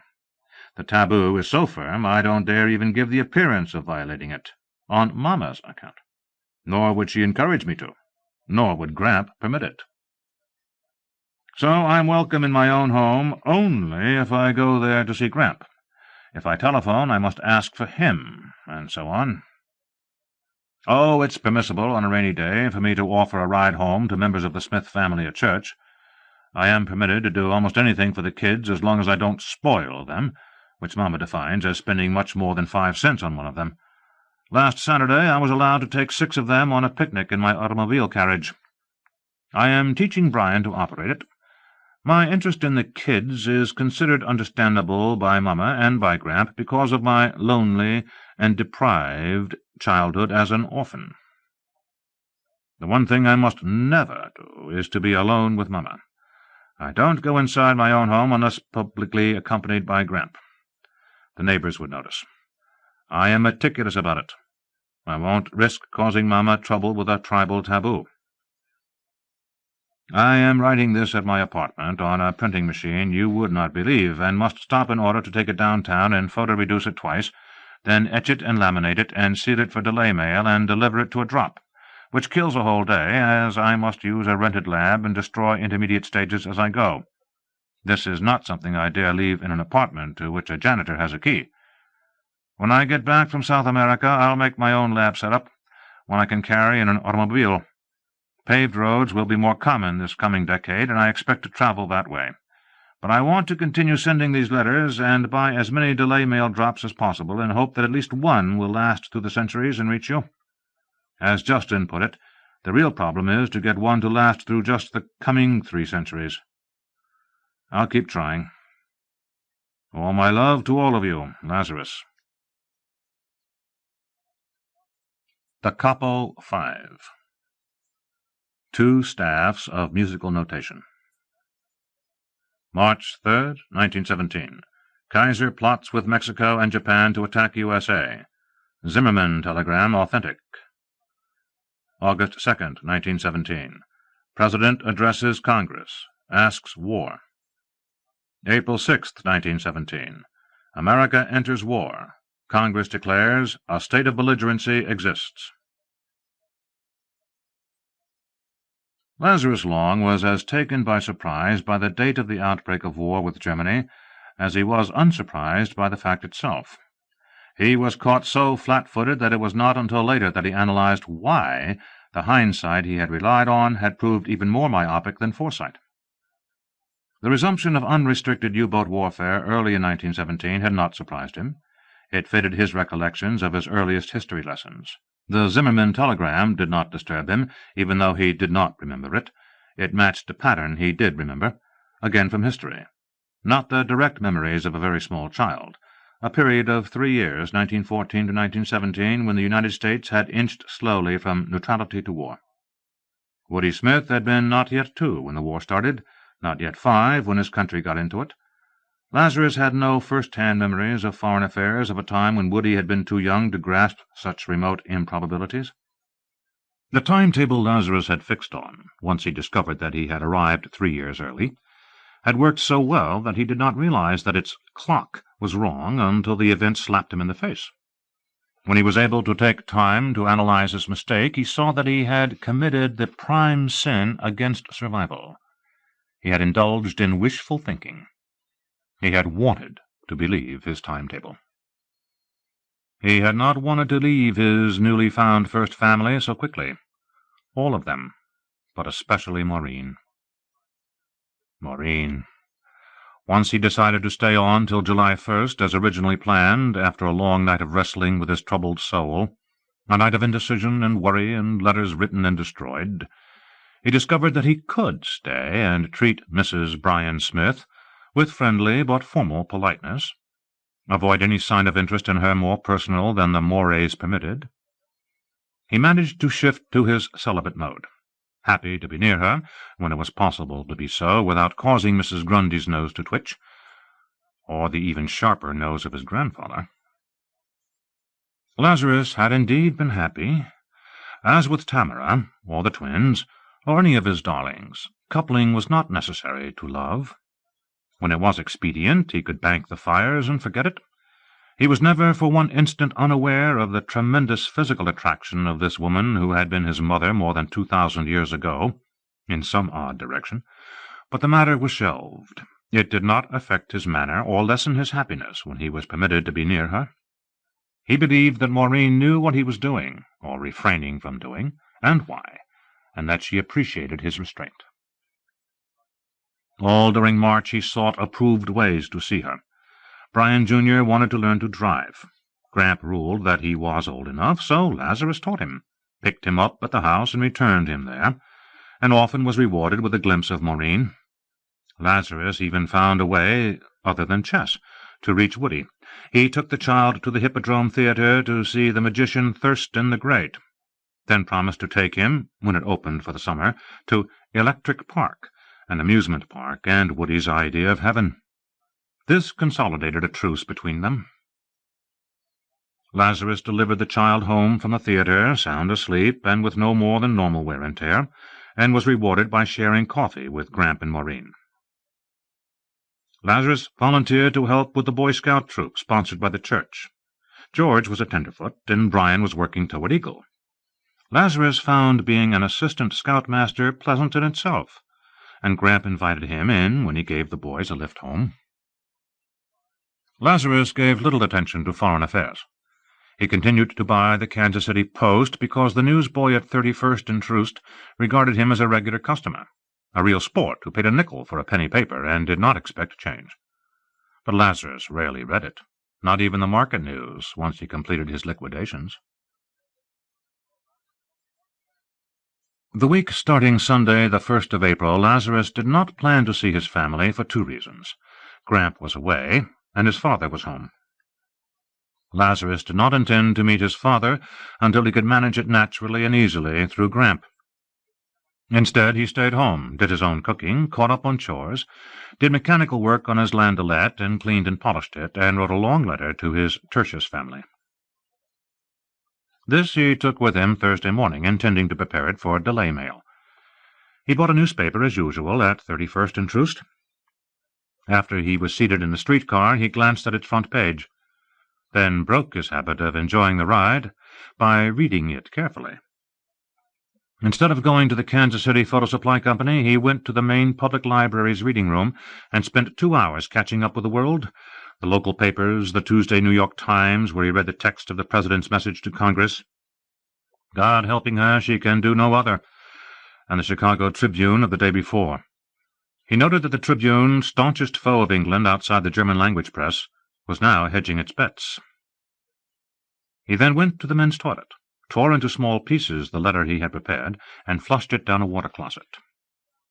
He went to the Missouri Savings Bank, drew out his account, went next to the downtown office of the Santa Fe Railroad, and bought a ticket for Los Angeles with 30-day stopover privilege at Flagstaff, Arizona, stopped at a stationer's, then on to the Commonwealth Bank and got at his lockbox, removed from it a smaller box heavy with gold.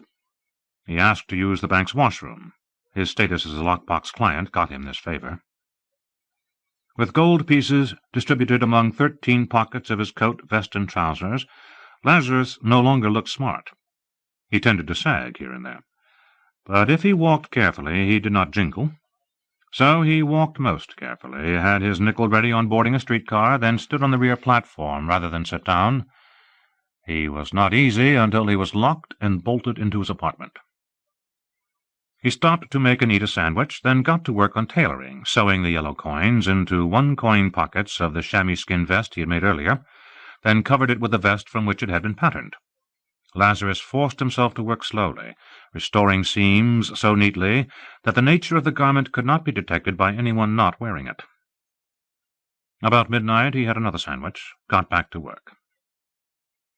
When he was satisfied with fit and appearance, he put the money vest aside, placed a folded blanket on the table where he had been working, placed on it a heavy, tall Oliver typewriter. He attacked the clanking monster with 2 fingers. At Kansas City, Gregorian, 5th April, 1917. Dear Laura and Laz, emergency. I need to be picked up. I hope to be at the impact crater by Monday, 9th April, 1917. Repeat, 9 April, 1917. I may be 1 or 2 days late. I will wait there 10 days, if possible. If not picked up, I will try to keep the 1926 rendezvous. Thanks. Lazarus. Lazarus typed 2 originals of this, then addressed 2 sets of nesting envelopes, using different choices on each, and addressing the outermost envelopes, one to his local contact and the other to a Chicago address. He then wrote a bill of sale. For $1 in hand, and other good and valuable considerations, I sell and convey all my interest, right and title, to one Ford Model T automobile, body style Landaulet, engine number 1290408, to Ira Johnson, and warrant to him and his successors that this chattel is unencumbered, and that I am sole owner with full right to convey title. Signed, Theodore Bronson, April 6, 1917 A.D. He placed this in a plain envelope, put it with the others, drank a glass of milk, went to bed. He slept 10 hours, undisturbed by cries of "Extra, extra" along the boulevard. He had expected them. His subconscious discounted them and let him rest. He expected to be very busy the next several days. When his inner clock called him, he got up, quickly bathed and shaved, cooked and ate a large breakfast, cleaned his kitchen, removed all perishables from his ice-box and emptied them into the garbage can on the rear service porch, and turned the ice card around to read, "No ice today," and left 15 cents on top of the ice-box, emptied the drip pan. There was a fresh quart of milk by the ice. He had not ordered it, but he had not specifically not ordered it, so he put 6 cents in an empty bottle with a note telling the milkman not to leave milk until the next time he left money out. He packed a grip, toilet articles, socks, underwear, shirts, and collars. To Lazarus, those high-starched collars symbolized all the tight-minded taboos of this otherwise pleasant age. Then rapidly searched the apartment for everything of a personal nature. The rent was paid till the end of April. With good luck, he expected to be in the Dora long before then. With bad luck, he would be in South America. But with worse luck, he would be somewhere else, anywhere, and under another name. He wanted Ted Bronson to disappear without a trace. Shortly he had waiting at the front door a grip, an overcoat, a winter suit, a set of chessmen in ivory and ebony, and a typewriter. He finished dressing, being careful to place 3 envelopes and his ticket in an inner pocket of his suit coat. The money vest was too warm, but not uncomfortable. The distributed weight was not bad. He piled it all into the tonneau of the Landaulet, drove to the South Side postal substation, registered 2 letters, went from there to the pawn-shop next to the Idle Hour billiard parlor. He noted with wry amusement that the Swiss Garden had its blinds down and a sign closed. Mr. Dottelbaum was willing to accept the typewriter against a gun, but wanted $5 to boot for the little Colt pistol Lazarus selected. Lazarus let the pawnbroker conduct both sides of the dicker. Lazarus sold the typewriter and the suit, left his overcoat and took back a pawn ticket, received the handgun and a box of cartridges. He was in fact giving Mr. Dottelbaum the overcoat, since he had no intention of redeeming it, but Lazarus got what he wanted, plus $3 cash, had unloaded chattels he no longer needed, and had given his friend the pleasure of one last dicker. The gun fitted into a left-side vest pocket Lazarus had retailored into a makeshift holster. Short of being frisked, most unlikely for so obviously respectable a citizen, it would not be noticed. A kilt was better both for concealment and for quick access, but it was the best he could manage with the clothes he had to wear, and this gun had had its front sight filed off by some practical-minded former owner. He was now through with Kansas City, save for saying goodbye to his first family, then grabbed the first Santa Fe rattler west. It distressed him that Gramp had gone to St. Louis, but that could not be helped, and this one time he would bull his way in with a convincing cover story. The chess set as a present for Woody was reason enough to show up in person. The bill of sale gave an excuse to speak to his father. "No, sir, this is not exactly a present, but somebody might as well drive it until this war is over, and if by any chance I don't come back, well, this makes things simpler. You understand me, sir? Your father-in-law being my best friend and sort of my next of kin, since I don't have any." Yes, that would work, and result in a chance to say goodbye to all the family, including Maureen. Especially Maureen. Without quite lying. Best way to lie. Just one thing. If his father wanted to enlist him into his own outfit, then one lie must be used. Lazarus was dead set on joining the Navy. "No offense intended, sir. I know you're just back from Plattsburgh, but the Navy needs men, too." But he would not tell that lie unless forced to. He left his car back of the pawn shop, crossed the street to a drugstore, and telephoned. "Is this the Brian Smith residence?" Yes, it is. Mrs. Smith, this is Mr. Bronson. May I speak to Mr. Smith? This isn't Mama, Mr. Bronson. This is Nancy. Oh, isn't it terrible? Yes, it is, Miss Nancy. You want to speak to Papa? But he's not here. He's gone to Fort Leavenworth to report in, and we don't know when we'll see him again. There, please don't cry. Please. I was not crying. I'm just a teensy bit upset. Do you want to speak to Mama? She's here, but she's lying down. Lazarus thought fast. Of course he wanted to speak to Maureen. But, confound it, this was a complication. Please don't disturb her. Can you tell me when your grandfather will be back in town? Could he afford to wait? Oh, damn. Why, Grandpa got back yesterday. Oh. May I speak to him, Miss Nancy? But he's not here either. He went downtown hours ago. He might be at his chess club. Do you want to leave a message for him? No, just tell him I called, and we'll call again later. And, Miss Nancy, don't worry. How can I help worrying? I have second sight. Don't tell anyone, but it's true. An old gypsy woman saw that I had it and proved it to me. Your father is coming home and will not be hurt in this war. I know. I don't know whether to believe that or not. But it does make me feel better. It's true. He said goodbye gently and hung up. Chess club. Surely Gramp would not be loafing in a pool hall today. But since it was just across the street, he might as well see. Before driving out to Benton and waiting in sight of the house for him to return, Gramp was there, at the chess table, but not even pretending to work a chess problem. He was simply glowering. "Good afternoon, Mr. Johnson." Gramp looked up. "What's good about it? Sit down, Ted." "Thank you, sir." Lazarus slid into the other chair. "Not much good about it, I suppose." "Eh?" The old man looked at him as if just noticing his presence. "Ted, would you say that I was a man in good physical condition?" "Yes, certainly." "Able to shoulder a gun and march 20 miles a day?" "I would think so. I'm sure you could, Gramp." "That's what I told that young smart-aleck at the recruiting station. He told me I was too old." Ira Johnson looked ready to break into tears. "I asked him since when was 45 too old, and he told me to move aside. I was holding up the line. I offered to step outside and whip him and any 2 other men he picked, and they put me out, Ted. They put me out." Gramp covered his face with his hands, then took them down and muttered, "I was wearing army blue before that snotty little shike poke learned to pee standing up." "I'm sorry, sir." "My own fault. I fetched along my discharge, and forgot about its having my birth date on it. Look, Ted, if I dyed my hair and went back to St. Louis or Joplin, that would work, wouldn't it?" "Probably." "I know it didn't, Gramp. But I think you did manage to talk your way into the Home Guard. But I can't tell you that." "I'll do it, but I'll leave my discharge at home." "In the meantime, may I drive you home? My Tin Lizzie is around and back." "Well, I suppose I've got to go home eventually." "How about a little spin out Paseo to cool off first?" "That's an idea. If it won't put you out." "Not at all." Lazarus drove around, keeping silent until the old man's fuming stopped. When Lazarus noted this, he headed back and turned east on 31st Street and parked.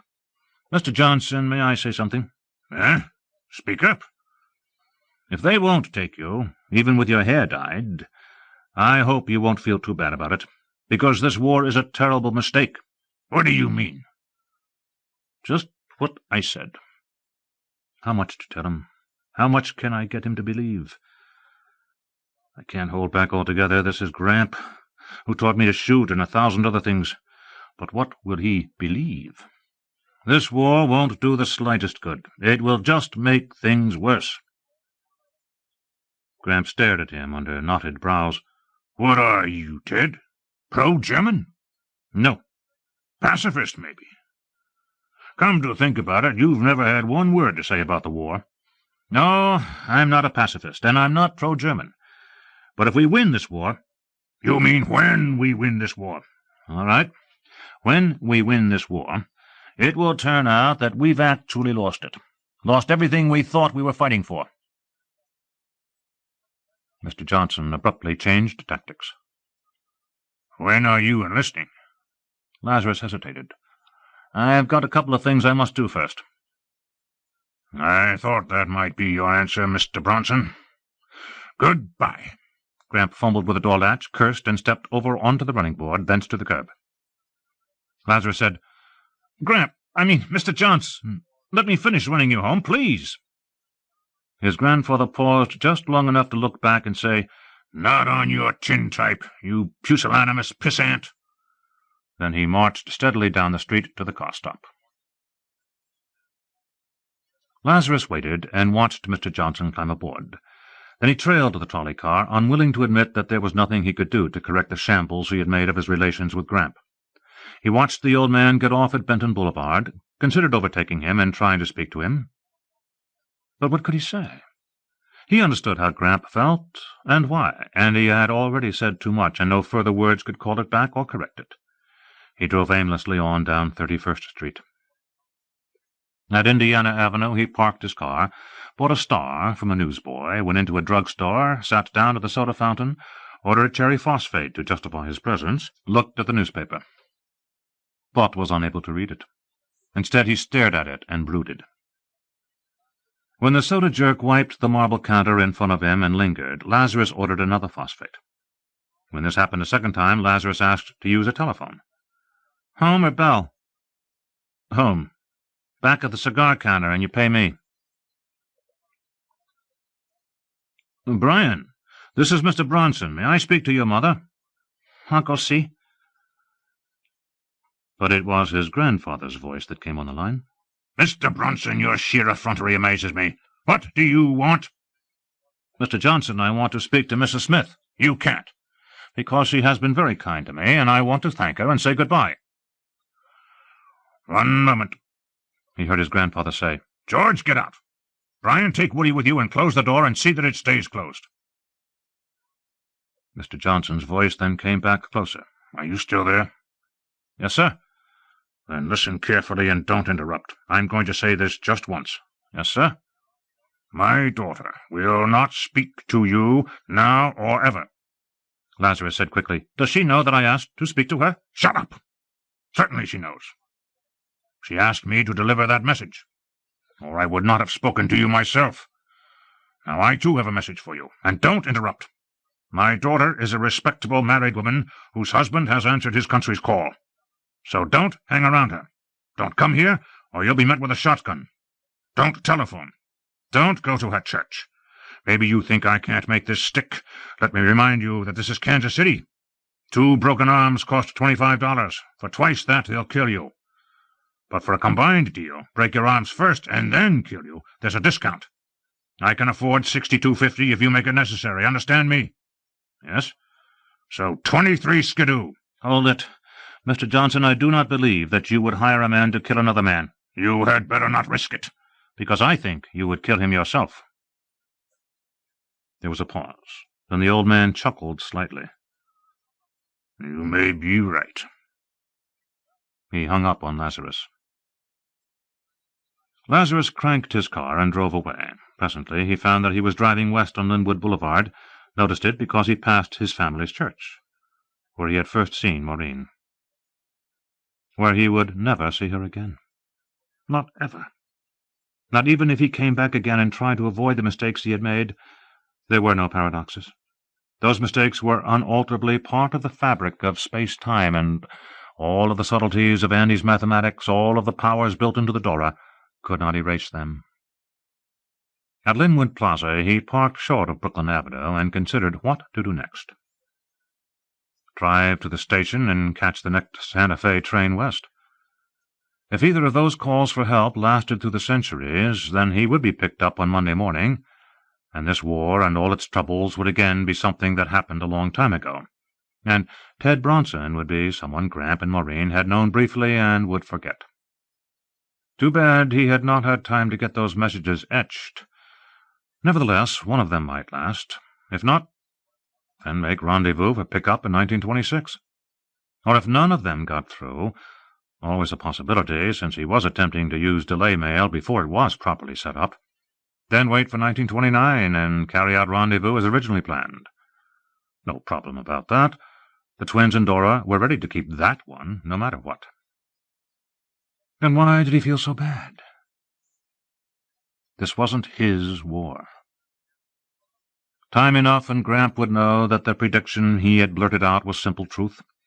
In time Gramp would learn what French gratitude amounted to, when Lafayette, we are here, was forgotten, and the refrain was, Pas un sou à l'Amérique. Or British gratitude, for that matter. There was no gratitude between nations, never had been, never would be. Pro-German? Hell no, Gramp.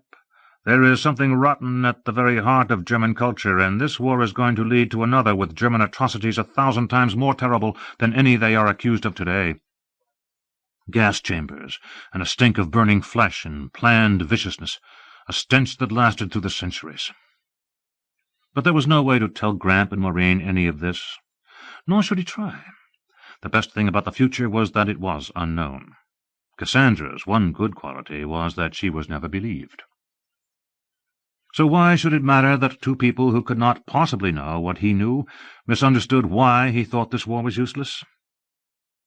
But the fact was that it did matter. It mattered terribly.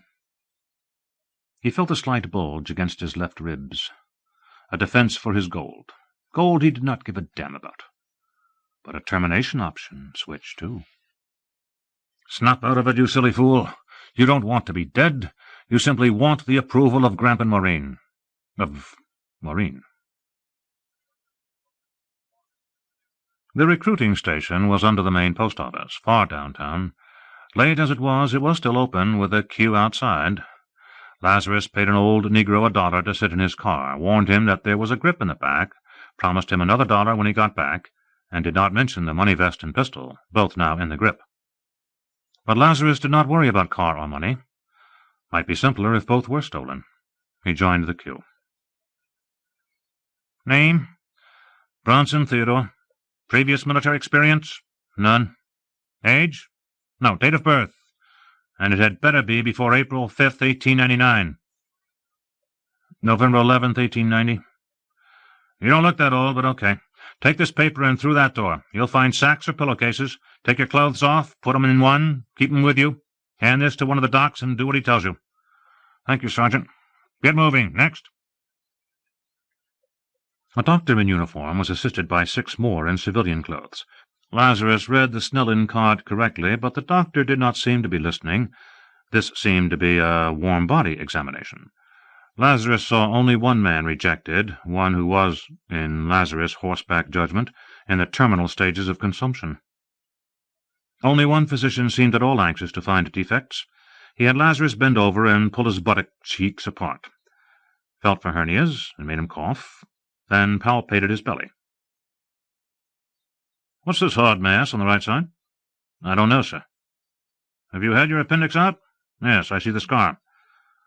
Feel the ridge, rather. The scar hardly shows. You've had a good surgeon. I wish I could do one that neat. Probably just a mass of fecal matter there. Take a dose of calomel and you'll be rid of it by morning. Thank you, doctor. Don't mention it, son. Next.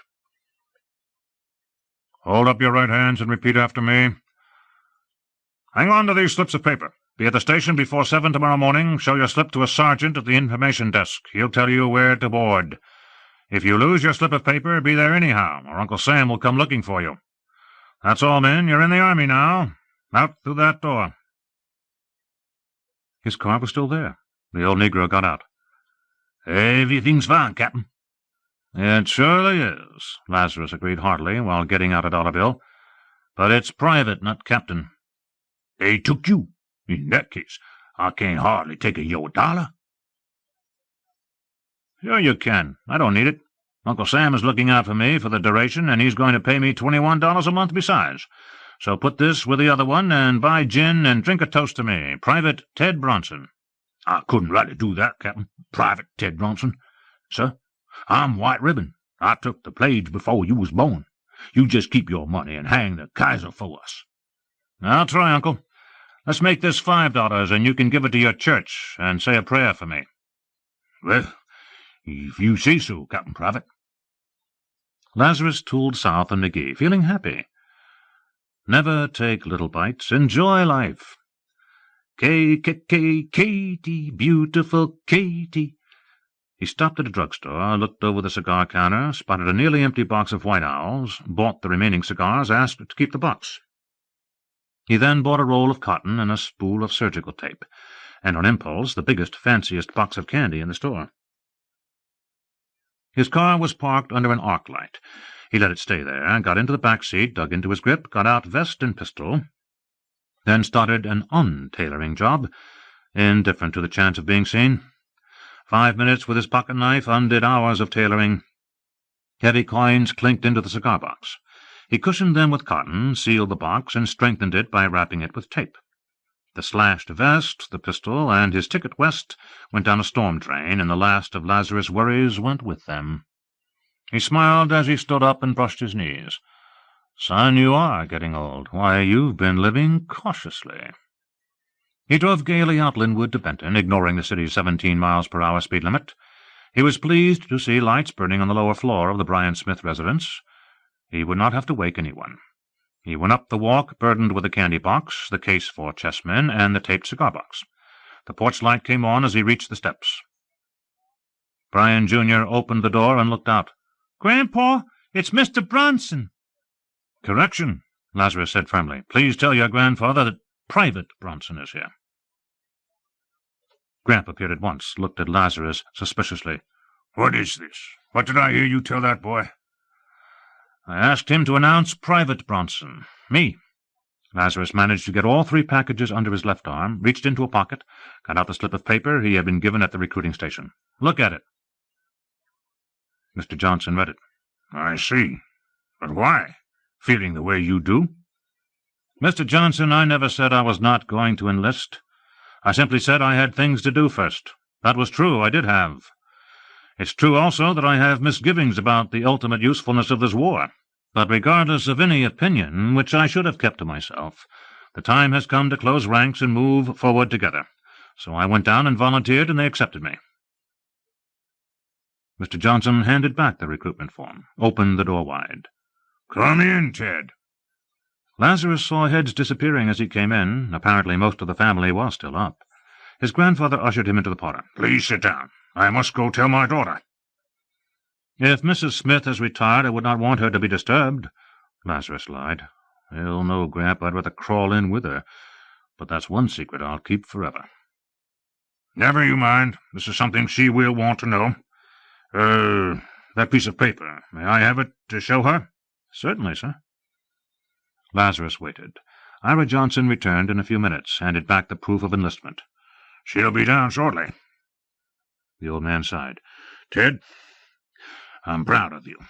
Earlier today you had me upset, and I spoke out of turn. I'm sorry. I apologize." "I can't accept it, because there is nothing to apologize for, sir. I spoke hastily and did not make myself clear. Can we forget it? Will you shake hands with me?" Yes, surely." Solemnly they shook hands. Maybe Gramp could still straight-arm an anvil. My fingers are crushed. "Mr. Johnson, would you take care of some things for me? Things I didn't have time to do?" Certainly." "This box, mainly." Lazarus handed him the taped cigar box. Mr. Johnson took it, his eyebrows shot up. "Heavy?" "I cleaned out my lockbox. Gold coins. I'll pick it up when the war is over. Or if I don't, will you give it to Woody when he's 21? "What? Now, son, you'll come through all right." "I plan to, and I'll pick it up then, but I might fall down a ladder in a troop ship and break my silly neck. Will you do it?" "Yes, I'll do it." "Thank you, sir. This is for Woody right now. My chessmen. I can't pack them around. I'd give them to you, except that you would think up some reason not to take them. But Woody won't." "Very well, sir." "Here's one thing that is for you, but it's not quite what it seems." Lazarus handed over the bill of sale for the landaulette. Mr. Johnson read it. "Ted, if you're trying to give me your automobile, you can think again." "That's only a nominal conveyance of title, sir. What I would like is to leave it with you. Bryan can drive it. He is a good driver now. He's a natural. You can drive it. Even Mrs. Smith might want to learn. When Lieutenant Smith is home, he may find it convenient. But if they send me for training anywhere near here, and I get time off before I'm sent overseas, I'd like to feel free to use it myself." But why hand me a bill of sale? Sure, it can sit in the barn, and no doubt Brian, both of them, would drive it. Might learn to herd it myself, but no need for this. Oh, I didn't make myself clear. Suppose I'm off somewhere, say in New Jersey, but want to sell it. I can drop you a penny postcard, and it's easy, because you'll have that. Lazarus added thoughtfully, Or I might fall down that ladder. In which case the same reasoning applies. If you don't want it, you can sign it over to Brian Jr., or whatever. Mr. Johnson, you know I don't have any relatives, so why not let it run easy? Before Gramp could reply, Mrs. Smith came in, dressed in her best and smiling, and had been crying, Lazarus felt certain. She extended her hand. Mr. Bronson, we are all so proud of you. Her voice, her fragrance, the touch of her hand, her proud joy, all hit Lazarus in the gut. His careful conditioning was swept away. Maureen, beloved, it's lucky that I am being sent away at once. Safer for you, better all around. But I did it to make you proud of me, and now my cup runneth over. And please ask me to sit down before Gramp notices the tilt of my kilt. Thank you, Mrs. Smith. I just stopped by to say thank you and good-bye, and good night, too, as I'm shipping out early tomorrow morning. Oh, do please sit down. Coffee, at least, and the children will want to say good-bye to you, too. An hour later he was still there, and still happier. Happy all through. The candy had been opened after he had presented it to Carol for all of them. Lazarus had drunk much coffee, thick with cream and sugar, and had eaten a hefty slice of home-baked white cake with chocolate icing, then accepted a second while admitting that he had not eaten since breakfast, then protested when Maureen wanted to jump up and cook. They reached a compromise under which Carol went out to make a sandwich for him. "It's been a confusing day," he explained, "and I haven't had time to eat. You caused me to change plans, Mr. Johnson." "I did, Ted. How?" "You know. I think I've told you both that I planned to make a business trip to San Francisco, leaving the 1st of July. Then this happens, Congress declaring war, and I decided to make the trip at once, settle my affairs there, then enlist. When I saw you, I was all set to leave, packed and everything, and you made me realize that the Kaiser wouldn't wait while I took care of private affairs. So I joined up at once." Lazarus managed to look sheepish. "My packed grip is still out in the car, going nowhere." Ira Johnson looked pained. "I didn't mean to rush you, Ted. 'Twouldn't have hurt to take a few days to wind up your affairs. They can't organize an army overnight. I know, I saw 'em try in '98. Perhaps I could make the trip for you, as your agent, seeing that, well, it doesn't look like I'm going to be too busy." "No, a million thanks, sir, but I hadn't been thinking straight, thinking peacetime instead of wartime until you got me back on the rails. I went to Western Union and wrote a night letter to my broker in Frisco telling him what I wanted him to do. Then I wrote a note appointing him my attorney-in-fact and got it notarized and went down to the downtown post office and registered it to him. All done. Everything taken care of." Lazarus was enjoying the improvisation so much he almost believed it. "Then I went downstairs and enlisted. But that grip, do you suppose you could put it in your garret? I won't be taking a grip to soldier, just a few toilet articles." "I'll take care of it, Mr. Bronson," said Brian Jr. "In my room." "In our room," George corrected. "We'll take care of it." "Hold it, boys. Ted, would it break your heart if you lost that grip?" "Not at all, Mr. Johnson. Why?" "Then take it with you. But when you get back to your flat tonight, pack it differently. You put in white shirts and stiff collars, no doubt. You won't need those. If you've got any work shirts, take those. Be sure to take a pair of well-broken-in high shoes you can march in. Socks are all you own. Underwear. It's my guess, based on shared experience, that they won't have enough uniforms right away. Confusion and lots of it. You may be soldiering for a month or more in what you carry with you." "I think," Mrs. Smith said seriously, "that Father is right, Mr. Bronson. Mr. Smith, Lieutenant Smith, my husband, was saying something like it before he left. He left without waiting for his telegram. It came hours later, because he said he knew that there would be confusion at first." Her mouth twitched, although he said it more forcefully. "Daughter, no matter how Brian put it, it wasn't forceful enough. Ted will be lucky if his beans are on time. Any man who can tell his right foot from his left will be grabbed and made acting corporal. They won't care how he's dressed. But you care, Ted. So take along clothes you might wear on a farm, and shoes, comfortable shoes that won't put blisters on you the first mile. Ted, do you know the cold cream trick? To use on your feet when you know you might have your shoes on for a week or more? No, sir, Lazarus answered. Gramp, you taught it to me once before, or maybe after, and it works, and I've never forgotten it. If possible, have your feet clean and dry. Smear your feet all over, and especially between your toes, with cold cream. Or Vaseline, carbonated is best. Use lots of thick layer. Then put on socks, clean if possible, dirty if you must, but don't skip them. And put your boots on. When you first stand up, it feels as if you'd stepped into a barrel of soft soap. But your feet will thank you for it, and you won't get jungle rot between your toes. Or not as much. Take care of your feet, Ted, and keep your bowels open. Father. Daughter, I'm talking to a soldier, telling him things that may save his life. If the children can't hear such things, send them up to bed. I think it is time, Maureen answered, to get the younger ones quieted down at least. I don't have to go to bed. Woody, you do exactly what your mother tells you to, and no back talk. I'll bend a poker over your bottom. That's standing orders until your father gets home from the war. I'm going to stay up till Private Bronson leaves. Papa said I could. I'll discuss the logical impossibility of that with the club. It's the only way to make you understand it. Maureen, I suggest that we start with the youngest. Let him say goodbye in turn, and then march straight up to bed, which winds up in due course with me walking Ted to his streetcar stop. But I was going to drive Uncle Ted home. Lazarus judged that it was time to speak up. Brian, thank you, but let's not give your mother something extra to worry about tonight. The trolley takes me almost straight home, and from tomorrow on I won't even have streetcars. I'll walk. That's right, agreed Gramp. He'll march. Hay-foot, straw-foot. Heads up and look proud. Ted, his father made Brian sergeant of the guard until he gets back, charged with internal security of this household. Then he can't leave his post of duty to chauffeur a mere private, can he? Not in the presence of the officer of the guard, me, and of the officer of the day, my daughter. Reminds me, while the young uns are kissing you goodbye, I want to dig out a couple of my old army shirts. I think they'll fit you, if you don't mind hand-me-downs. Sir, I will be proud and honored to wear them. Mrs. Smith stood up. I have something I must get for Mr. Private Bronson, too. Nancy, will you bring down Ethel? And Carol, will you fetch Richard? But Private Bronson hasn't eaten his sandwich. Lazarus said, I'm sorry, Miss Carroll. I've been too excited to eat. Would you wrap it for me? I'll eat it the minute I'm back in my apartment, and it will make me sleep soundly.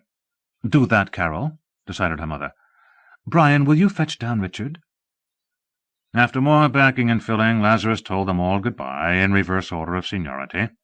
He held Ethel for a moment and grinned at her baby smile, then kissed the top of her head and handed her back to Nancy, who took her upstairs and hurried back down. To kiss Richard, Lazarus had to get down on one knee. The child seemed unsure why this was happening, but knew that it was a solemn occasion. He hugged Lazarus tightly and smeared his cheek with a kiss. Woody then kissed him, for the first and only time, but Lazarus no longer felt bothered by touching himself, as this little boy was not himself, but simply an individual from whom he derived some scattered memories in an odd concatenation. He was no longer tempted to strangle him, or not often. Woody used the unaccustomed intimacy to whisper, Those chessmen are really ivory? Really, truly ivory. Ivory and ebony, just like the keys on your mama's piano. Gee, that's keen.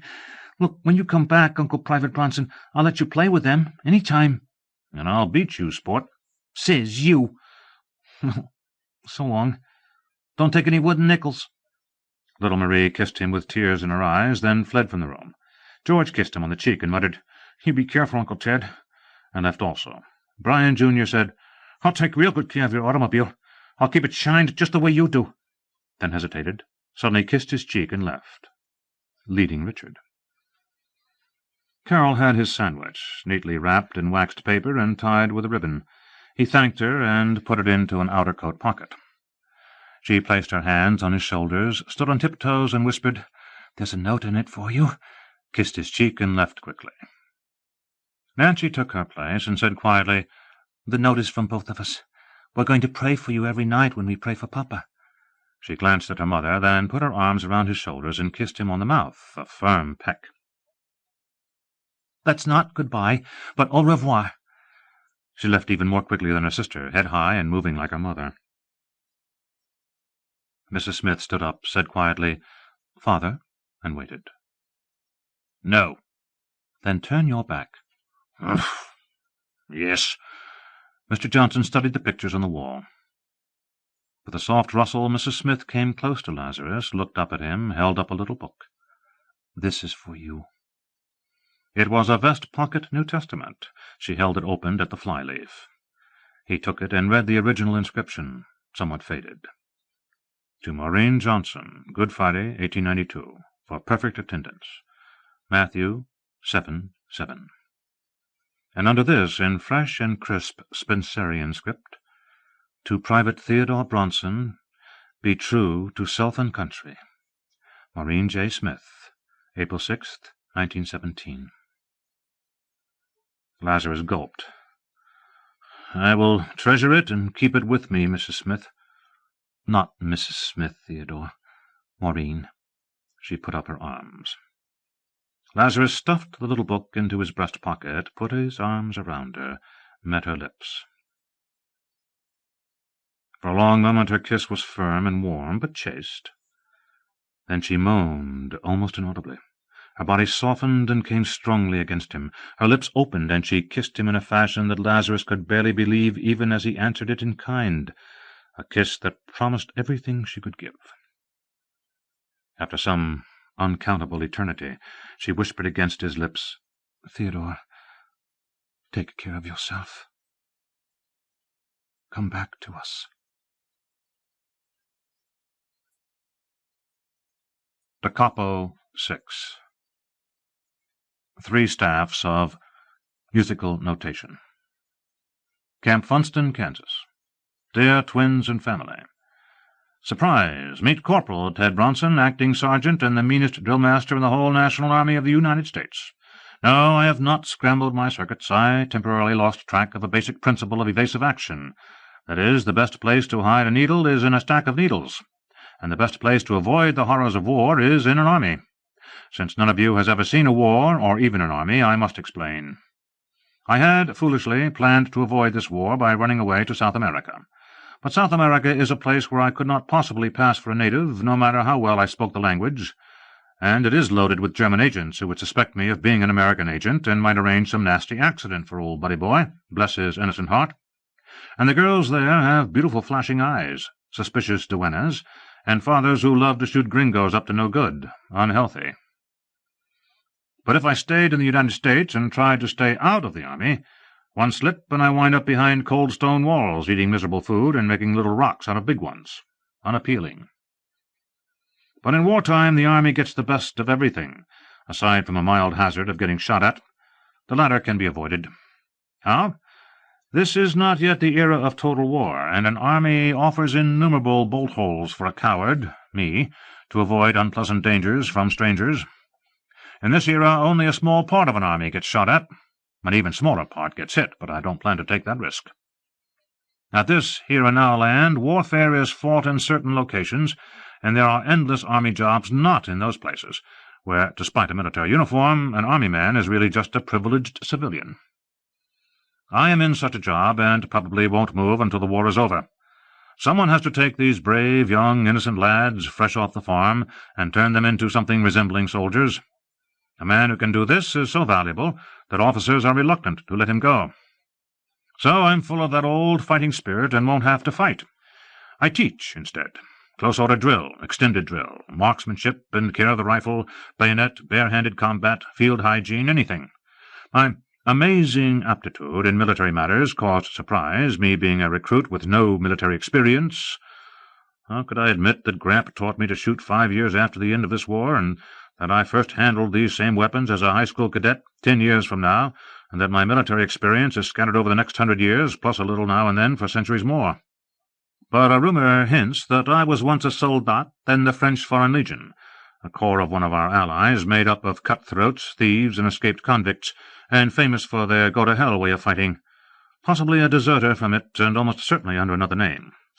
I discourage this canard by becoming surly if anyone gets inquisitive, and only occasionally make the mistake of saluting French style, palm forward, and correct it at once, but everybody knows that I parlez-vous because my knowledge of the French language had a lot to do with my change from acting corporal to real corporal assigned to instruction, and now greasing for sergeant. There are French and British officers and sergeants here to teach us trench warfare. All the French here are supposed to speak English, but the English they speak these Kansas and Missouri plow jockeys can't understand. So in slips lazy Lazarus as liaison. Me and one French sergeant almost add up to one good instructor. Without that French sergeant I am a good instructor, when I am allowed to teach what I know. But only in unarmed combat am I allowed to, because unarmed hand-to-hand fighting does not change through the ages. Only the name changes, and it has only one rule. Do it first, do it fast, do it dirtiest. But take bayonet fighting. A bayonet is a knife on the end of a gun, and the two parts add up to the Roman pilum, used 2,000 years earlier, and not new even then. One would expect the art of bayonet fighting, in 1917, to be perfect. But it isn't. The book teaches parries, but not counters. Yet a counter is as fast as a parry, far more deceptive, and fatally confusing to a man who has never heard of one. And there are other things. There was, will be, a war in the 26th century Gregorian, in which the use of the bayonet became a high art, and I was an unwilling participant until I managed to duck out. So one morning here, on a bet, I demonstrated that I could take on and never be touched by a U.S. Army regular sergeant instructor. Then a British one, and then a French one. Was I allowed to teach what I had demonstrated? No. I mean, hell no. I wasn't doing it by the book, and my smart-aleck attempt almost lost me my cushy job, so I went back to doing it by the sacred book. But this book, used at Plattsburgh, where my father, and yours, trained, is not bad. In bayonet fighting, its emphasis is on aggressiveness, which is okay within its limits. The bayonet is a horror weapon in the hands of a man eager to close and kill. And that may be all these kids have time to learn. But I would hate to see these pink-cheeked brave lads go up against some old, tired, pessimistic 26th century mercenaries whose sole purpose is to stay alive while their opponents die. These kids can win a war. They will win this war. They did win it, from when you are. But an unnecessary number are going to die. I love these kids. They're young and eager and gallant and terribly anxious to get over there and prove that one American can lick any 6 Germans. Not true. The ratio isn't even 1 to 1. The Germans are veterans and don't suffer from sportsmanship or any other illusions. But these green kids will keep on fighting and dying until the Germans give up. But they are so young. Lads-in-law, most of them are younger than you two, some much younger. I don't know how many lied about their ages, but lots of them don't have to shave. Sometimes at night I'll hear one crying in his cot, homesick for his mammy. But next day he'll be trying hard as ever. We don't have enough desertions to matter. These boys want to fight. I try not to think about how useless this war is. It's a matter of perspective. Minerva proved to me one night, when she was still following the profession of computer, that all here and nows are equal, and the present is simply whatever here and now one is using. But my proper here and now, or I would be if I hadn't hearkened to the wild geese, home on Tertius, by that here and now these eager puppy-like boys are long dead, and the worms have eaten them. This war and its terrible aftermath are ancient history, no worry of mine. But I'm here, and it's happening now, and I feel it. These letters become more difficult to write and to send. Justin, you want detailed accounts written on the spot of all that I do, to add to that pack of lies you edited. Photo reduction and etching are now impossible.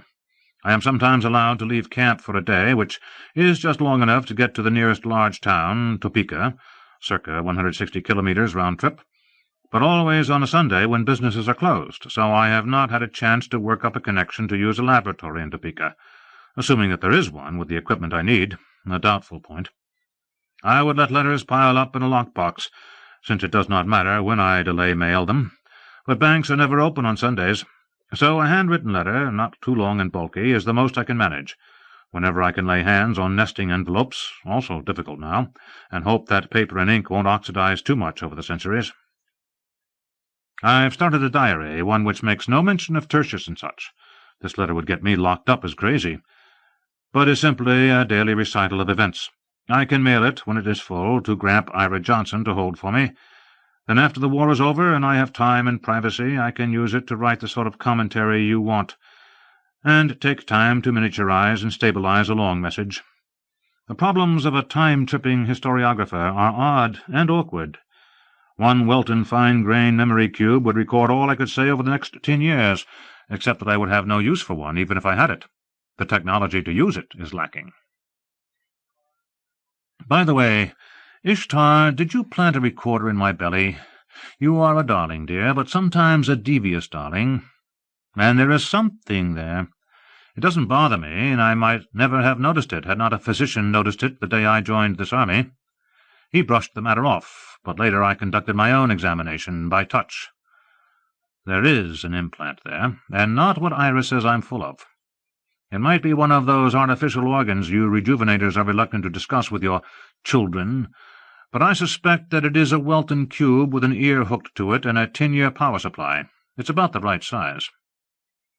But why didn't you ask me, dear, instead of sneaking up on me with a Mickey? It is not true that I always say no to a civil request. That is a canard started by Laz and Lore.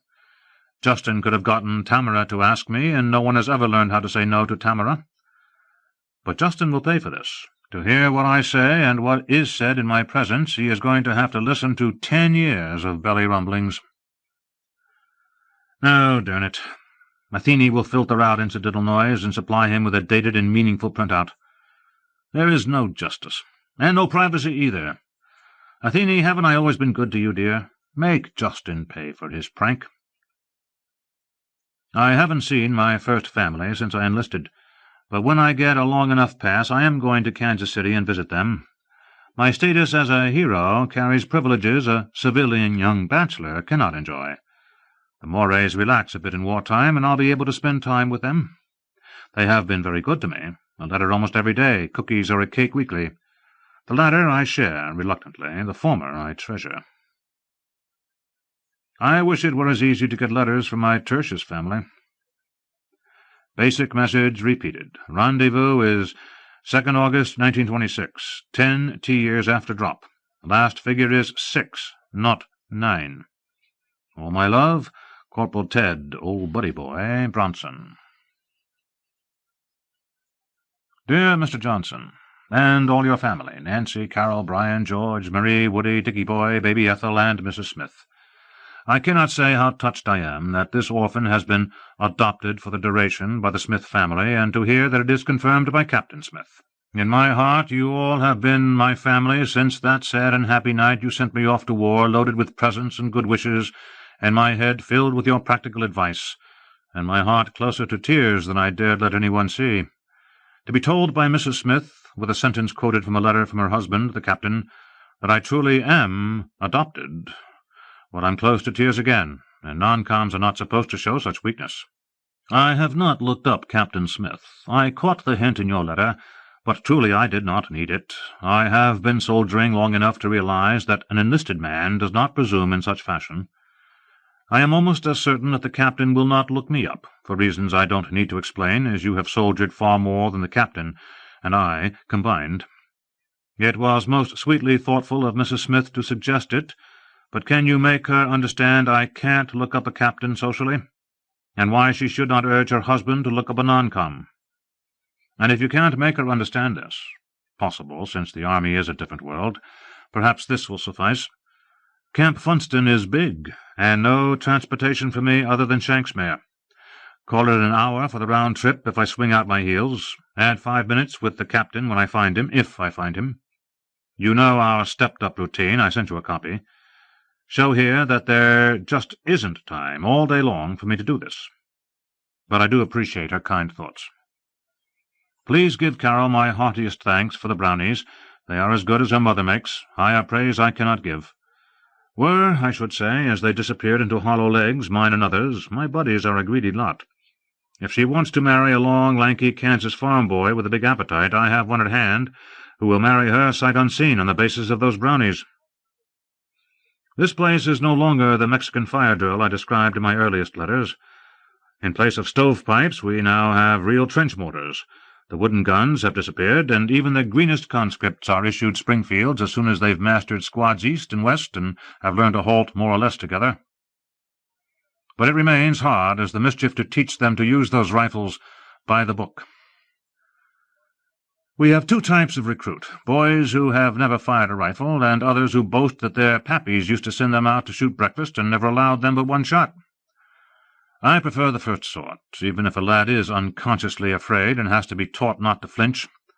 At least he hasn't practiced his mistakes, and I can teach him what the regular army instructors taught me, and those 3 chevrons on my sleeve now ensure that he listens.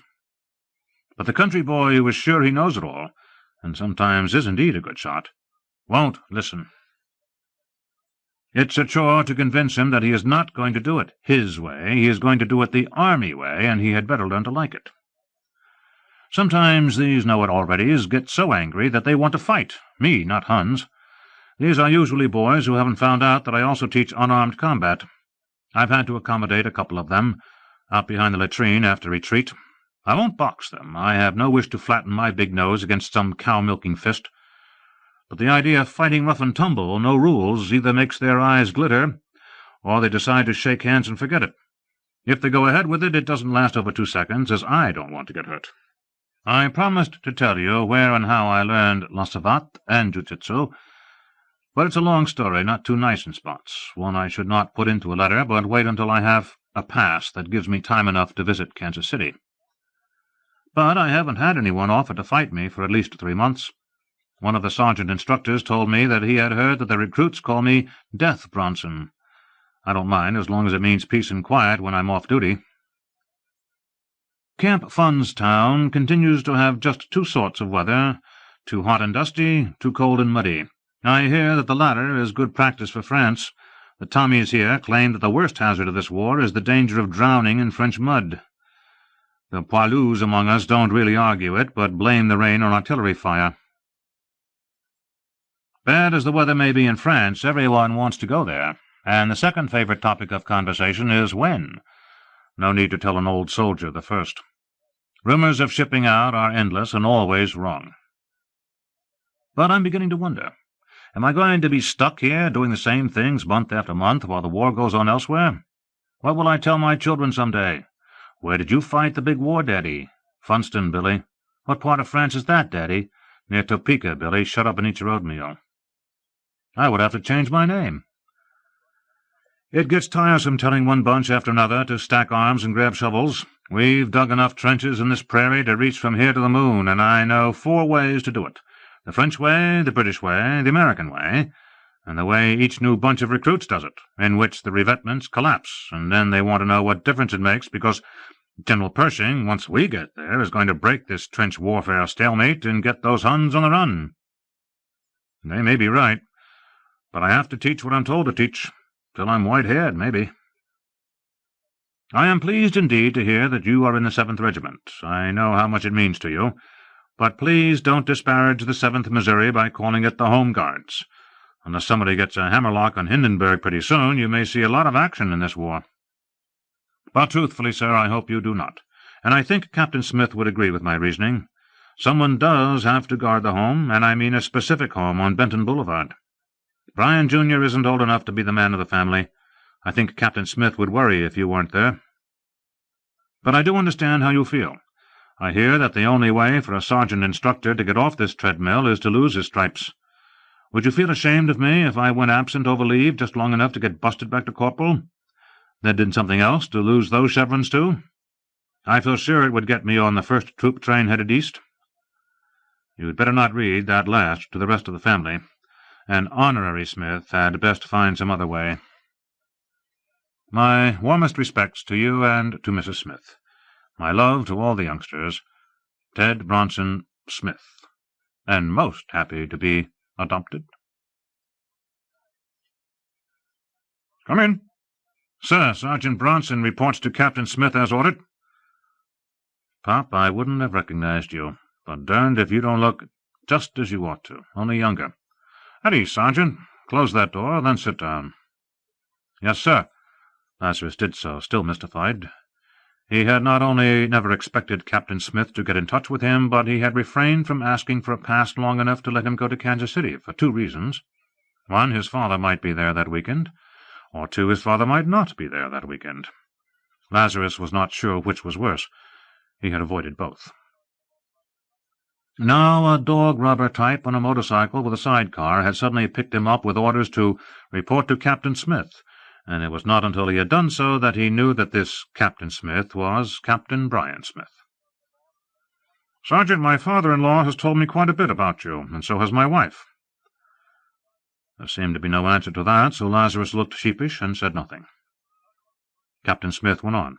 "Oh, come, Sergeant, don't look embarrassed. This is man-to-man. My family has adopted you, so to speak, and it meets with my heartiest approval.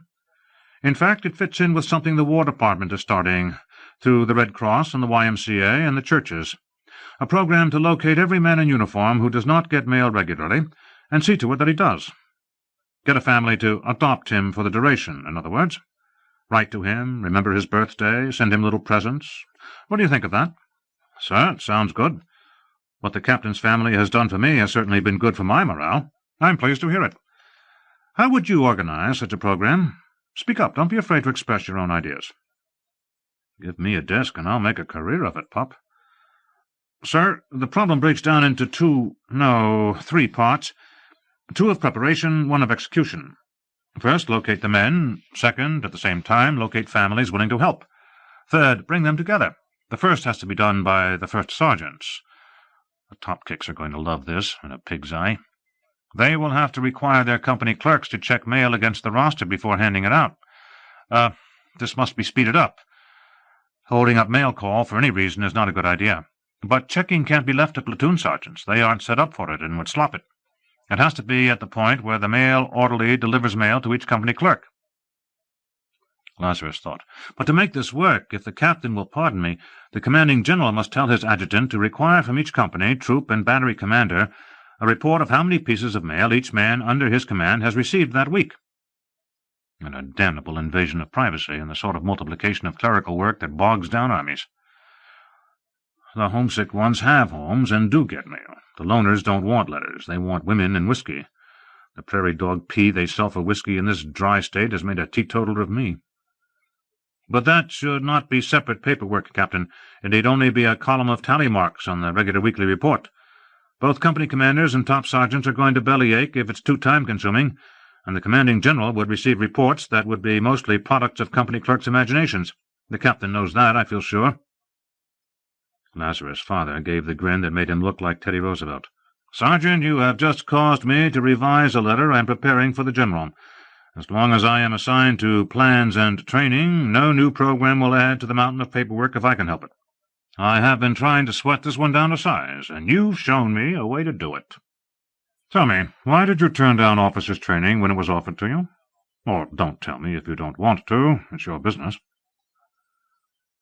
"Pop, I'm going to have to lie to you, for I can't point out that a platoon leader has a life expectancy of around 20 minutes, if he takes his platoon over the top and does it by the book.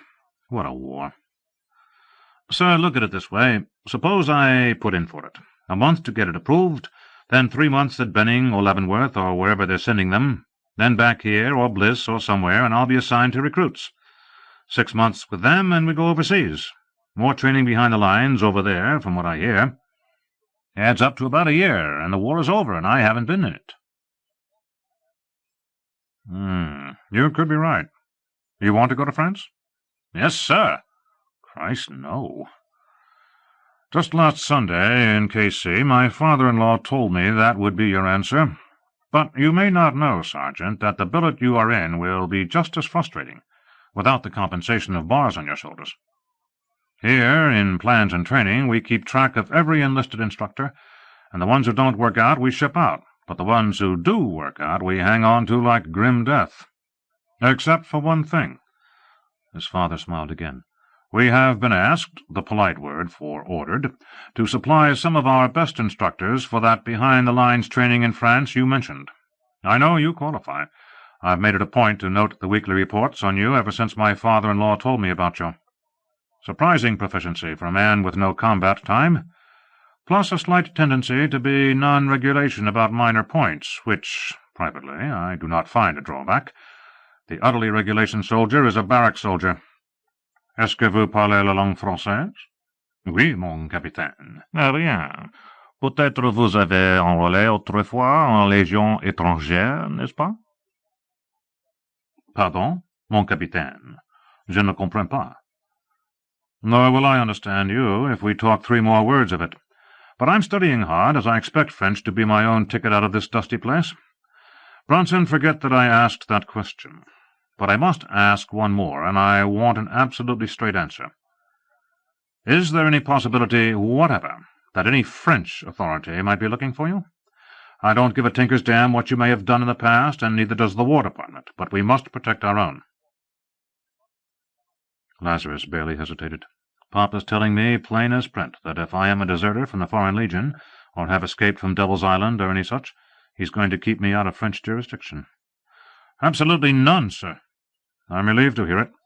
There have been latrine rumors that Pop Johnson could neither confirm nor deny. Speaking of him, stand up a moment. Now, left face, please. And about face. Bronson, I'm convinced. I don't remember my wife's Uncle Ned, but I would give long odds that you are related to my father-in-law, and his theory certainly fits, which makes us kinfolk of some sort. After the war is over, perhaps we can dig into it, but I understand that my children call you Uncle Ted, which seems close enough and suits me if it suits you. Sir, it does indeed. It's good to have a family under any assumption. I think so. Just one more thing, and this you must forget once you go out that door. I think that a rocker for those chevrons will show up one of these days, and not long after you'll be given a short leave that you haven't requested. When that happens, don't start any continued stories. Comprenez-vous? Mais oui, mon capitaine. Certainement. I wish I could tell you that we will be in the same outfit. Pop Johnson would like that, but I can't. In the meantime, please remember that I haven't told you anything. Captain, I've already forgotten it. Pop thinks he's doing me a favor. Thank you, sir. Not at all. Dismissed. The Capo VII. 2 staffs of musical notation. Staff Sergeant Theodore Bronson found Kansas City changed. Uniforms everywhere, posters everywhere. Uncle Sam stared out at him. I warned you for the United States Army. A Red Cross nurse was shown holding a wounded man in a stretcher as if he were a baby, with the one word, "Give."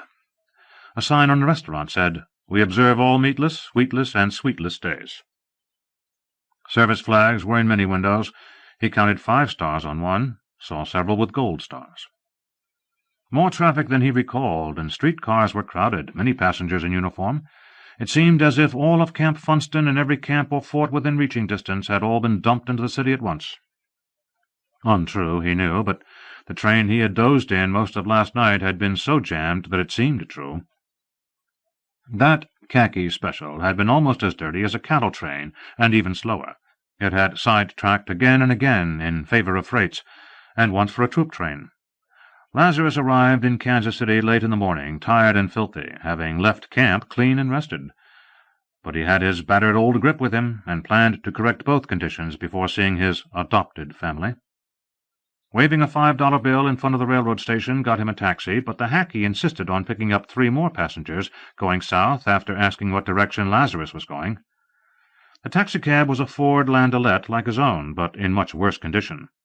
The glass partition between front and back seats, the feature that made it a limousine, had been removed, and the collapsible half-top of the rear compartment appeared to have collapsed for the last time. But with 5 in it, plus baggage on knees, ventilation was welcome. The driver said, "Sergeant, you were first. Where to?" Lazarus said that he wanted to find a hotel room out south, near 31st. "You're an optimist. Hard enough to find one downtown, but we'll try. Drop these other gentlemen first, maybe?" Eventually he wound up near 31st and Main. Permanent and transient, all rooms and apartments with bath. The driver said, "This joint costs too much, but it's this or go back downtown. Now keep your money till we see if they can take you. You about to go overseas?" "So I hear. So you're fair as a dollar. I don't take no tips from a man about to go over. I got a boy over there. Let me talk to that clerk." 10 minutes later, Lazarus was luxuriating in the first tub bath he had had since April 6th, 1917, and he slept 3 hours. When his inner alarm woke him, he dressed in clean clothes from skin out, his best uniform, the breeches he had retailored for a smarter peg at the knee. He went down to the lobby and telephoned his family's home. Carol answered and squealed, "Oh, Mama, it's Uncle Ted." Maureen Smith's voice was serenely warm. "Where are you, Sergeant Theodore? Brian Jr. wants to go fetch you home." "Please tell him thanks, Mrs. Smith, but I'm in a hotel at the 31st Street car line. I'll be there before he could get here, if I'm welcome." "Welcome? What a way for our adopted soldier to talk. You don't belong in a hotel. You must stay here. Brian, my husband, I mean, the captain, told us to expect you and that you were to stay with us. Did he not tell you so?" "Ma'am, I've seen the captain just once, 3 weeks ago. So far as I know, he doesn't know I'm on leave," Lazarus added. "I don't want to put you out." "Pish and tush, Sergeant Theodore. Let's have no more of that. At the beginning of the war we changed the maid's room downstairs, my sewing room where you played chess with Woodrow, into a guest room, so that the captain could bring a brother officer home on a week-end. Must I tell my husband that you refused to sleep there?" "Maureen, my love, that's putting the cat too close to the canary. I won't sleep. I'll lie awake thinking about you upstairs, surrounded by kids and Gramp." "Mrs. Captain, generous hostess, ma'am, I'll be utterly delighted to sleep in your sewing room." "That's better, Sergeant. For a moment I thought Mama was going to have to spank." Brian Jr. was waiting at the Benton car stop, with George as footman and with Carol and Marie in the back seat. George grabbed the grip and took charge of it. Marie shrilled, "My, doesn't Uncle Ted look pretty?" and Carol corrected her. "Handsome, Marie. Soldiers look handsome and smart, not pretty. Isn't that right, Uncle Ted?" Lazarus picked the smaller girl up by her elbows and kissed her cheek, set her down. "Technically correct, Carol, but pretty suits me just fine if Marie thinks I am. Quite a welcoming committee. Do I run along behind?" "You sit in the tonneau with the girls," Brian Jr. ruled. "But look at this first." He pointed. "A foot throttle. Isn't that bully?" Lazarus agreed, then took a few moments to inspect the car, in better shape than he had left it, shining and clean from spokes to top, and with several new items besides the foot accelerator: a dressy radiator cap, rubber non-skids for the pedals, a tire holder on the rear with a patent leather cover for a spare tire, a robe rail in the rear compartment with a lap robe folded neatly, and, finishing touch, a cut-glass bud vase with a single rose. "Is the engine kept as beautifully as the rest?" George opened the hood.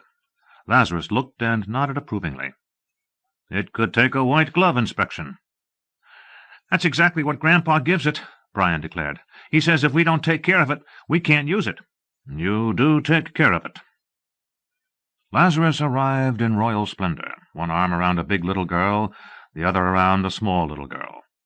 Gramp was waiting on the front porch, came down the walk to meet him, and Lazarus suddenly revised his mental image. The old soldier was in uniform and seemed a foot taller and ramrod straight, ribbons on his chest, chevrons on his sleeves, puttees most carefully rolled, campaign hat perched high and turned up slightly behind. As Lazarus turned from handing Carol out, Marie having danced ahead, Gramp paused and threw Lazarus a sweeping Throckmorton salute. "Welcome home, Sergeant." Lazarus returned it as flamboyantly. "Thank you, Sergeant. I'm glad to be here." He added, "Mr. Johnson, you didn't tell me you were a supply sergeant." "Somebody has to count the socks. I agreed to take—" The rest was lost to Woody's explosive arrival.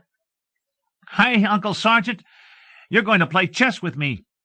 "Sure, sport," Lazarus agreed, his attention distracted by two other things: Mrs. Smith at the open door and the service flag in the parlor window. 3 stars. 3? Then Gramp was urging him in with something about this being a drill night, so supper would be early. Nancy kissed him openly and without glancing first for her mother's approval. Then Dickie had to be picked up and kissed, and baby Ethel, walking, and at last Maureen gave him her slender hand, drew him to her, and brushed his cheek with her lips. "Sergeant Theodore, it is so good to have you home."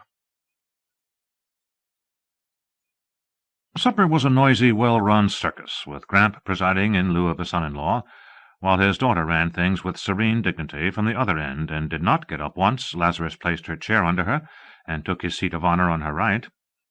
Her 3 oldest daughters did all that was necessary. Ethel sat in a high chair on her mother's left, with George helping her. Lazarus learned that this duty rotated among the 5 eldest. It was a lavish meal for wartime, with hot, golden cornbread replacing white bread, this being a wheatless day, and firmest discipline, administered by Nancy and Brian Jr., required that every morsel accepted must be eaten, with admonitions about hungry Belgians. Lazarus did not care what he ate, but remembered to compliment the cooks, 3, and try to answer all that was said to him. Nearly impossible, as Brian and George wanted to tell about their troop's drive to collect walnut shells and peach pits, and how many it took for each gas mask. And Marie had to be allowed to boast that she could knit just as well as George could, and she did not either drop stitches, and how many squares it took to make a blanket, while Gramp wanted to talk shop with Lazarus and had to be stern to get a word in edgewise. Maureen Smith seemed to find it unnecessary to talk. She smiled and looked happy, but it seemed to Lazarus that there was tension under her self-control, the ages-old strain of Penelope. "For me, darling? No, of course not. I wish I could tell you that Pop will come back unharmed, but how could I make you believe that I know? You're going to have to swear it out the way Penelope did. I'm sorry, my love." "Excuse me, Carol, I missed that." "I said it's perfectly horrid that you have to go back so soon, when you're just about to go over there." "But it's quite a lot, Carol, in wartime.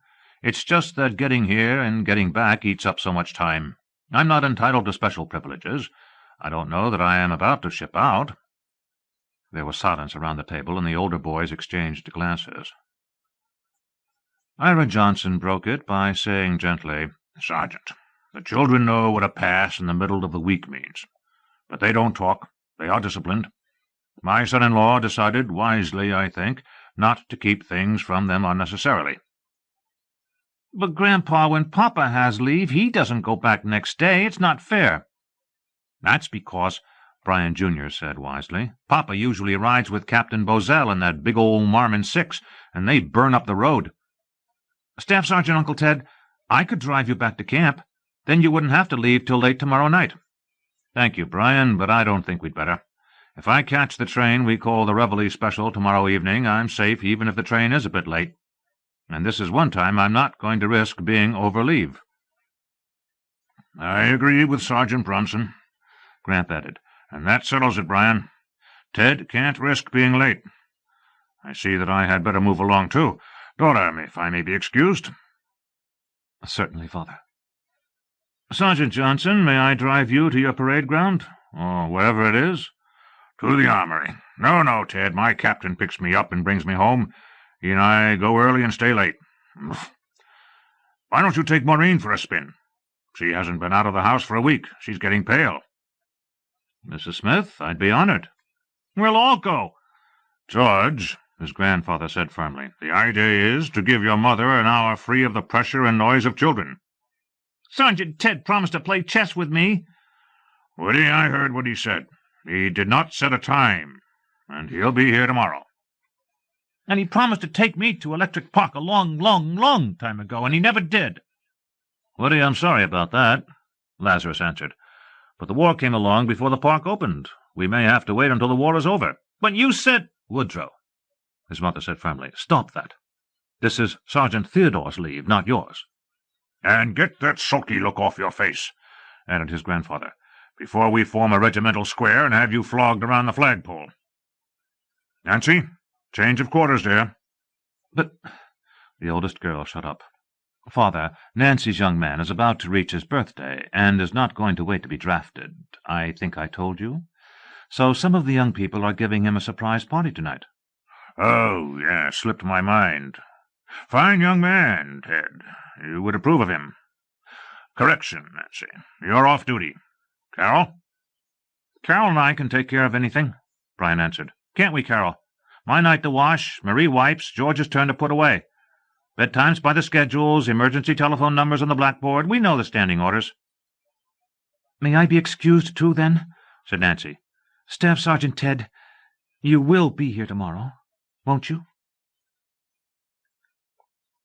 Lazarus went out to the curb to meet Gramps' militia captain. When he came in, Maureen had gone upstairs. He grabbed the chance to freshen up in the bath off the quondam sewing room. 15 minutes later he was handing Mrs. Smith into the front seat of the landaulet, himself dizzied by her wonderful fragrance. Had she managed to bathe again in 20 minutes or so? It seemed like it. She had certainly changed clothes. These wartime styles were startling. As he handed her in, Lazarus caught a glimpse not only of trim ankle, but quite a lot of shapely calf. He was shaken by the thrill it gave him. How long would this dress cycle last? While he cranked the car, he tried to quiet himself by thinking about it. Corsets disappeared right after this war, and skirts went up and up all during the torrid 20s, the Jazz Age. Then women's styles varied all through this century, but with a steady trend toward letting men see more and more of what they were fighting for. But social nudity, even in swimming, did not become really common until the end of the century, so he seemed to recall. Then a Puritan reaction the following century, a horrid time he had fled from. What would Maureen think if he tried to tell her any of it? The engine caught. He got in beside her. "Where would you like to go, Mrs. Smith?" "Oh, out south, somewhere quiet." "South it is." Lazarus glanced at the setting sun, turned on his headlights. He made a U-turn and headed south. "But my name is not Mrs. Smith, Theodore, when we are alone." "Thank you. Maureen?" "Straight out to 39th, then over to the Paseo? Or Prospect and out as far as Swope Park? Would she let him take her that far? Oh, for 1,000 miles of open road and Maureen beside me." "I like the way you say my name, Theodore. Do you remember where you took the children for a picnic not long before the war started?" "Near the Blue River. You want to go there, Maureen?" "Yes. If you don't remember the way, I can guide you. I suggested it for that picnic." "We'll find it." "It need not be that spot, but somewhere quiet and private, where you need not give your attention to driving." "Hey, Maureen, my darling, you don't want us to be too private. I might shock you dreadfully. Private enough for a goodbye kiss. Fine. Then let's deliver you home safe and sound. You are this century, my sweet. I'd rather have one kiss, and your love and respect, than entice you into more and have you think of me with regret. I decided that many months ago, you darling." "I should turn here?" "Yes, Theodore. Brian Jr. said that the new throttle he installed made it possible to drive with one hand." "Yes, that's true." "Then do drive with one hand. Is that plain enough, or must I be still more bold?" Cautiously he put his arm across her shoulders. She promptly reached up, took his hand, pulled it down, and pressed it to her breast, saying quietly, "We haven't time to be shy, dear Theodore. Don't be afraid to touch me." Firm, soft breast, nipple erect to his touch. She shivered and got closer to him, again pressed her hand to his, and gave a tiny moan. Lazarus said huskily, "I love you, Maureen." She answered just loud enough to be heard by him over the engine noise. "We have loved each other since the night we met. We simply could not say so." "Yes, I didn't dare tell you." "You would never have told me, Theodore. So I had to be bold and let you know that I feel it too." She added, "The turn is just ahead, I think." "I think so, too. I'll need both hands to drive that lane." "Yes," she agreed, surrendering his arm, "but only till we get there. Then I want both your arms and all your attention." "Yes, He drove in carefully, avoiding ruts, until the lane widened into the level grassy spot he remembered. There he turned the car full circle, in part to head it out, but primarily to see that no one else was there. His headlights picked up nothing but grass and trees. Good. Or was it good? Oh, my darling, do you know what you are doing? He switched off the lights, stopped the engine, set the handbrake. Maureen came right into his arms. Her mouth sought his, opened wide to him. For long moments they needed no words. Her mouth, her hands were as eager as his, and even bolder, urging him on. Presently she chuckled happily against his lips and whispered, "Surprised? But I can't say a proper good-bye to my warrior with bloomers on. So I took them off when I went upstairs, and my corset, too. Don't hold back, dear one. You can't harm me. I'm expecting." "What did you say?" "Theodore, must I always be the one with bold words and bold actions? I am pregnant 7 weeks now, certain." "Oh." He added thoughtfully, "The seat is narrow." "I hear that the young people sometimes take the back seat out and put it on the ground. Or do chiggers worry you?" "Audacity, darling. A warrior must be audacious. So says my father, and my husband agrees. There is a lap rug back there, too." "Maureen, my love, there is no doubt where I got my own audacity, or my ruttiness. From you, darling. If you'll let go of me, I'll get them out. I'm not afraid of chiggers, nor of the loveliest woman I've ever held in my arms. I just have trouble believing it." "I'll help." She was out of the car without waiting. He slid across the seat and followed her. She opened the tonneau door and stopped. Then she said loudly and happily, "Woodrow, you're a scamp! Sergeant Theodore, see who is sleeping in the back seat!" As she spoke, she fumbled behind her, trying to reach buttons of his that she had unbuttoned. Lazarus quickly took over the task. "Sergeant Ted promised to take me to Electric Park." "That's where we're going, darling. We're almost there. Now tell Mama, shall we take you home and put you to bed, or are you big enough to stay awake and go to Electric Park?" "Yes, sport," Lazarus agreed. "Home or Electric Park?" "Maureen, did Gramp teach you to lie? Or is it genius? I not only love you, I admire you. Pershing should have you on his staff." He hastily refastened the buttons at the back of her dress. "Huh? Electric Park?" "Then settle back down, and we'll have you there in no time." "I want to ride in front." "Sport, you can ride in back to Electric Park, or ride in back till we get you home and into bed. I won't drive with 3 in the front seat." "Brian does." "Let's go home, Mrs. Smith. Woody doesn't know who's driving this car. He must be quite sleepy." "I am not either. I had a nap. All right, I'll ride in back. To Electric Park." "Mrs. Smith, we'll go to Electric Park, Sergeant Theodore, if Woodrow will lie down and try to get another nap." Woody promptly lay down, they closed him in, and Lazarus got them out of there. Once there was enough engine noise to blanket her words, she said, "I must telephone. Back where we turned off, you'll find a drugstore farther along. That's on our way to Electric Park." "Right away. How much do you think he heard?" "I think he was asleep until I opened the door.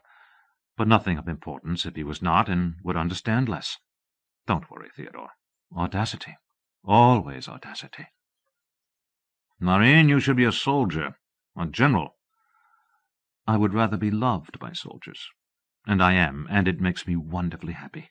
Now you can drive with one hand again." "That's just glass. He can see us." "Theodore, you can touch me without putting an arm around me. I shall sit up straight and pretend to ignore whatever you find to do. But I am a very frustrated woman, and I want to be touched. By you." She chuckled. "Aren't we a pair of ninnies?" "I suppose so. But I'm not laughing." Lazarus squeezed her thigh. "I'm too frustrated." "Oh, but you must laugh, Theodore." She pulled up her skirt, moved his hand onto bare thigh above round garters. "When you have as many children as I have, you must laugh, or go crazy." She pushed her skirt down over his hand. He caressed her warm, smooth skin. She eased her thighs and invited more. "I guess it is funny," he admitted. 2 full-grown adults outflanked by a 6-year-old. "Only 5, Theodore. Not 6 until November." She squeezed his hand between plump thighs, then relaxed. How well I remember. Biggest baby I've had, 8 pounds, and more trouble than all the rest put together, and always a scamp, and always my favourite, and I try never to let it show. And you must not tell on me. That Woodrow is my favourite, I mean. I'm not afraid of your telling anything else. I know my reputation is safe with you. It is. I knew it, or would never have plotted to take you out there. But reputation is all it is. You now know what a hussy I am under my mask. But I cultivate a good reputation most carefully. For my children. For my husband. You said plotted. Weren't you sure of it? I knew at once when I learned how short your time is that I had exactly one chance to get you alone and make you realize that I want you to come back with your shield, not on it. There's only one way for a woman to tell a warrior that. So I enlisted Father's help to get you away from my swarm of children. She chuckled again. But the worst scamp I have ruined my carefully plotted plans. For he has, dear one. I don't dare risk it at home. I'll always regret that we didn't succeed. And I hope you will, too. Oh, I will, I do. You put Mr. Johnson up to suggesting this ride? Won't he suspect? I'm sure he does, and disapproves. Of me, Theodore, not of you. But my reputation is as safe in his hands as in yours. Want to hear a side-splitting joke? One that will make us laugh so hard that we'll forget how frustrated we are? I'll laugh if you do. Did you wonder how I knew the perfect place? Because I have been there before, Theodore, for the same purpose. But that's not the joke. This is. That rascal in the back seat was conceived there, on the very spot I was going to have you place me. Lazarus thought a split second, then guffawed. You're sure? Utterly certain, sir. 10 feet from where you stopped, by that biggest black walnut tree. I planned to have you place me on the same spot. I'm sentimental, Theodore. I wanted you to have me right where I conceived my favorite child. And the little imp stopped me, after I had become quite excited thinking about doing it with you on the very spot. Lazarus thought a long moment, decided that he did want to know. Who was he, Maureen? What? Oh! I suppose I invited that, so I shan't resent it. Theodore, I'm scarlet, but not that scarlet. My husband, dear. All my children are his, no possibility of error. You have seen Brian only as an officer, but in private my husband is quite playful, so much so that I never wear bloomers when I go joyriding with him. It was February 18th, a Sunday, one I'll never forget. I kept a hired girl then. Nancy was too young to leave with the younger ones, and Brian was on the road travelling and wanted me to be ready for anything when he was in town, and he had just bought his first automobile.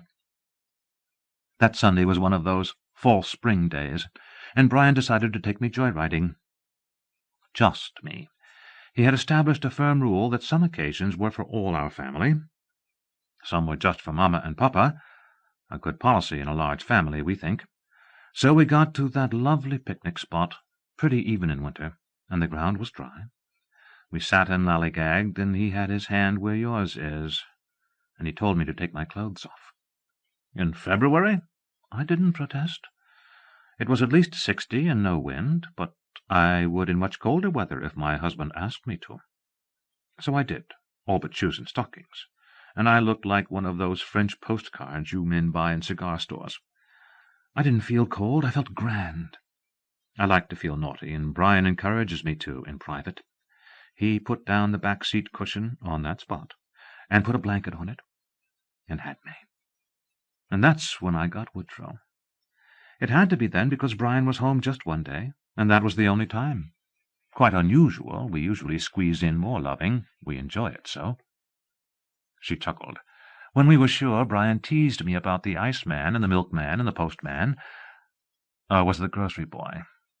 I teased right back that it could have been any of them, but the woodman got there first, in the woods. Right here, dear one. I won't be but a moment. They all went in as Woody woke up, if he had slept. Lazarus had dark doubts. then reviewed it in his mind and decided that Maureen had been careful both in voice and phrasing. Lazarus bought the little boy an ice-cream cone to keep him quiet and sat him at the fountain, then moved to the other end and listened to her telephone call. He wanted to know what lies he must back up. "Carol, Mamma, dear, have you counted our zoo lately? Stop worrying. The scamp hid in the back seat, and we didn't know it until we were almost to Electric Park. Yes, dear, Electric Park, and I'm feeling very gay. I'm going to keep Woodrow with us and not let the imp spoil our fun. Earlier than I want to. Woodrow will be sleepy too soon to suit Mamma. I want to ride every ride and win at least a Cupid doll at the booths. Yes, as long as Marie is in bed on time. Make fudge for the boys. No, not fudge. We must watch the sugar ration. Make popcorn, and tell them I'm sorry they were worried.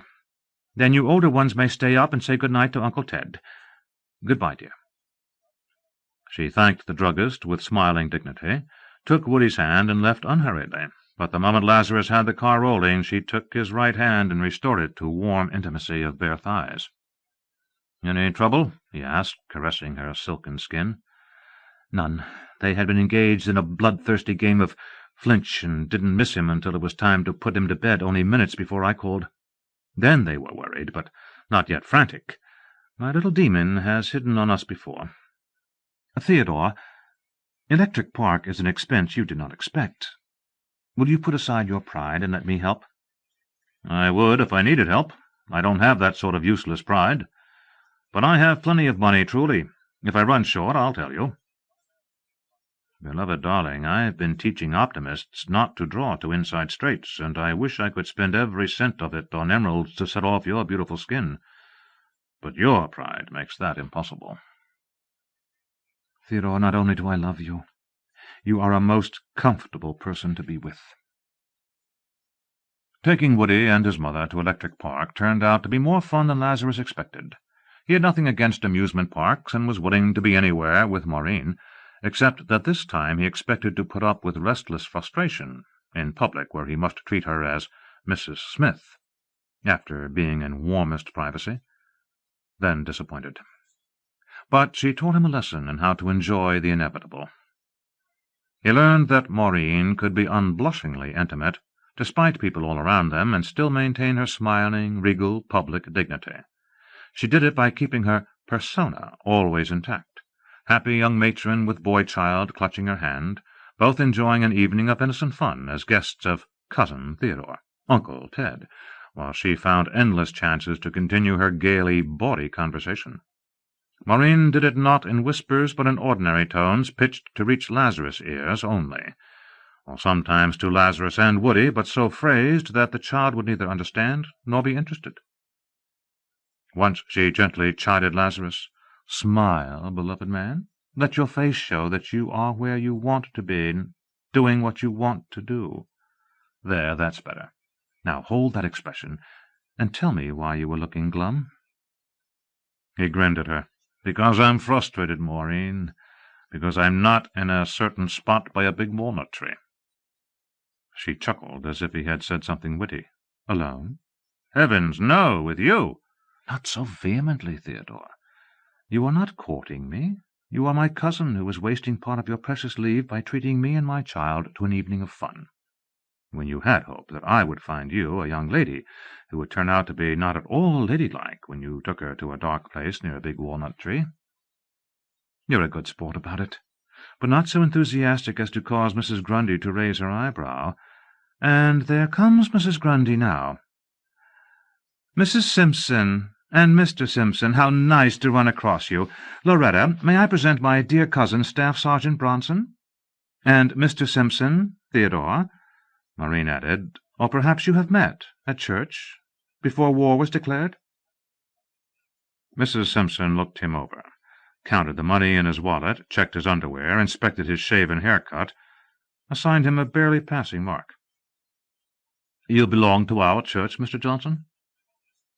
"Bronson, Loretta. Theodore Bronson, father's eldest sister's son." "Either way," Mr. Simpson said heartily, "it's a pleasure to shake hands with one of our boys. Where are you stationed, Sergeant?" "Camp Funston, sir. Mrs. Simpson, I was a visitor to your church. My membership is in Springfield." Maureen stopped their questions by asking Lazarus to fetch Woody from the miniature railroad train, just returning to its ticket-booth depot. "Pull him like a cork, Theodore. 3 rides is enough." "Loretta, I didn't see you at Red Cross last week. May we count on you this week?"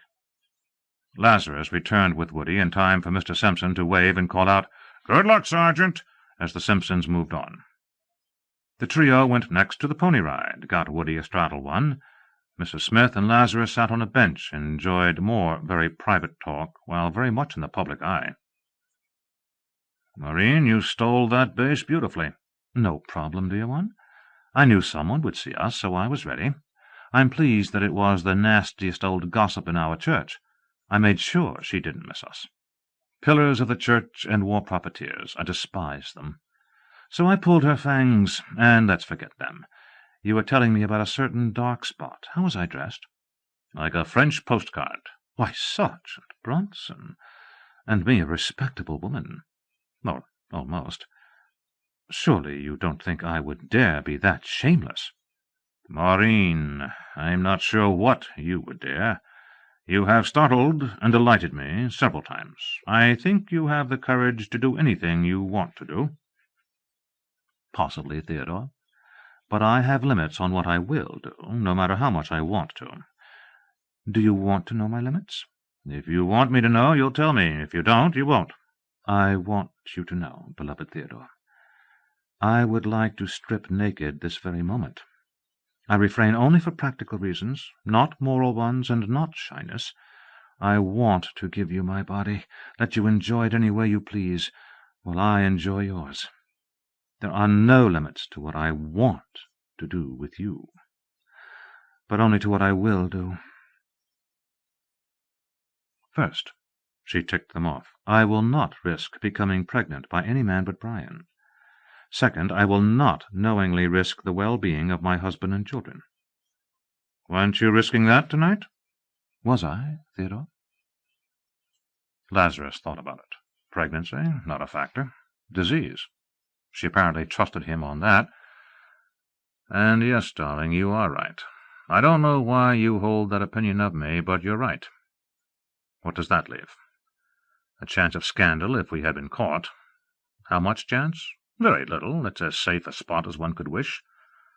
Cops? Lazarus doubted that police ever checked that spot, and doubted still more strongly that a policeman in the present war fever would tell a soldier in uniform more than break it up and move on.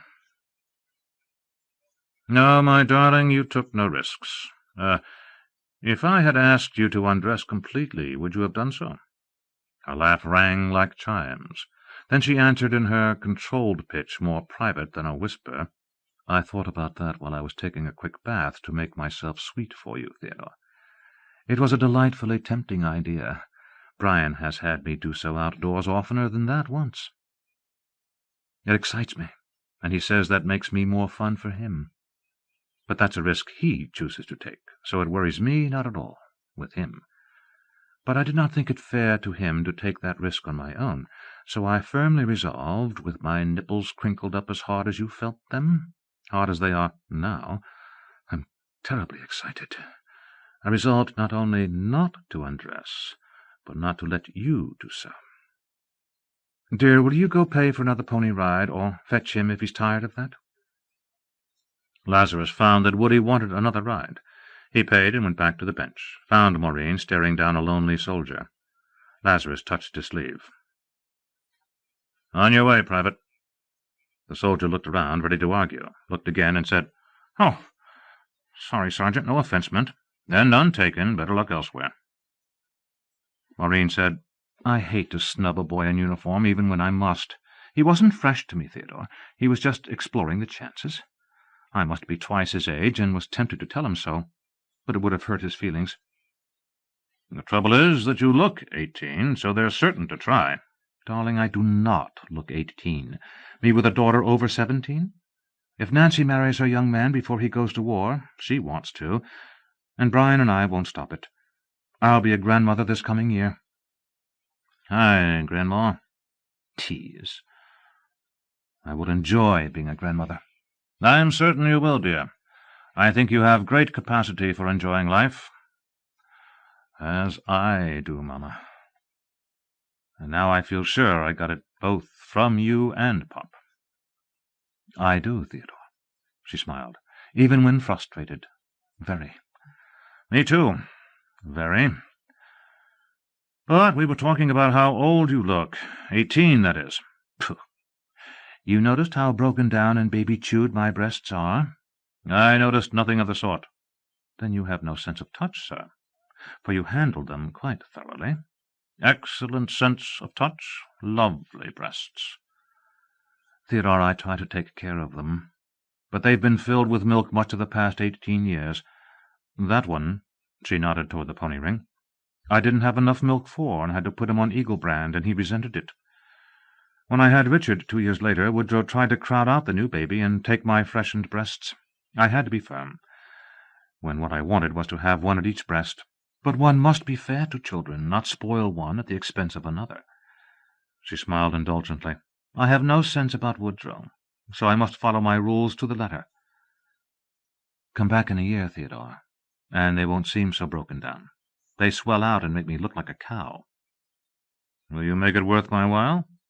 By a walnut tree? Probably no chance, dear one. I'm afraid my scamp killed our one chance. Oh, it wouldn't take that much to make it worth while. I was thinking of a taste, direct from producer to consumer. Mamma Maureen, as Galahad says, and I've never argued, I'm the most tit-happy man in the galaxy, and I'm staring at the spot where I acquired the habit. I wish I could tell you so. Darling. She looked startled, snorted, and looked delighted. That might be almost as hard to arrange as a walnut tree, but yes, if it can be done without shocking my children. You are a scamp, too, just like Woodrow. I know I would enjoy it, because this is secret, dear. Brian has tasted each new freshening, claims solemnly that he's checking quality and butterfat content. Pop, you're a man of good taste. Does he ever find that one has a taste different from the other? She chuckled happily. Dear one, you have so many playful quirks, just like my husband, that you make me feel bigamous. He claims so, but it's just more of his joking. I can't tell any difference, and I've tasted. Madam, I look forward to giving you an expert's opinion. I think our cowboy has worn out his pony. What next? Want to try the Ben-Hur racer? She shook her head. I enjoy roller coasters, but won't go on one now. I've never miscarried, Theodore, and never will if being careful will keep me from it. Take Woodrow, if you like. No, you would have to wait, and these woods are filled with wolves in khaki anxious to pick up 18-year-old grandmothers. The fun house? All right. Then her mouth twitched. No, I forgot something. Those blasts of air up from the floor, intended to make girls squeal and clutch their skirts, which I don't mind, but no bloomers, dear. Unless you want everyone to see whether or not I'm truly a redhead.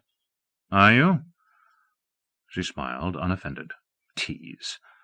Don't you know? It was very dark near that walnut tree. Redhead at both ends, Theodore. As I would happily show you were it not for the frustrating circumstances. Brian asked me that while we were courting. Teasing, he didn't need to ask. I was covered with freckles then, just like Marie.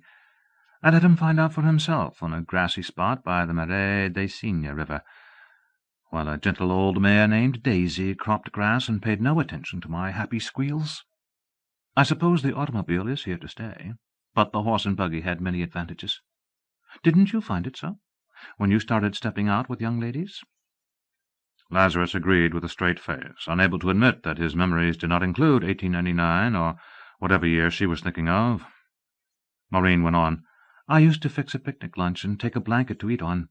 That was one way a girl of courting age could be unchaperoned as long as I was home before dark. A horse can take a buggy into spots even more private than our walnut tree. Truthfully, despite this modern talk about wild women and morals breaking down, I had more freedom as a girl than my daughters do, although I try not to make my chaperonage oppressive. They don't seem oppressed. I'm sure they're happy.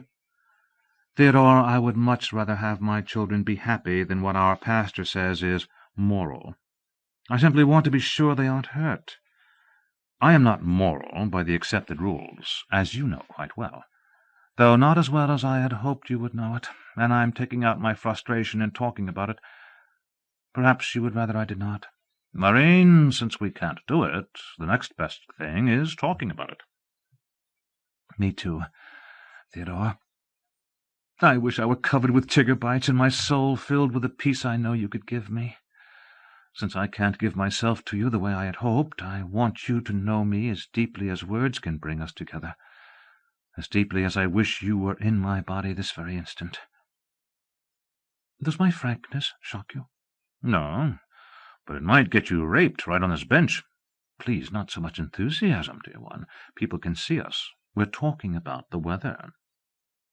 Tell me, is your thing hard? Does it show? No, but if it is, think about blizzards and icebergs.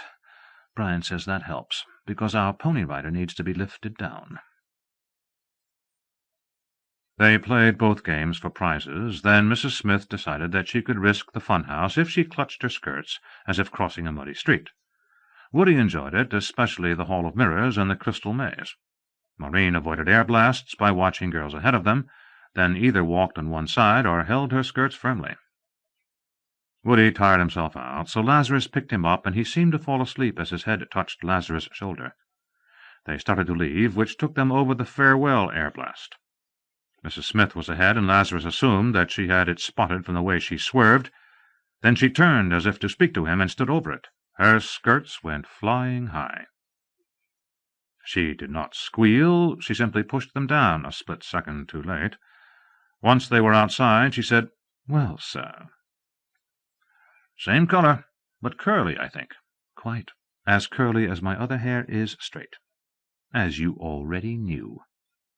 "And you did it on purpose?" "Certainly. Woodrow was asleep, and you had his head turned away. Perhaps some stranger got an eyeful, but I think not. If someone did, what can he do? Write a letter to my husband? Pooh, there was no one in there who knows us. I kept my eyes open, and grabbed the chance."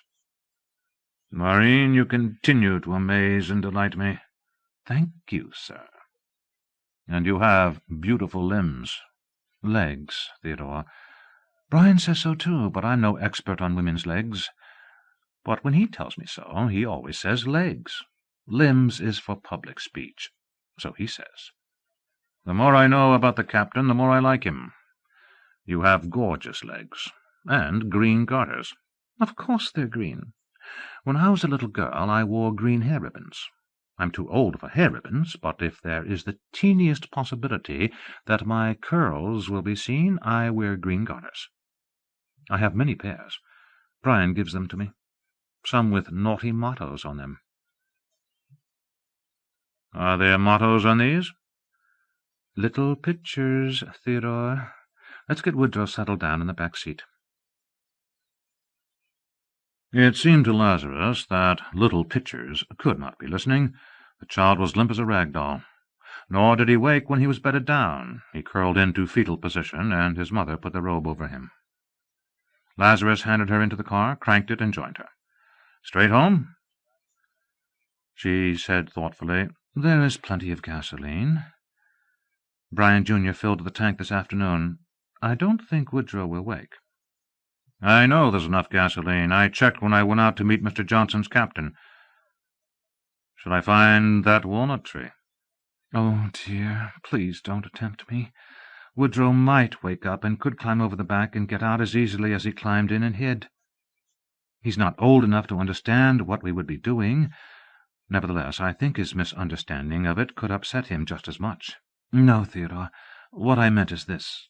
It's not late, it's just late for a little boy. While he sleeps, we can ride around and talk for, an hour, if you wish." "We'll do that."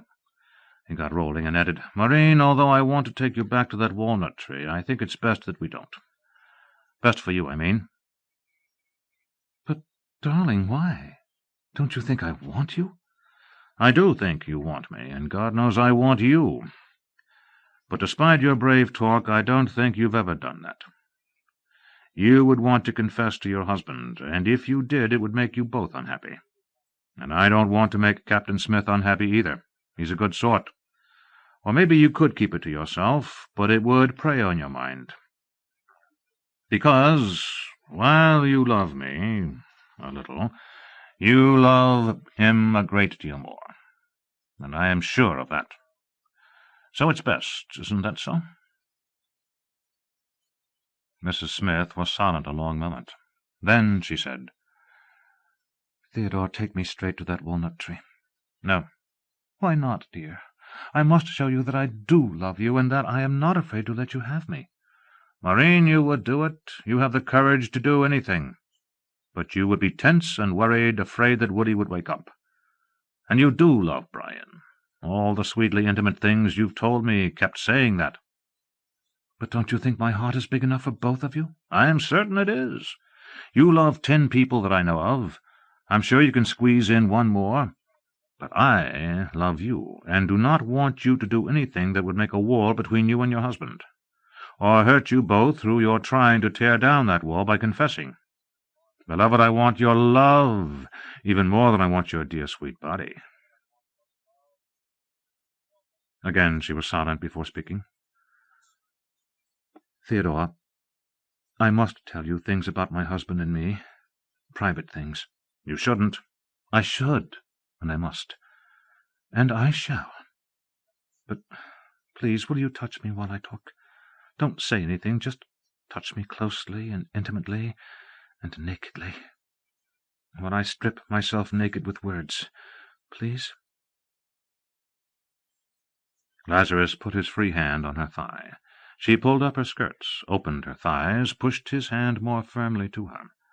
Then she covered his hand with her skirt and spoke in an even, steady voice. "Theodore, beloved, I love Brian, and Brian loves me, and he knows exactly what I am. I could keep a secret forever to keep from hurting him, and he would do the same for me. I must tell you what he said to me before he went away to Plattsburgh, and I must use bedroom words, Theodore. Polite words don't have the force it must have. The night before we left, we were in bed and had just had each other, me still wrapped around him like a curling iron, and him still deep inside me. Swivel hips, he said, a pet name he calls me in bed. I didn't sell the Rio to tie you down. If you want to drive, buy a Ford. It's easier to learn on.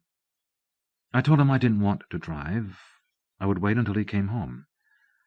He answered, "All right, Hot Bottom," and that's a pet name, too, and Brian means it most lovingly. "All right, Hot Bottom, but buy one if you wish. You may need a car while I'm gone. But a car is a minor matter. Your father will be here, and that's good. But don't let him boss you. He'll try, he can't help it, it's his nature. But you are as strong-willed as he is. Stand up to him, he'll respect you for it. Now to more important matters, Pretty Tits. And I like that name too, Theodore, even though they're not, and don't stop me to say they are. Pretty Tits, I may not have gotten you pregnant. You don't usually catch again this soon. If not, once I'm back from Plattsburgh, we'll keep on trying. And we did, Theodore. And I caught, as I told you. Brian went on, "We both know we're going to get into this war, or I wouldn't be going to Plattsburgh. It may last a long time. That 1,000,000 men springing to arms overnight is hogwash. When we do, I'll be gone again, and you'll be lonely. And we both know what a firecracker you are. I'm not telling you to jump the fence again. I said again, Theodore. But if you do, I expect you to do it on purpose, eyes open, and not to regret it afterwards. I have enormous respect for your taste and judgment. I know you won't cause a scandal or upset the children." She paused, then went on. "Brian knows me, Theodore. I really am a firecracker, and I've never understood why some women don't like it. My own mother, 9 children, and she told me on my wedding day that it was something women had to put up with for the privilege of having babies." Mrs. Smith snorted. "Put up with? Theodore, I was not a virgin when Brian first had me, nor had I let him think so. I told him the truth the day I met him, and 2 minutes after he took my bloomers off he knew it through having me. Theodore, I broke my maidenhead 3 years before I met Brian, on purpose. I've never been a flirt, and told not my mother but my father because I trusted him. We've always been close. Father didn't scold me, didn't even tell me not to do it again. He said he knew that I would do it again, but hoped that I would take his advice and let him keep me out of trouble. And I have, and it did. But that first time when I came to him, scared and ready to cry, it had hurt, Theodore, and wasn't the thrill I had expected. That time Father just sighed and locked the door and had me get on his surgery table and examined me and assured me that I hadn't been damaged, and I felt much better, and told me that I was as healthy a woman as he had ever examined, and would have babies with no trouble, and that made me feel smug. And Father was right. I have babies easily and don't yell, or not much, not the way Mother used to. After that, Father examined me from time to time. Doctors don't ordinarily treat their female relatives, not for female things, but Father was the only doctor I dared tell.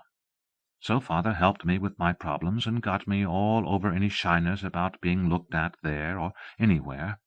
Not that I was ever too shy. He told me that sort of modesty was dad-ratted nonsense, when Mother was telling me the exact opposite. I believed him, didn't believe her. But I was telling you what Brian said to me in bed that night. Brian added, "I want you to promise one thing, pussycat. If you find that you haven't kept your legs crossed, will you keep it to yourself until this war is over? I will do the same if I have something to confess, and I might. Let's not worry each other more than we have to until the Kaiser is taken care of. Then when I come home, I'll take you to the Ozarks, leave the children home with someone, just us two, and you won't see anything but the ceiling while we get caught up, and also catch up on anything we need to talk about. Is it a bargain, my darling?" I promised, Theodore. I didn't promise not to jump the fence. He wouldn't let me promise that. I promised to be careful, and to save any confessing until the war was won. I wanted to promise that much because he might not come back. Her voice had been steady up to the last. Then it broke, and he realized that she was crying. He started to remove his hand and to pull over to the side of the road. Mrs. Smith grabbed his hand, pushed it more firmly back between her thighs, and said, "No, no, do touch me, and don't stop the car, or I might rape you. I don't know why it makes me so passionate when I let myself remember that Brian might not come back from the war, but it does. I've been that way ever since the day we declared war, and always have to look serene and calm and unworried, for the children, for Brian. I haven't let Brian see me cry, Theodore. You have just now. I suddenly could not help it. But I would rather you told Brian that I tried to seduce you than have you tell him that I cried through fear that he might not come back. And now I'll stop it." Mrs. Smith took a kerchief from her purse, wiped her eyes, blew her nose. "Don't take me home yet. The children must not see me with my eyes red." Lazarus decided to break cover. "I love you, Maureen. I love you, Theodore. In spite of my tears, you have made me happy. By letting me unburden myself, and I should not have, you are going to war too. I feel almost married to you now by telling you things I haven't been able to talk about with anyone else. If you had put me on the grass and had me, it would have been sweet and just what I planned. But this is even closer and sweeter. A woman can open her body to a man without opening her mind. I had 2 babies by Brian before I learned to open my mind to him the way I have to you tonight." "Perhaps our minds are much alike, Maureen. Your father thinks we are cousins." "No, he doesn't, darling. He thinks you're my half-brother." "Did he say that?" "And I think so, too. By things Father did not say, dear Theodore. By how broken up he was when he misunderstood you about your intention to enlist. By the way he insisted that we must claim a service star for you. I feel sure he is right, and I want to believe it. Yes, that makes me what I tried to do to you dreadfully sinful in some people's eyes. Incest. I did not care a whit. Since I'm pregnant, it could not possibly cause harm to a baby, and that's the only thing that could make incest wrong." How to tell her? How much to tell her? But I must make her believe me. Your church would call it sinful. I don't give a fig for the church. Theodore, I'm not devout. I'm a free-thinker like Father. Church is a good atmosphere for children, and gives me a proper appearance as a respectable wife and mother. That's all. Sin would not stop me. I don't believe in sin the way the Church means it. Sex isn't sin. Sex is never sin. What would stop me would be a chance of getting pregnant by someone other than Brian. But I am pregnant. That you are my half-brother didn't cause me a moment's fret. It just made me more anxious to tell you a warrior's goodbye. Maureen, I'm not your half-brother. Are you sure? Even if you're not, you are still my warrior. I was as proud as Father when you volunteered. I am your warrior, be sure of that. But I need to know something. This man Nancy may marry. Is he a Howard? What did you say? Is he on the approved list of the Ira Howard Foundation? He heard her catch her breath. Where did you hear of the foundation? Life is short. But the years are long, she answered. Not while the evil days come not. Goodness, I think I'm going to cry again.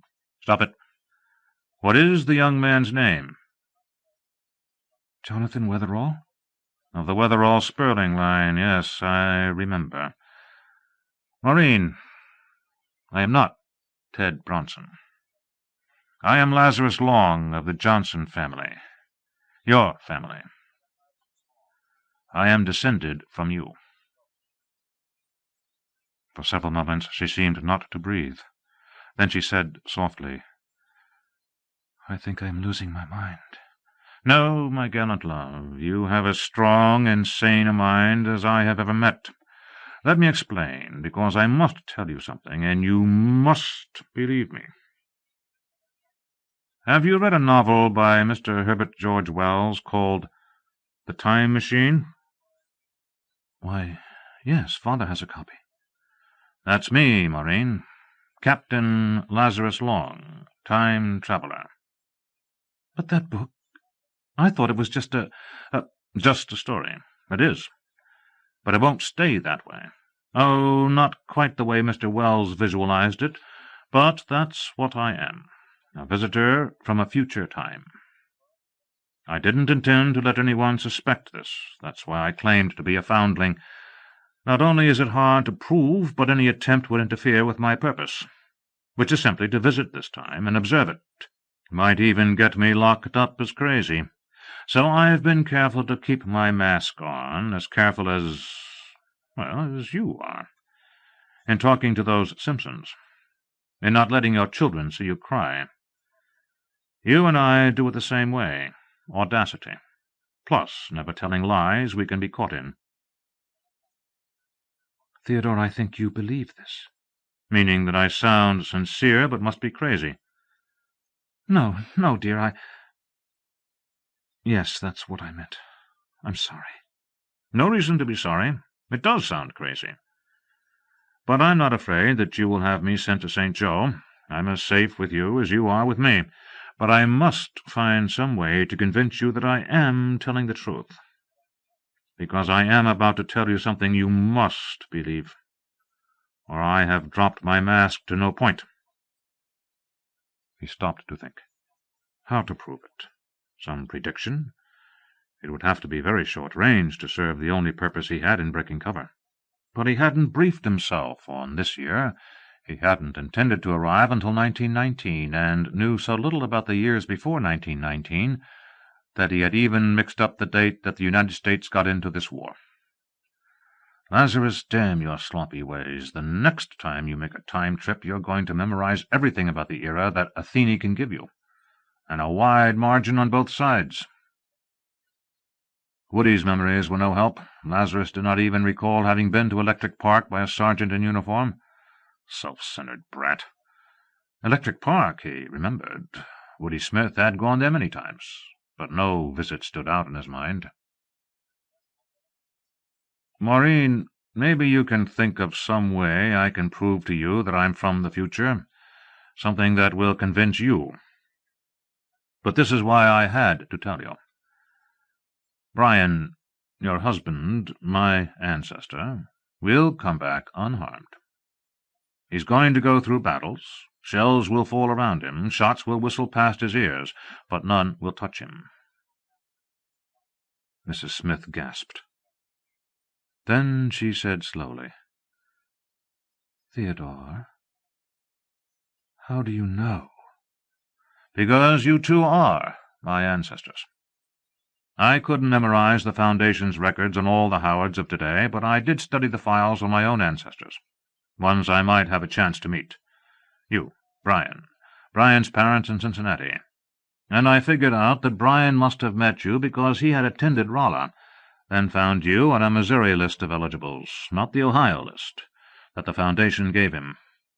That's certainly something I didn't learn from you or Brian or Ira, and your children probably don't know it. Well, perhaps Nancy does. She's filled out her own questionnaire, hasn't she?" "Why, yes, months ago." "Then it is true, Theodore. Or should I call you Lazarus?" "Call me anything you like, darling, but I still haven't proved anything.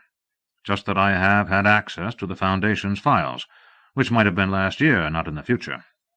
We're still looking for proof."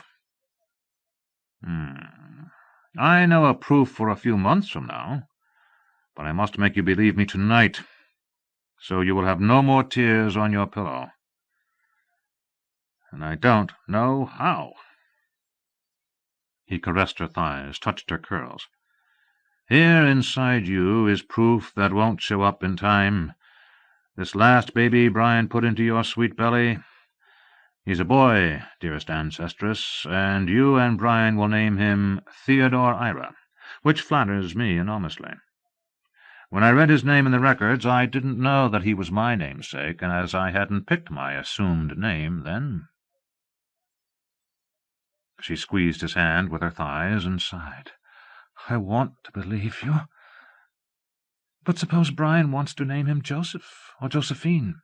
"Josephine is not a name for a boy. Darling, Brian will name his war baby for the other 2 stars on your service flag. This war means a lot to him. He'll probably suggest it himself, I don't know.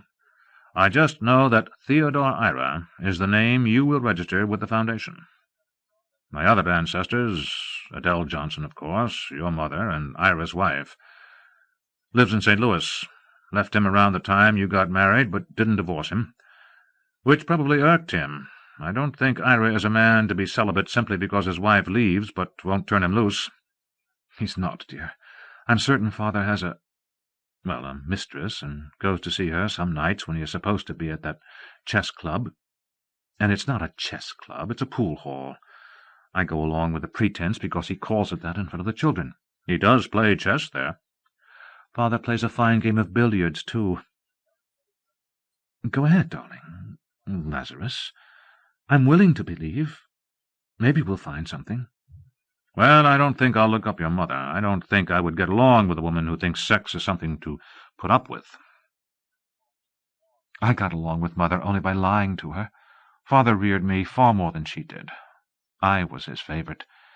He let it show, which is why I'm careful not to let it show with Woodrow.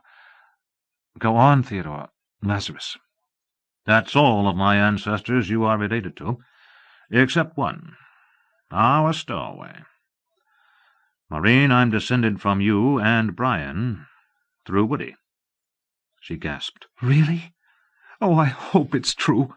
"True as taxes, beloved, and it may have saved his life. I've never been closer to infanticide than I was when we found him in the back seat." She giggled. "Darling, I felt the same way. But I won't let anger show in my voice, even if I'm about to switch a child." "I hope I didn't show anger, but I felt it. Beloved, I was so hard I ached until we found Woodrow. Honey, love, I was raring to go." "And I was just as ready. Oh, Theodore, Lazarus, it's so sweet to be open with you. Yes, you're quite hard now." "Easy there. Don't make me climb the curb. I have been ever since we left the house, except when I forced it down. for the one Woody ruined was bigger and better. Size isn't important, Theodore Lazarus. A woman must fit any size. Father told me that long ago and taught me exercises for it. And I never told Brian. I let him think that was simply how I am, and accepted his compliments smugly. I still exercise regularly, because my birth canal has been stretched again and again and again by baby skulls, and if I didn't exercise those muscles, I would be, in Father's salty language, loose as a goose. And I do so want to stay desirable to Brian as many years as possible. And to the iceman, and the milkman, and the postman, and the boy who drives the grocery wagon. Tease. I'd like to stay young there till I die. You will, you 18-year-old prospective grandmother. Let's get our minds off sex and back to time travel. I am still looking for a proof, so that you will know why I am certain that Brian came back okay. But to stop your worry, it must be something that happens soon and certainly before Woody's birthday. Why Woodrow's birthday? Didn't I get that far? This war ends on Woody's next birthday, the 11th of November. He added, I'm certain of that. It's a key date in history. But I'm racking my brain for some event between now and then, as soon as possible, to stop your worries. But, oh, shucks, dear, I made a silly mistake. I meant to arrive after this war is over, but I gave my computer one critical figure with an error in it. Just a little one, but it made me arrive 3 years too soon. Not her fault. She accepts any data I give her, and she's as accurate a computer as ever conned a ship. Not a fatal error, either. I'm not lost in time. My ship will pick me up in 1926, exactly 10 Earth years after she dropped me. But that's why I didn't study the history of the next few months. I expected to skip this war. I'm not studying wars. Histories are full of wars. I'm studying how people live. Theodore, I'm confused. I'm sorry, darling. Time travel is confusing. You speak of a computer, and I'm not sure what you mean. And you said she cons, whatever that means, a ship that will pick you up in 1926? And I don't understand any of it. Lazarus sighed. That's why I never intended to tell anyone. But I had to tell you, so that you could stop worrying. My ship is a spaceship, like Jules Verne, only more so. A starship. I live on a planet a long way off. But it is a time ship, too. She travels in both space and time, and it's too complicated to explain. The computer is the ship's brain, a machine, a very complex machine. My ship is named Dora, and the machine, the computer, that cons it, runs it, steers it, is called Dora II. That's the name she answers to when I speak to her. She's a very intelligent machine, and can talk. Oh, there is a crew, 2 of my sisters, so of course they are descended from you too, and they look like you. A crew is necessary. Can't let a ship go running around by itself, except automatic freighters on pre-calculated runs. But Dora does the hard work, and Laz and Lore, Lapis Lazuli Long and Lorelei Lee Long, tell Dora what to do and let her do it. He squeezed Mrs. Smith's thigh and grinned. If that air blast had kept your skirts up 2 seconds longer, I would know more about how closely they resemble you, as they usually run around naked. They look like you in the face, bodies too, from that too short glimpse of your lovely legs, except that Laz and Lore are freckled all over, as solidly as Marie is on her face. I'd be that freckled if I didn't stay out of the sun. When I was Marie's age, Father called me Turkey Egg. But all over? They don't wear any clothes? Oh, they enjoy fancy dress for parties, or the weather might be cold, but it rarely is. We live in a climate like southern Italy. They don't wear anything very often. Lazarus smiled and caressed her thigh. They don't need to leave their bloomers home to be ready for love-making. They don't own any bloomers. They aren't a bit shy. They would be delighted to trip your father. They like older men. They're much younger than I am. Lazarus, how old are you? Lazarus hesitated. Maureen, I don't want to answer that. I'm older than I look. Ira Howard's experiment was successful. Instead, let me tell you about my family. Your family, too. We all are descended from you by one line or another. 2 of my wives and 1 of my co-husbands are descended both from Nancy and from Woody. Wives? Co-husband? Sweetheart, marriage takes many forms. Where I live, you don't need a divorce or a death to gather in someone you love. I have 4 wives and 3 co-husbands, and my sisters, Laz and Laura, and they may marry out of the family, or they may stay. And don't look startled. You said you didn't fret when you thought I was your half-brother. And don't worry about harm to babies. They know far more about such things at that when and where than they do in the here and now. We don't risk harm to babies, of which we have plenty, and cats and dogs and anything a child can pet and take care of. It's a real family and a house to fit a big family. I can't tell you about each one. We've got to get our stowaway home. But I want to tell you about one, because you've been insisting that you don't look 18, merely because you've been using your breasts to feed babies. Tamara. Descended from you through Nancy and her Jonathan. Want to hear about Nancy's umpty-ump granddaughter?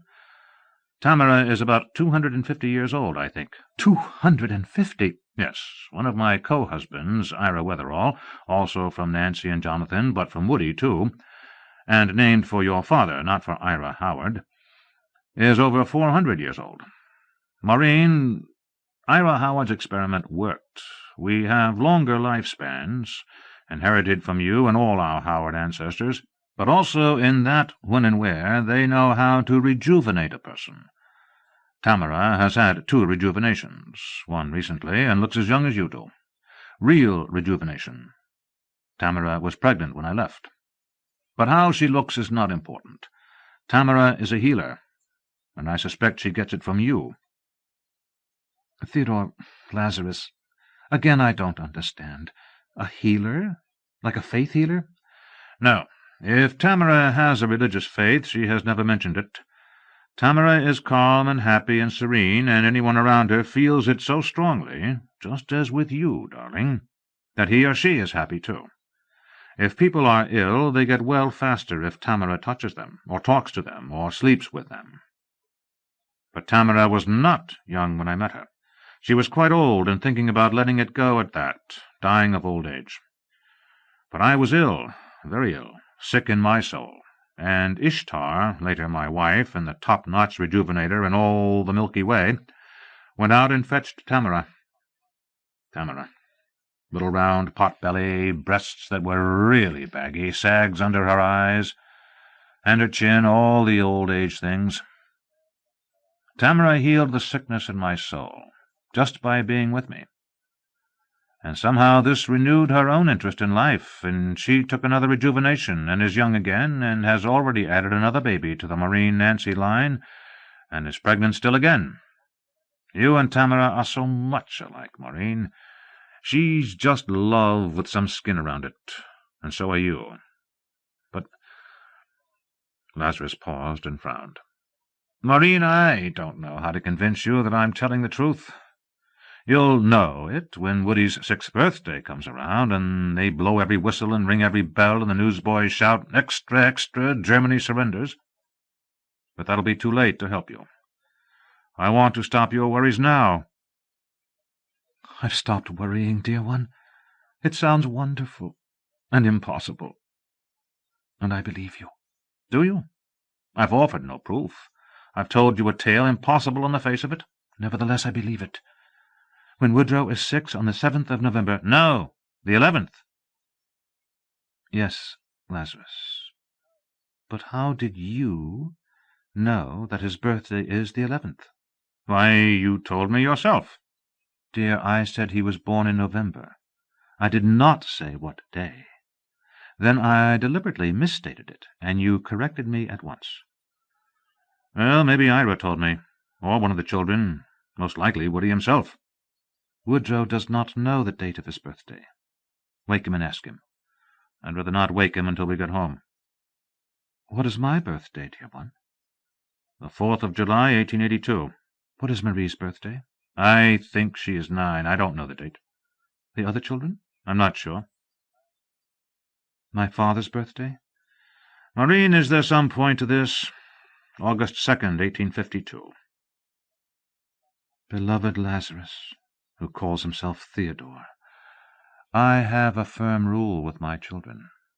I keep each one from knowing the date of his birth as long as possible, so that he won't advertise it and thereby blackmail people for presents.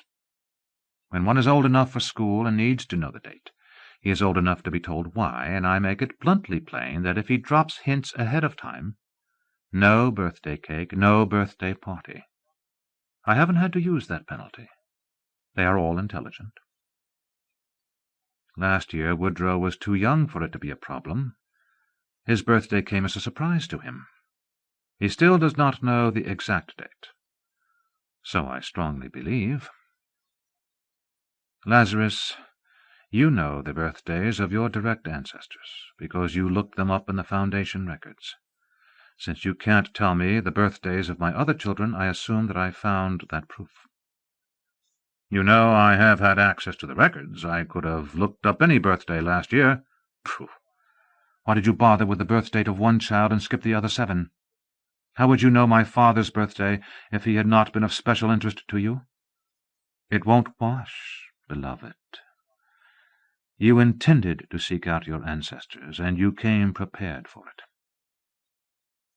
I no longer think that you showed up at our church by accident. You went there to find me, and I'm flattered. You probably did the same with Father at his pool hall chess club. How did you do it? Private detectives? I doubt that our church or that pool hall can be looked up in the Foundation records. Something like that. Yes, gentle ancestress, I looked for an acceptable way to meet you. I would have spent years on it had it been necessary. Because I couldn't twist your doorbell and say, "Hi there, I'm descended from you. May I come in?" You would have called the police. I hope I would not have, darling, but thank you for finding a gentler way. Oh, Lazarus, I love you so, and believe every word, and I'm no longer worried about Brian. I know he'll come back to me. I'm feeling very brazen again and more passionate than ever, and I want to know something about your family. I'm delighted to talk about them. I love them. I was most flattered to be compared with your wife Tamara. Darling, you don't have to tell me this. Does it ever happen that 2 husbands sleep with one wife? Oh, certainly. But it's more likely to be one husband, Galahad, another of your descendants, grandmother. Galahad and 2 of our wives. Galahad is the original tireless tomcat. That sounds like fun, but it's the other combination that intrigued me. Beloved, my idea of heaven would be to take both you and Brian to bed at once, and do my best to make you both happy. Not that I ever can, but I can dream about it, and will. Why not out in the woods and strip down for both of us, just to your French postcard costume, as long as you're dreaming? Ooh. Yes, I'll put that into my dream. And now I'm about to go off like a firecracker. I'd better take you home. I think you had better. I'm terribly happy and quite unworried, and will stay so, and very passionate. For you, for Brian, for being a French postcard in the woods, in daylight. Maureen, if you can sell the idea to Brian, well, I'll be around until the 2nd of August, 1926. Well, we'll see. I want to, she added. Am I permitted to tell him who you are and where you're from, the future, and your prediction that he won't be hurt? Maureen, tell anyone you wish, but you won't be believed. She sighed. I suppose so. Besides, if Brian did believe it, and thereby believe that he had a charmed life, it might make him careless. I'm proud that he is going to fight for us, but I don't want him to take unnecessary risks. I think you're right, Maureen. Theodore, my mind has been so busy with all these strange things that I missed something. Now that I know who you are, this isn't your country, and it's not your war. So why did you volunteer? Lazarus hesitated, then told the truth. I wanted you to be proud of me. Oh. No, I don't belong here, and it's not my war. But it's your war, Maureen. Others are fighting for other reasons. I'll be fighting for Maureen. Not to make the world safe for democracy. This war won't accomplish that, even though the Allies are going to win. For Maureen. Oh, I'm crying again. I can't help it. Stop it at once. Yes, my warrior. Lazarus, you will come back. You must have some way to know. Huh? Dear, don't worry about me. People have tried to kill me in all sorts of ways. I've outlived them all. I'm the wary old cat who always has a tree within reach. You didn't answer me. He sighed. Maureen, I know Brian will come home. It's in the Foundation's records. He will live to a ripe old age, and don't ask how long, as I won't answer. And so will you, and I won't answer that either. It is not good to know too much about the future. But me? I can't know my future. It is not in the records. How could it be? I haven't finished it yet. But I can tell you this. This is not my first war, but about the 15th. They didn't get me in the others, and they'll have to move fast to kill me in this one. Beloved, I am your warrior, but to kill Huns for you, not for them to kill me. I'll do my duty, but I'm not going to try some crazy stunt to win a medal. Not old Lazarus. Then you don't know. No, I don't. But I promise you this. I won't stick my head up when I don't need to. I won't go into a German dugout without tossing a grenade in ahead of me. I won't assume that a German is dead because he appears to be. I'll make sure he's dead. I don't mind wasting a bullet on a corpse, especially one who is playing possum. I'm an old soldier, and that's how one gets to be an old soldier, by being a pessimist. I know all the tricks. Darling, having quieted your worries about Brian, it would be silly to get you worried about me. Don't. She sighed. I'll try not to. If you turn down this street, we can pick up Prospect, then across Linwood to Benton. I'll get you home. Let's talk about love, not war. Our girl Nancy. Is the Foundation now using a pregnancy rule for first marriages? Goodness, you do know all about it. No need to tell me. Nancy's business. If Jonathan does go to war, I don't know. I can assure you that he won't get his ball shot off, even if he loses an arm or a leg. I did look up the breeding records on all your children, even though I didn't bother with their birthdays. Jonathan and Nancy are going to have mini-babies, which means he comes back. Or maybe he gets turned down and won't go. That's comforting. How many babies? Nosy little girl. You're going to have quite a number yet yourself, grandmother, and I won't answer that either. I withdraw the question about the pregnancy rule. Secret, Lazarus. Better start calling me Theodore. We'll be home soon.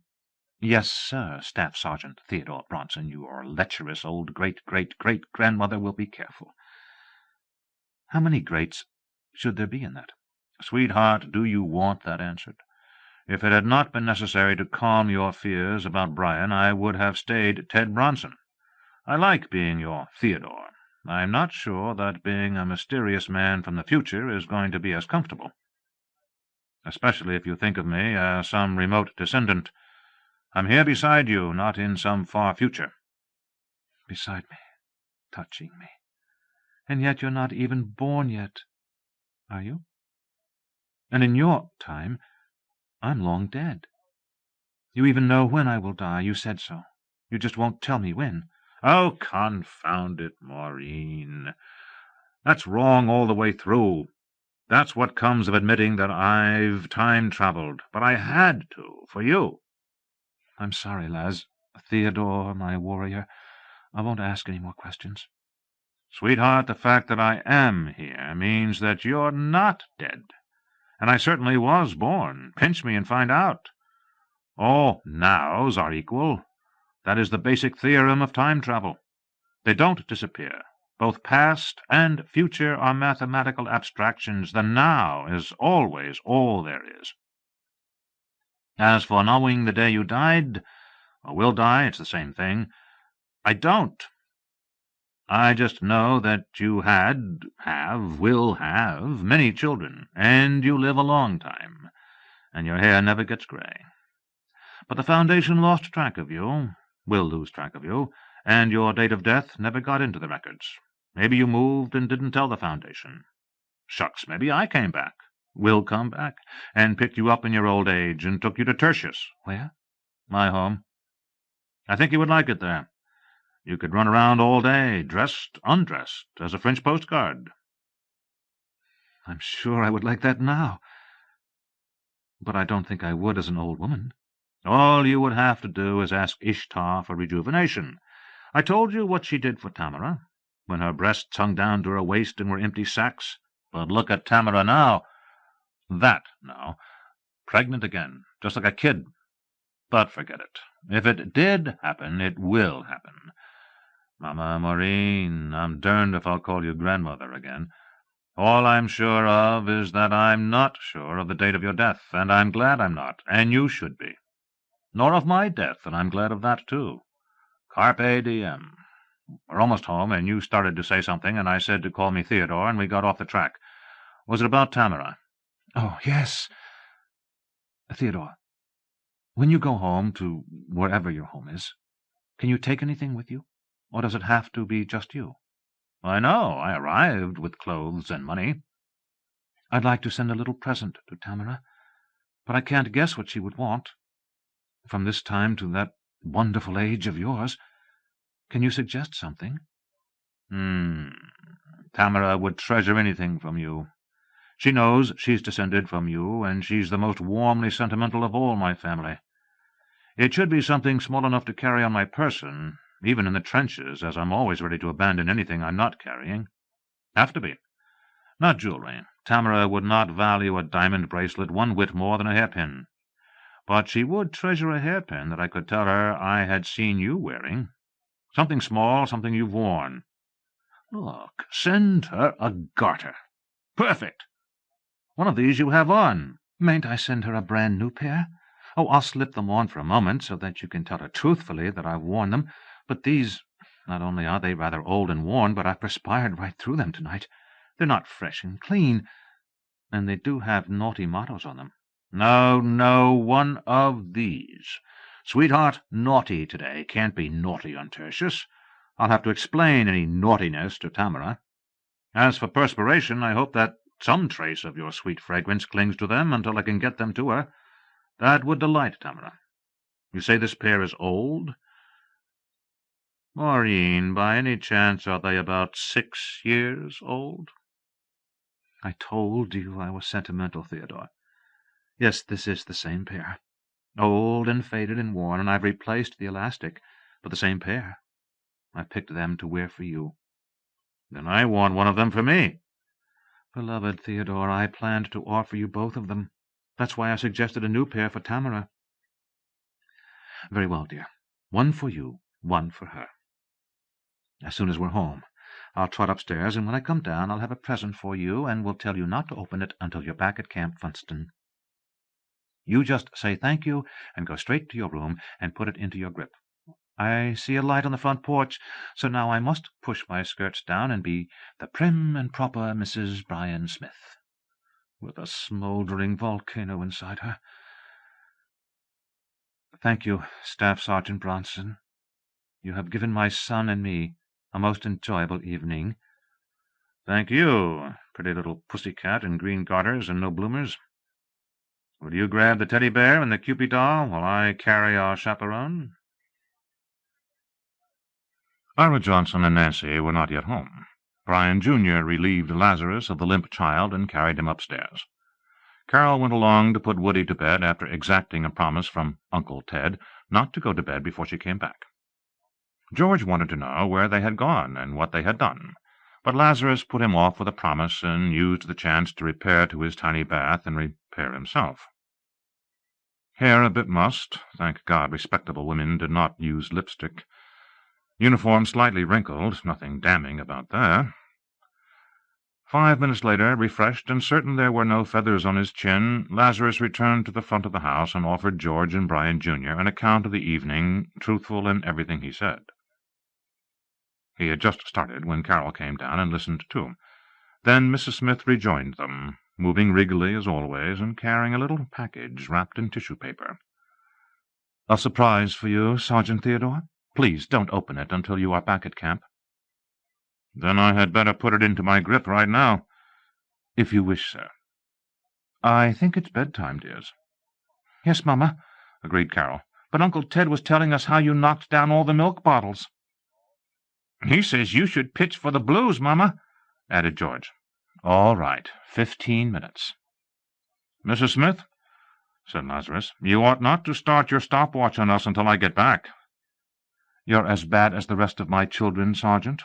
Very well." Lazarus put the package into his grip, locked it from long habit, and returned. Nancy and her young man arrived. Lazarus was introduced while looking over Jonathan Weatherall with real interest. "Pleasant young fellow, a bit on the gawky side. Tamara and Ira will be interested, so let's photograph him by eye, be able to sketch him, and remember any word he says." Mrs. Smith urged her prospective son-in-law into the parlor while cutting Nancy out of the herd. Lazarus resumed describing what they had done at the amusement park, while Jonathan looked politely bored. Mrs. Smith returned, carrying a laden tray, and said, "That 15 minutes is up, dears. Jonathan, Nancy wants you to help her with something. Will you see what it is? She's in the kitchen." Brian Jr. asked if he could put the car into the barn. "Sergeant, Uncle Ted, I haven't let your car sit out of the curb at night, not once. But I'll get it out for you first thing in the morning. It's kind of tricky, sort of a Z-turn. You have to back and fill." Lazarus thanked him, kissed Carol good night, as she was clearly expecting it. George couldn't seem to make up his mind whether he had outgrown kissing or not, so Lazarus settled it by shaking hands and telling him he had quite a grip on him. At that point, Mr. Johnson got home, and the good nights started over. 5 minutes later, Mrs. Smith, her father, and Lazarus were seated in the parlor over coffee and cake, and Lazarus was suddenly reminded of the first night he had been invited in. Save that the men were now in uniform, the tableau was the same. Each was seated in the spot he had been in that night. Mrs. Smith presided over the company coffee service with the same serene dignity. Even the refreshments were the same. He looked for changes, could find only 3. His elephant was not back of Mrs. Smith's chair. The prizes they had won at the amusement park were on a table near the door, and sheet music for "Hello, Central, Give Me No Man's Land" was open on the piano. "You were late tonight, Father." 7 recruits, and I had just the usual sizes for them, 2 large and 2 small. Ted, we get what the Army doesn't want. Proper, of course. We now have Lewis guns for the machine gun companies and enough Springfields to go around. We are beginning to look less like Villa's bandits. I'm not complaining. Daughter, what are those things on that table? They look out of place." "The Cupid doll I won myself, so I'm thinking of giving it a place of honor on top of the piano. The Teddy Roosevelt bear was won by Sergeant Theodore. Perhaps he's taking it to France with him. Electric Park, Father, and I don't think it cost Sergeant Theodore more than twice what the prizes are worth for us to win them. We had a lucky night, and a very gay one." Lazarus could see the old man starting to cloud up. In public, with a bachelor, with her husband away, so he spoke up. "I can't take it to France, Mrs. Smith. I made a deal with Woody, don't you remember? My teddy bear for his elephant. I assume it's a firm deal. He carried it from then on." Mr. Johnson said, "If you didn't get it in writing, Ted, he'll hornswoggle you. Do I understand that Woody went to Electric Park with you too?" "Yes, sir. Between ourselves, I expect to leave the elephant in Woody's custody for the duration, but I'm going to dicker with him first." "He'll still hornswoggle you. Maureen, the idea was to give you relief from the children, especially Woody. What in Ned possessed you to take him along?" "We didn't exactly take him along, Father. He was a stowaway." She gave her father an accurate account, save that she left out certain things and did not include a timetable. Mr. Johnson shook his head and looked pleased. That boy will go far, if they don't hang him first. Maureen, you should have spanked him and fetched him home. Then you and Ted should have gone on with your ride. Oh, fuss, father. I did have my ride, and a very nice one. I made Woodrow sit in the back seat and keep quiet. Then I had a gay time at the park, a bonus I would not have had if Woodrow had not invited himself along. Woody had some justice on his side, Lazarus admitted. I did promise him an outing at Electric Park, then never kept my promise. Should have whacked him. It's too late for that, father. And we did have fun. We ran into some people from church, too. Loretta and Clyde Simpson. That old witch. She'll gossip about you, Maureen. I think not. We chatted while Woody rode the miniature train. But you might remember that Sergeant Bronson is your eldest sister's son. Ira Johnson raised his eyebrows, then chuckled. Samantha would be surprised if she were still with us. Ted, my eldest sister, was thrown by a horse she was trying to break at 85. She lingered a while, then turned her face to the wall and refused to eat. Very well, I'll remember. Ted, this is better than blaming my gay dog brother, and still harder to check on. Samantha lived in Illinois, wore out 3 husbands, and one of them could have been named Bronson for all anyone here would know. Do you mind? Gives you a family of sorts. I don't mind, although I like to think of this family as my family. And we like to have you think of us that way, son. Maureen, is our young lady home? Just before you got home, father. They are in the kitchen, on the excuse that she wanted to make a sandwich for Jonathan. Since I'm sure it's an excuse to stay out there and spoon, I suggest that if you want something from the kitchen, you allow me to fetch it. I'll be noisy enough to let Nancy jump off his lap. Theodore, Nancy is engaged. We just haven't made a formal announcement. I think it's best to let them marry now, since she'll be joining the army almost at once. What do you think? I'm hardly entitled to an opinion, Mrs. Smith. I hope they will be happy. They will be, said Mr. Johnson. He's a fine lad. I tried to sign him into the 7th, but he insisted on waiting for his birthday so he could go straight into the army, even though he couldn't be drafted for another 3 years. Spirit. I like him. Ted, if you need to go to your room, you can go around this other way and avoid the kitchen. A few minutes later, the young people came out of the kitchen, made polite sounds without sitting down. Then Nancy stepped out onto the porch to say good night to her swain, came back in, and sat down. Mr. Johnson smothered a yawn. Time I hit the hay. You will too, Ted, if you're smart. Too noisy around here to sleep late, especially where your room is. Nancy said quickly, I'll keep the young ones quiet, Grandpa, so Uncle Ted can sleep. Lazarus stood up. Thank you, Nancy, but I didn't get much rest on the train last night. I think I'll go right to bed. Don't worry about keeping quiet in the morning. I'll wake up at reveille time anyhow. Have it. Mrs. Smith stood up. We'll all go to bed. Mr. Johnson shook hands as he said good night. Mrs. Smith gave Lazarus a symbolic peck on the cheek, such as she had given him on arrival, thanked him for a lovely evening, and urged him to turn over and go back to sleep if the reveille habit wakened him. Nancy hung back and kissed him good night as her elders started up the stairs. Lazarus went to his room and on into his bath. Maureen had told him not to hesitate to draw a tub. It would not wake the children. He started one, went back and opened his grip, got out the little package, took it into the bath, and threw the bolt, there being no key in the bedroom door. It was a small flat box, such as garters might come in. He opened it carefully, intending to rewrap it exactly as it had been. Ah, the garters. Faded, as she had said, and clearly not new, and, yes, redolent with her own evocative fragrance.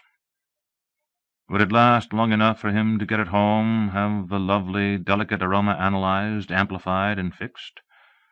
Probably, and with computer help a skilled scentologist could separate out the odors of satin and rubber, and amplify hers selectively.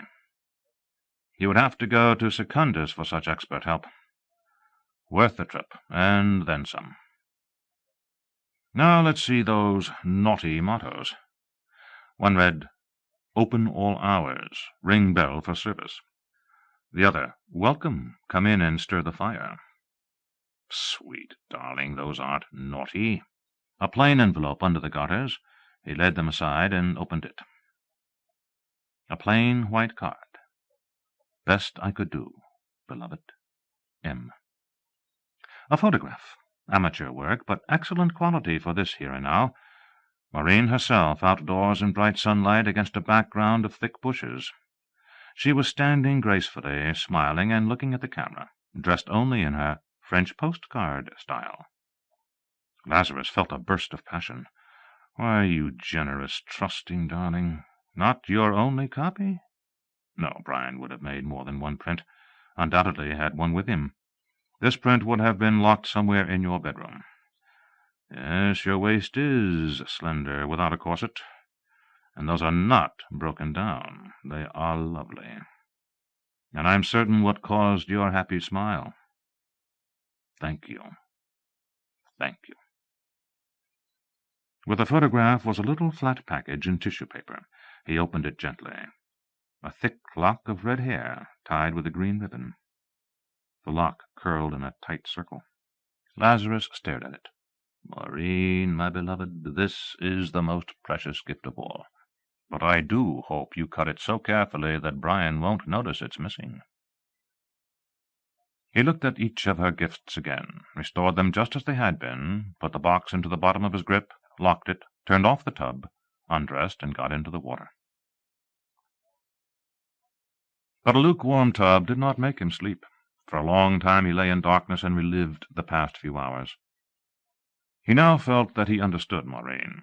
She was relaxed with what she was, liked herself, as Lazarus thought of it, and liking yourself was the necessary first step toward loving other people. She had no guilt feelings because she never did anything that could make her feel guilty. She was unblinkingly honest with herself, was her own self-judge instead of looking to others, did not lie to herself, but lied to others without hesitation when needed for kindness or to get along with rules she had not made and did not respect.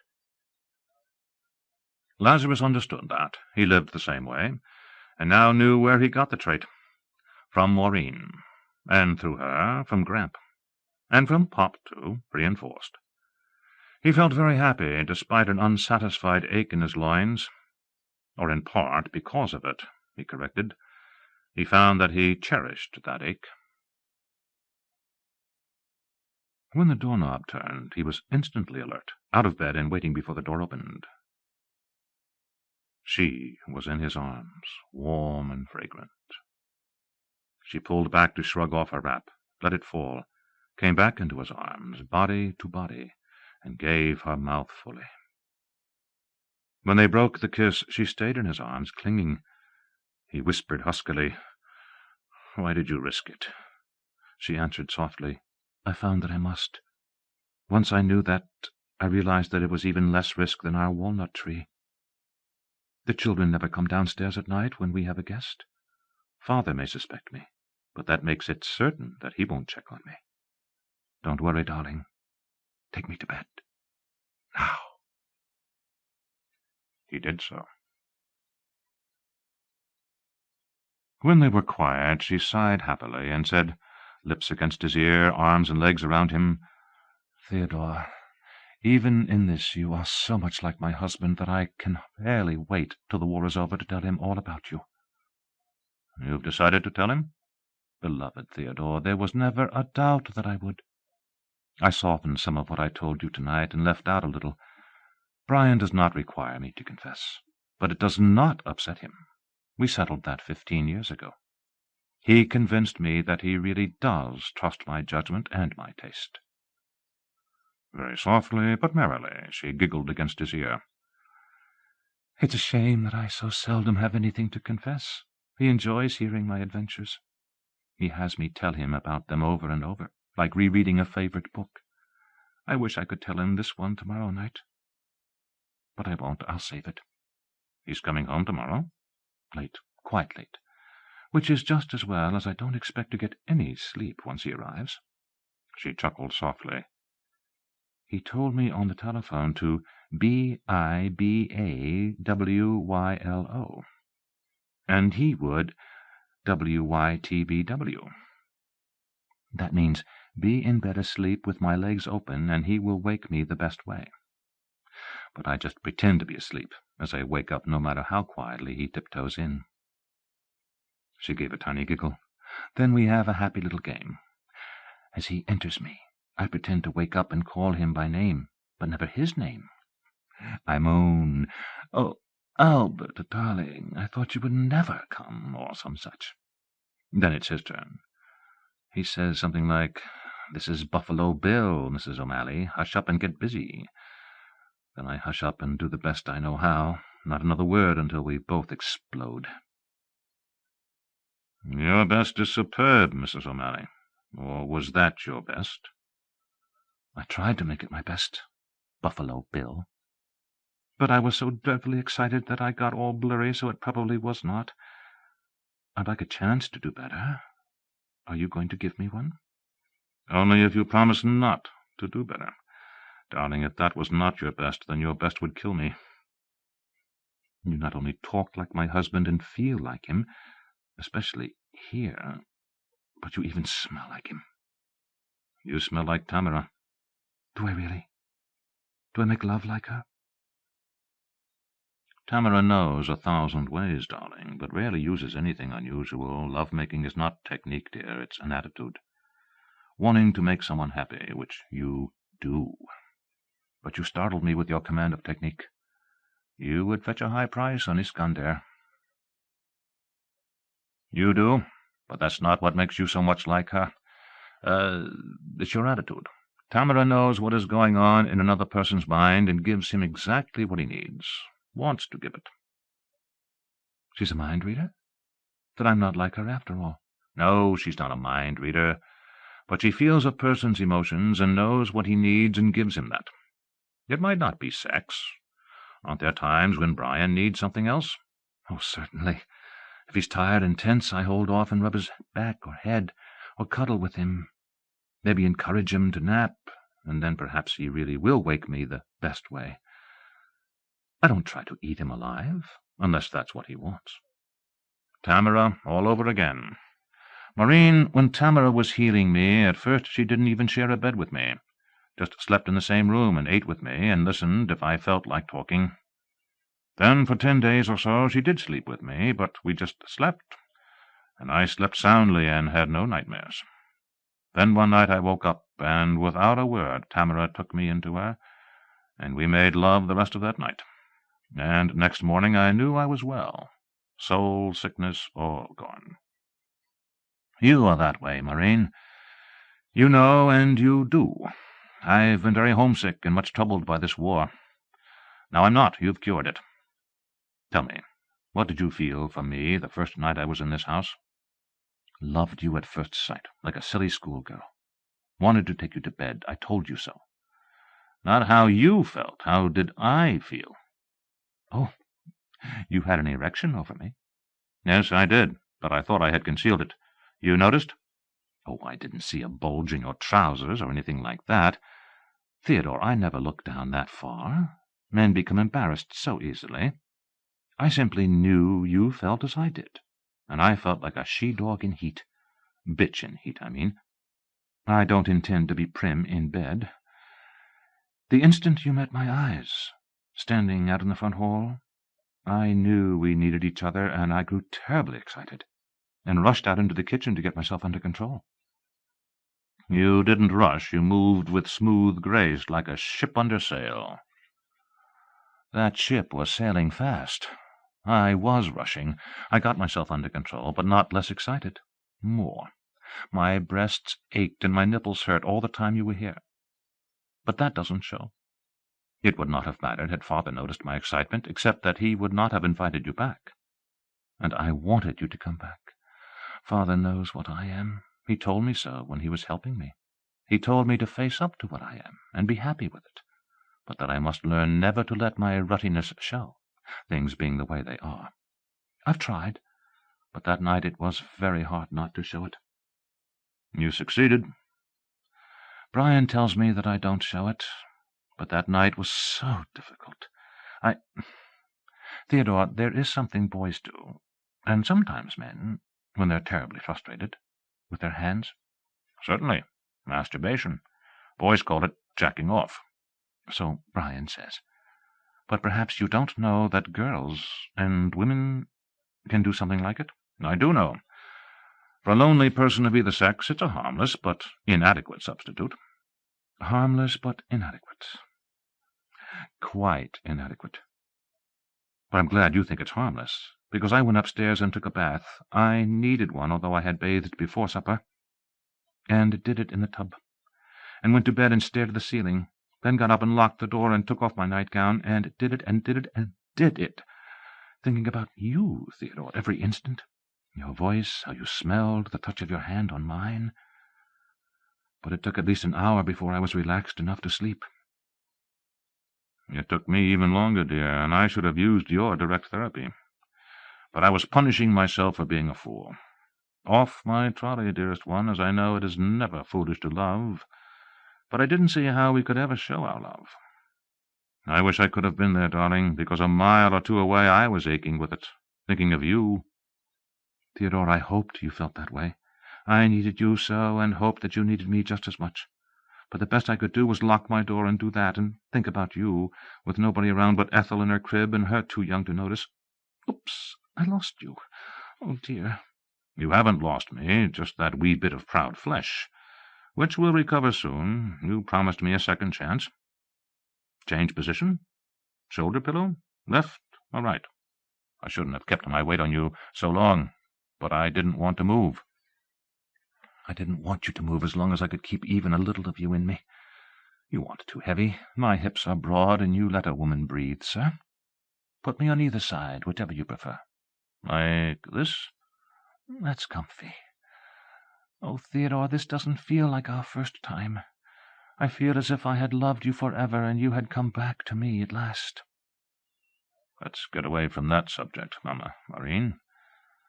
I'll go on loving you forever, my darling. Omitted. Told her bluntly that he would not marry her if she made any fuss over his joining the army when he didn't have to. What did Nancy tell him? She told him that she had been waiting to hear that, so now get her pregnant at once so they could have a few days' honeymoon before he joined up. Nancy feels as strongly about warriors as her mother does. She came into my bedroom that night and told me what she had done, slightly teary, but not worried over having jumped the gun. So we cried happy tears, and I cleared the matter with Brian and the Wetheralls, and Nancy missed her next period. This was a month ago, and the wedding may be day after tomorrow, or perhaps the day after that. Omitted. Darling, I wish I could see you.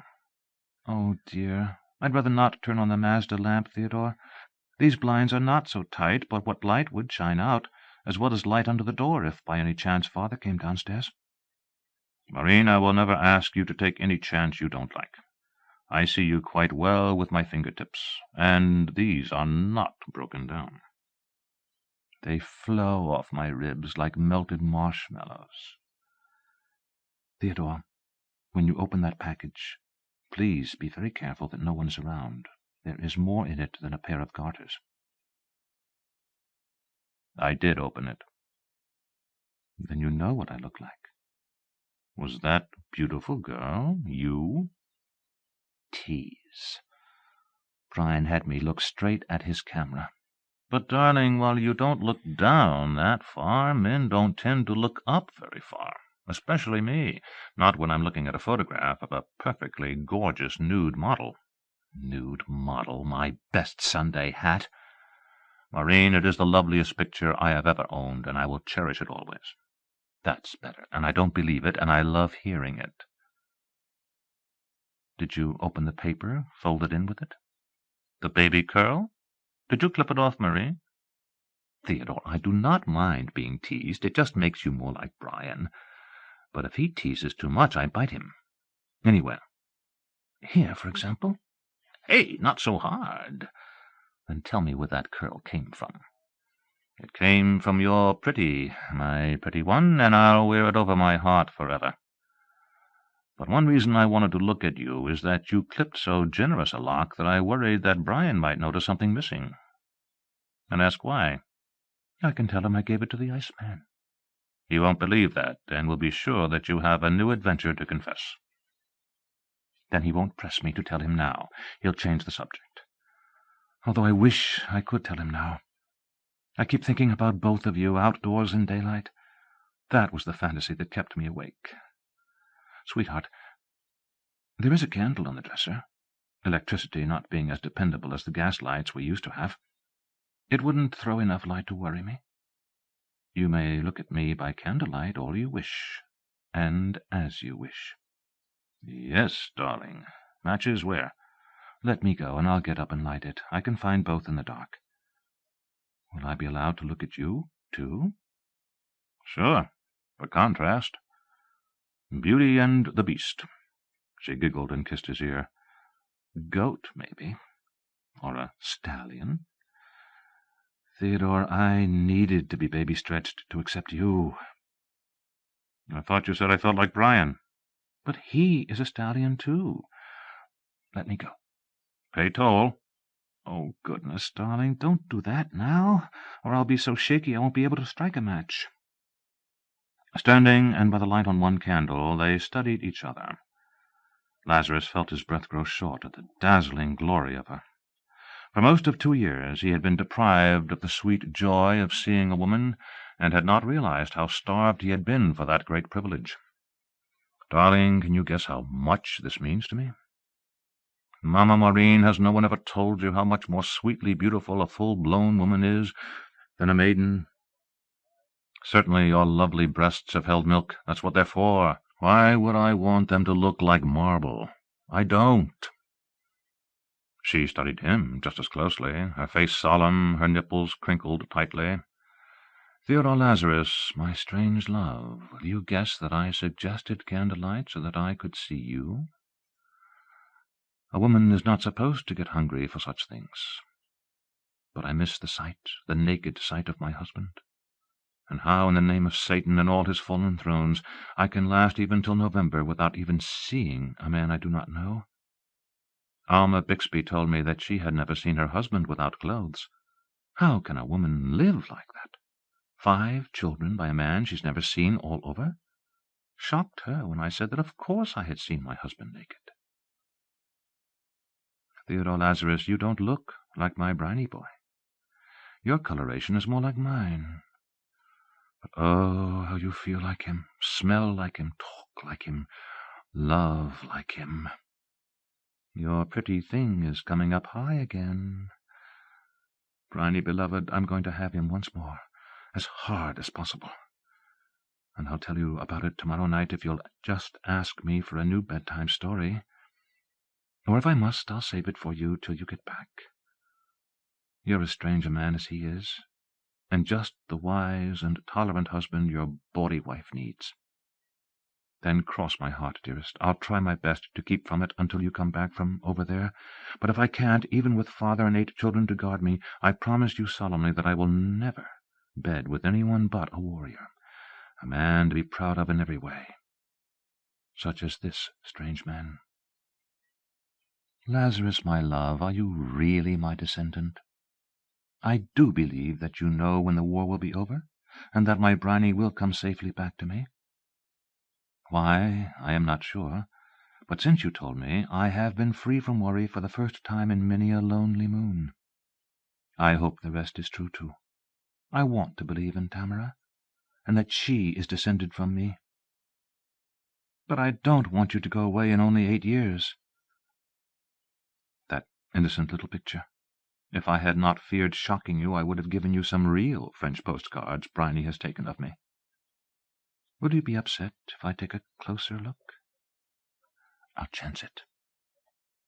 Mrs. Smith suddenly dropped to one knee, looked closely, then touched him.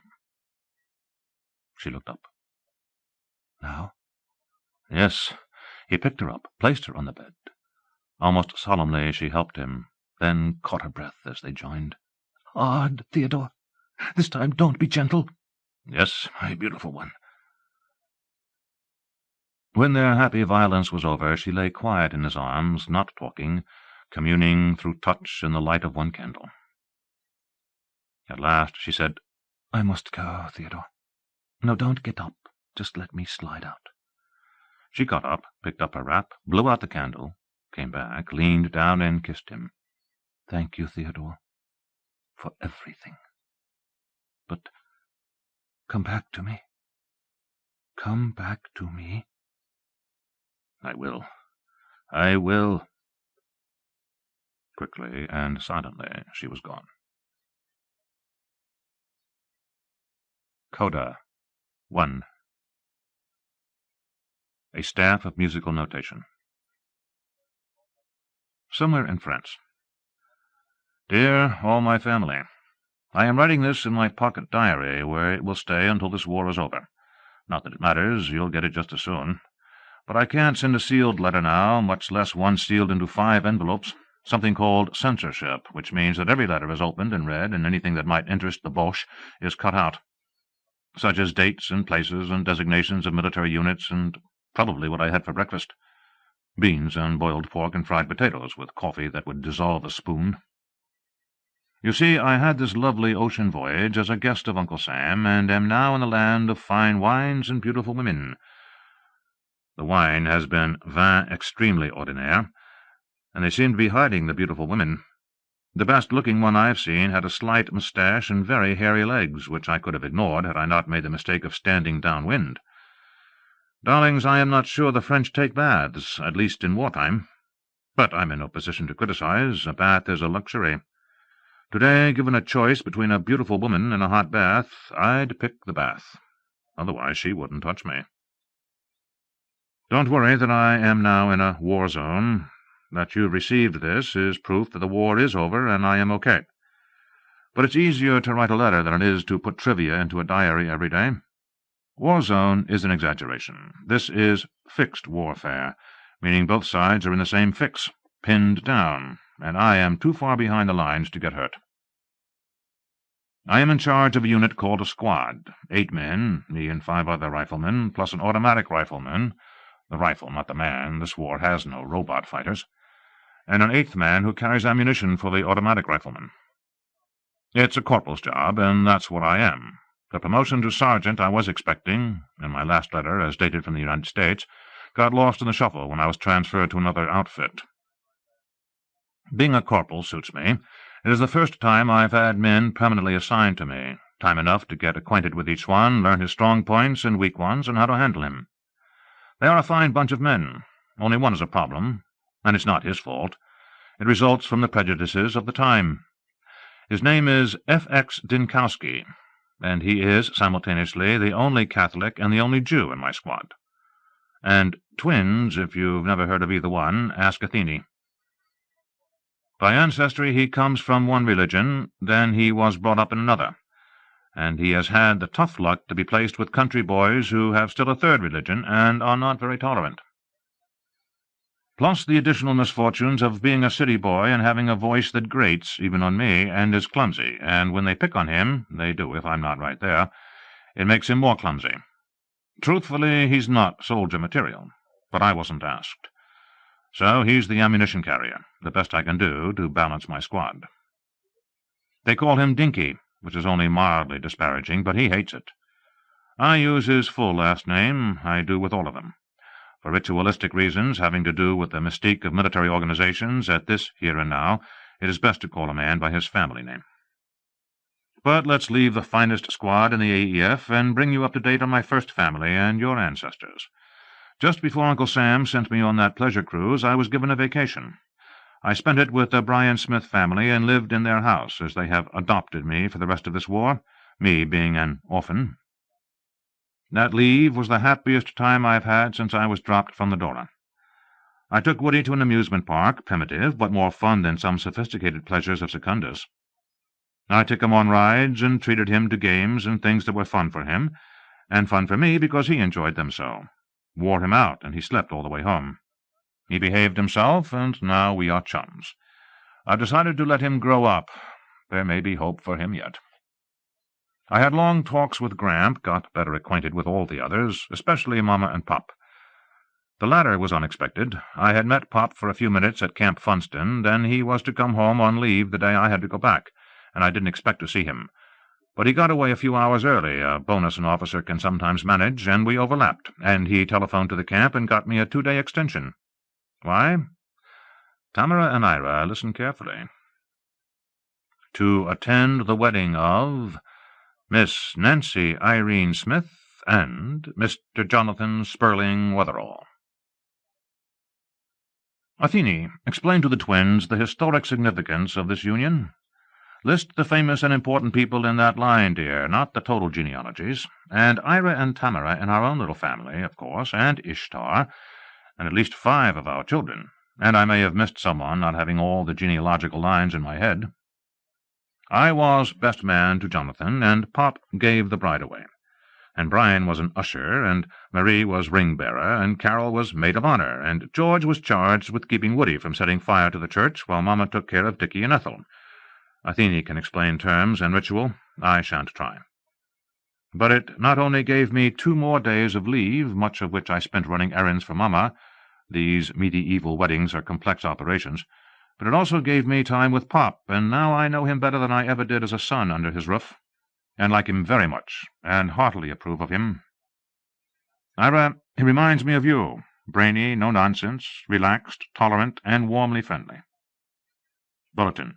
The bride was pregnant, a proper Howard wedding, at a time when all brides are assumed to be virgins. Pregnant with, if memory serves, Jonathan Bryan Wetherall. Is that right, Justin? And who is descended from him? Remind me, Athene. I've met a lot of people over the centuries. I may even have married some descendant of Jonathan Bryan at some time. I rather hope so. Nancy and Jonathan are a fine young couple. I turned my landaulet over to them for a 6-day honeymoon. Then Jonathan did join the army, but too late to get into combat. Nancy's warrior hero just the same. He tried. Some fiddling sergeant who couldn't find his arse with both hands wants me to round up my squad and do something about a dugout that someone was careless with. So, all my love from Corporal Buddy Boy. Somewhere in France. Dear Mr. Johnson, please give this a second censoring. Some of it will have to be explained to the rest of my adopted family.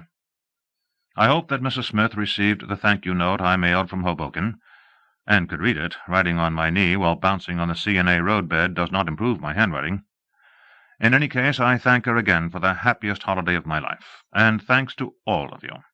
Please tell Woody that I will no longer spot him a horse. From here on we play even, or he can find another sucker. 4 out of 5 is too many. Now for the rest. Note, signature, and address. My rocker did not last to France. Then 3 chevrons dwindled to 2. Can you explain to Mrs. Smith and to Carol, those 2 in particular, that being busted does not disgrace a man forever? And that I am still Carol's own special soldier, if she will let me be, and in fact I am far more of a real soldier. I am at last free of being tagged as instructor, and am now leading a squad in a combat outfit. I wish I could tell her where. But if I stuck my head up over the parapet, I might see some heinies if one of them didn't see me first. I'm not gold-bricking 100 miles back. I hope you aren't ashamed of me. No, I'm sure you are not. You are too old a soldier to care about rank. I'm in it, and that's what counts with you, I know. May I say, sir, that you are, and have always been, as long as I've known you, an inspiration to me? I won't detail the 2 negative promotions. In the army, excuses don't count. But I want you to know that neither resulted from anything dishonorable. The first was in the transport, and involved a duty-struck master-at-arms and a poker game in an area for which I was responsible. The second came while I was instructing, dummy trenches, dummy no-man's land, and a captain told me to dress up that skirmish line, and I said, "Hell, Captain, are you trying to save bullets for the Kaiser? Or haven't you heard of machine guns?" I suppose I shouldn't have said hell. In fact, I used another expression more common among soldiers. So later that day I was a corporal, and my transfer took place when I requested it, again that same day. So here I am, and feeling fine. It is indeed a fact that the closer a man gets to the front, the better his morale is. I've become chummy with cooties, and the mud in France is deeper and stickier than in southern Missouri, and I dream about hot baths and Mrs. Smith's wonderful guest room for soldiers. But I am in good health and good spirits, and I send my love to all of you. Respectfully yours, Corporal Ted Bronson. Hey, down in there! Corporal Bronson! Send him out! Lazarus climbed slowly up out of the dugout, letting his eyes adjust to darkness. Yes, Lieutenant? Wire-cutting job. I want you to volunteer.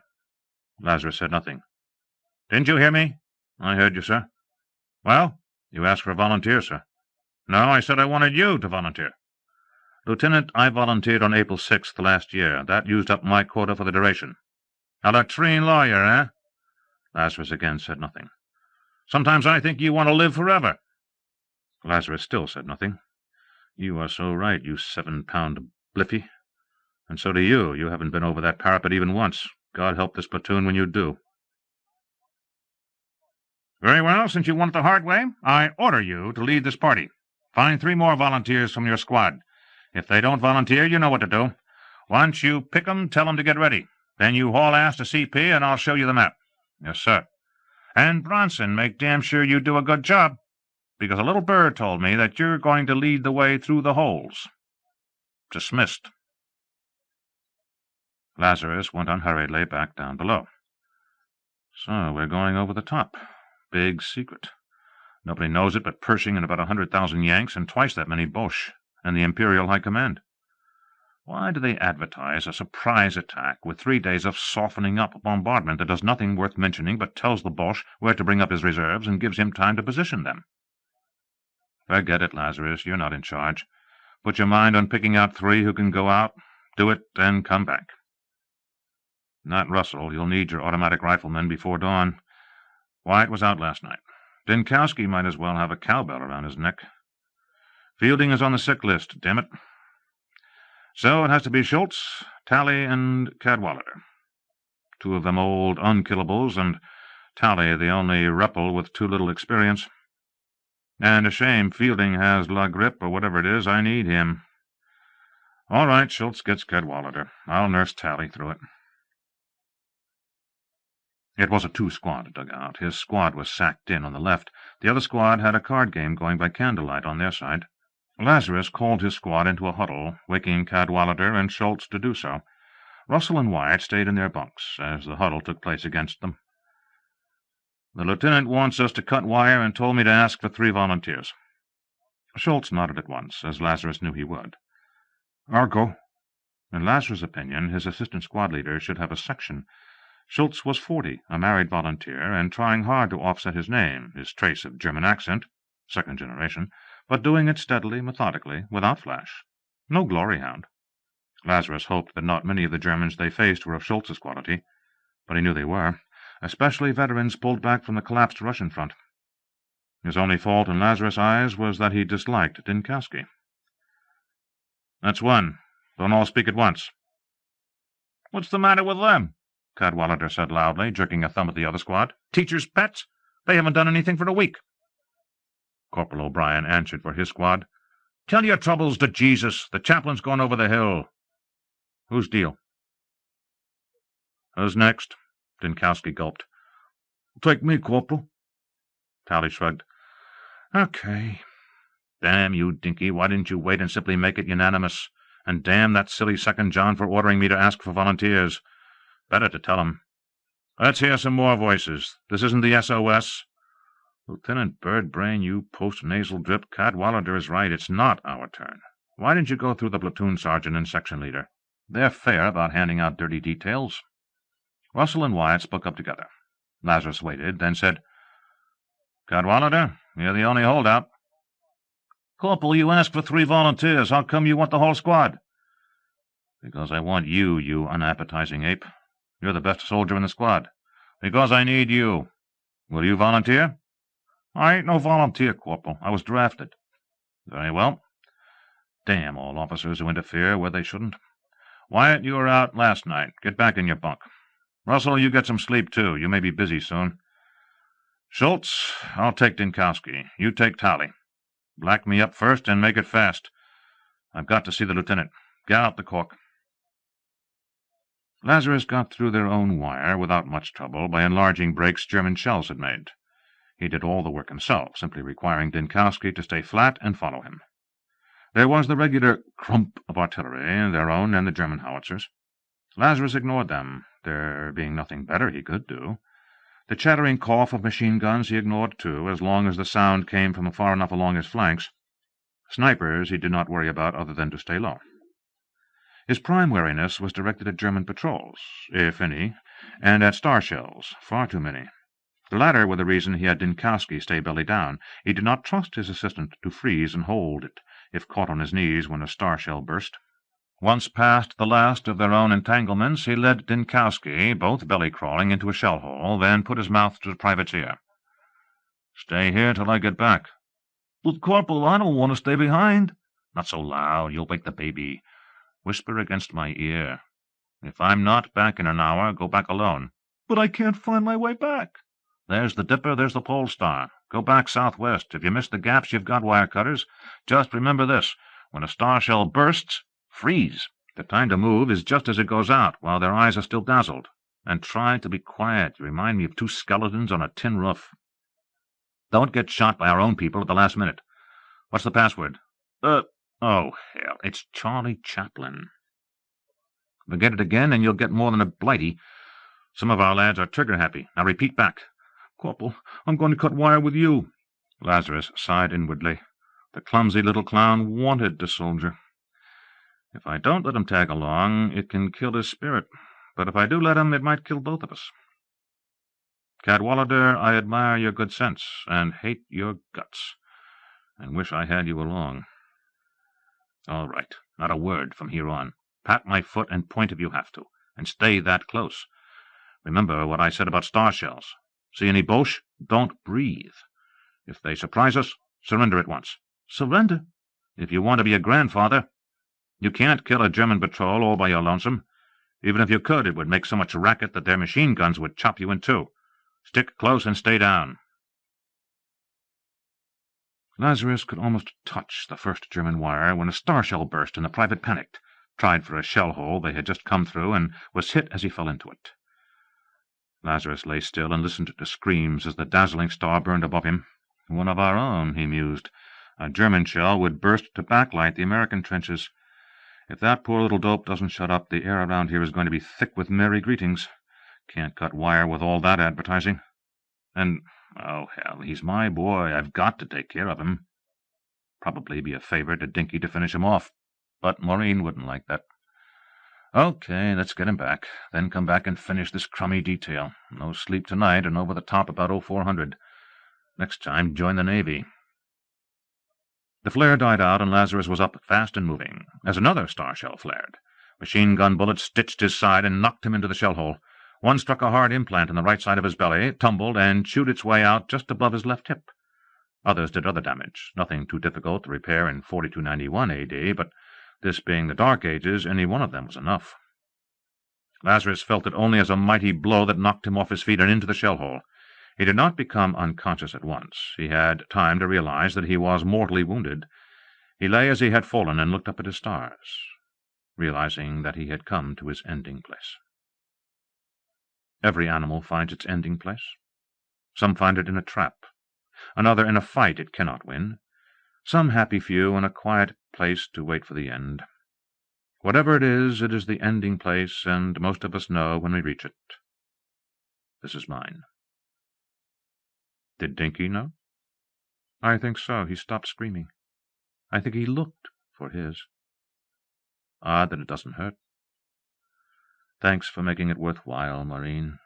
Yita, Adorable, Tamara, Minerva, Laz, Lore, Ira, Maureen. He heard wild geese honking high overhead, looked up at his stars again as they blacked out. Coda II.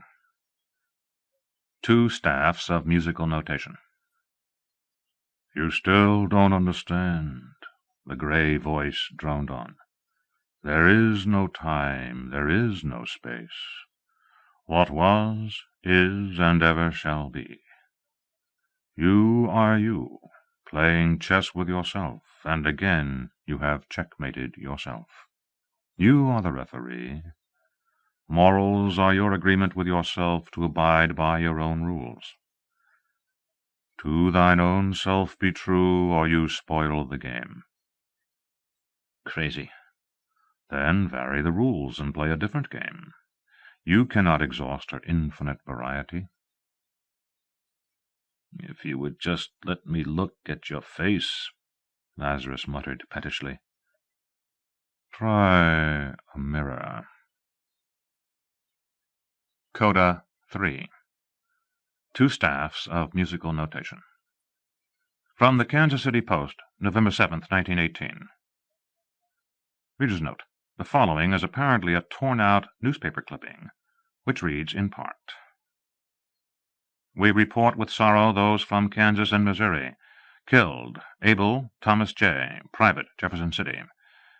Avery John M., Second Lieutenant, Sedalia.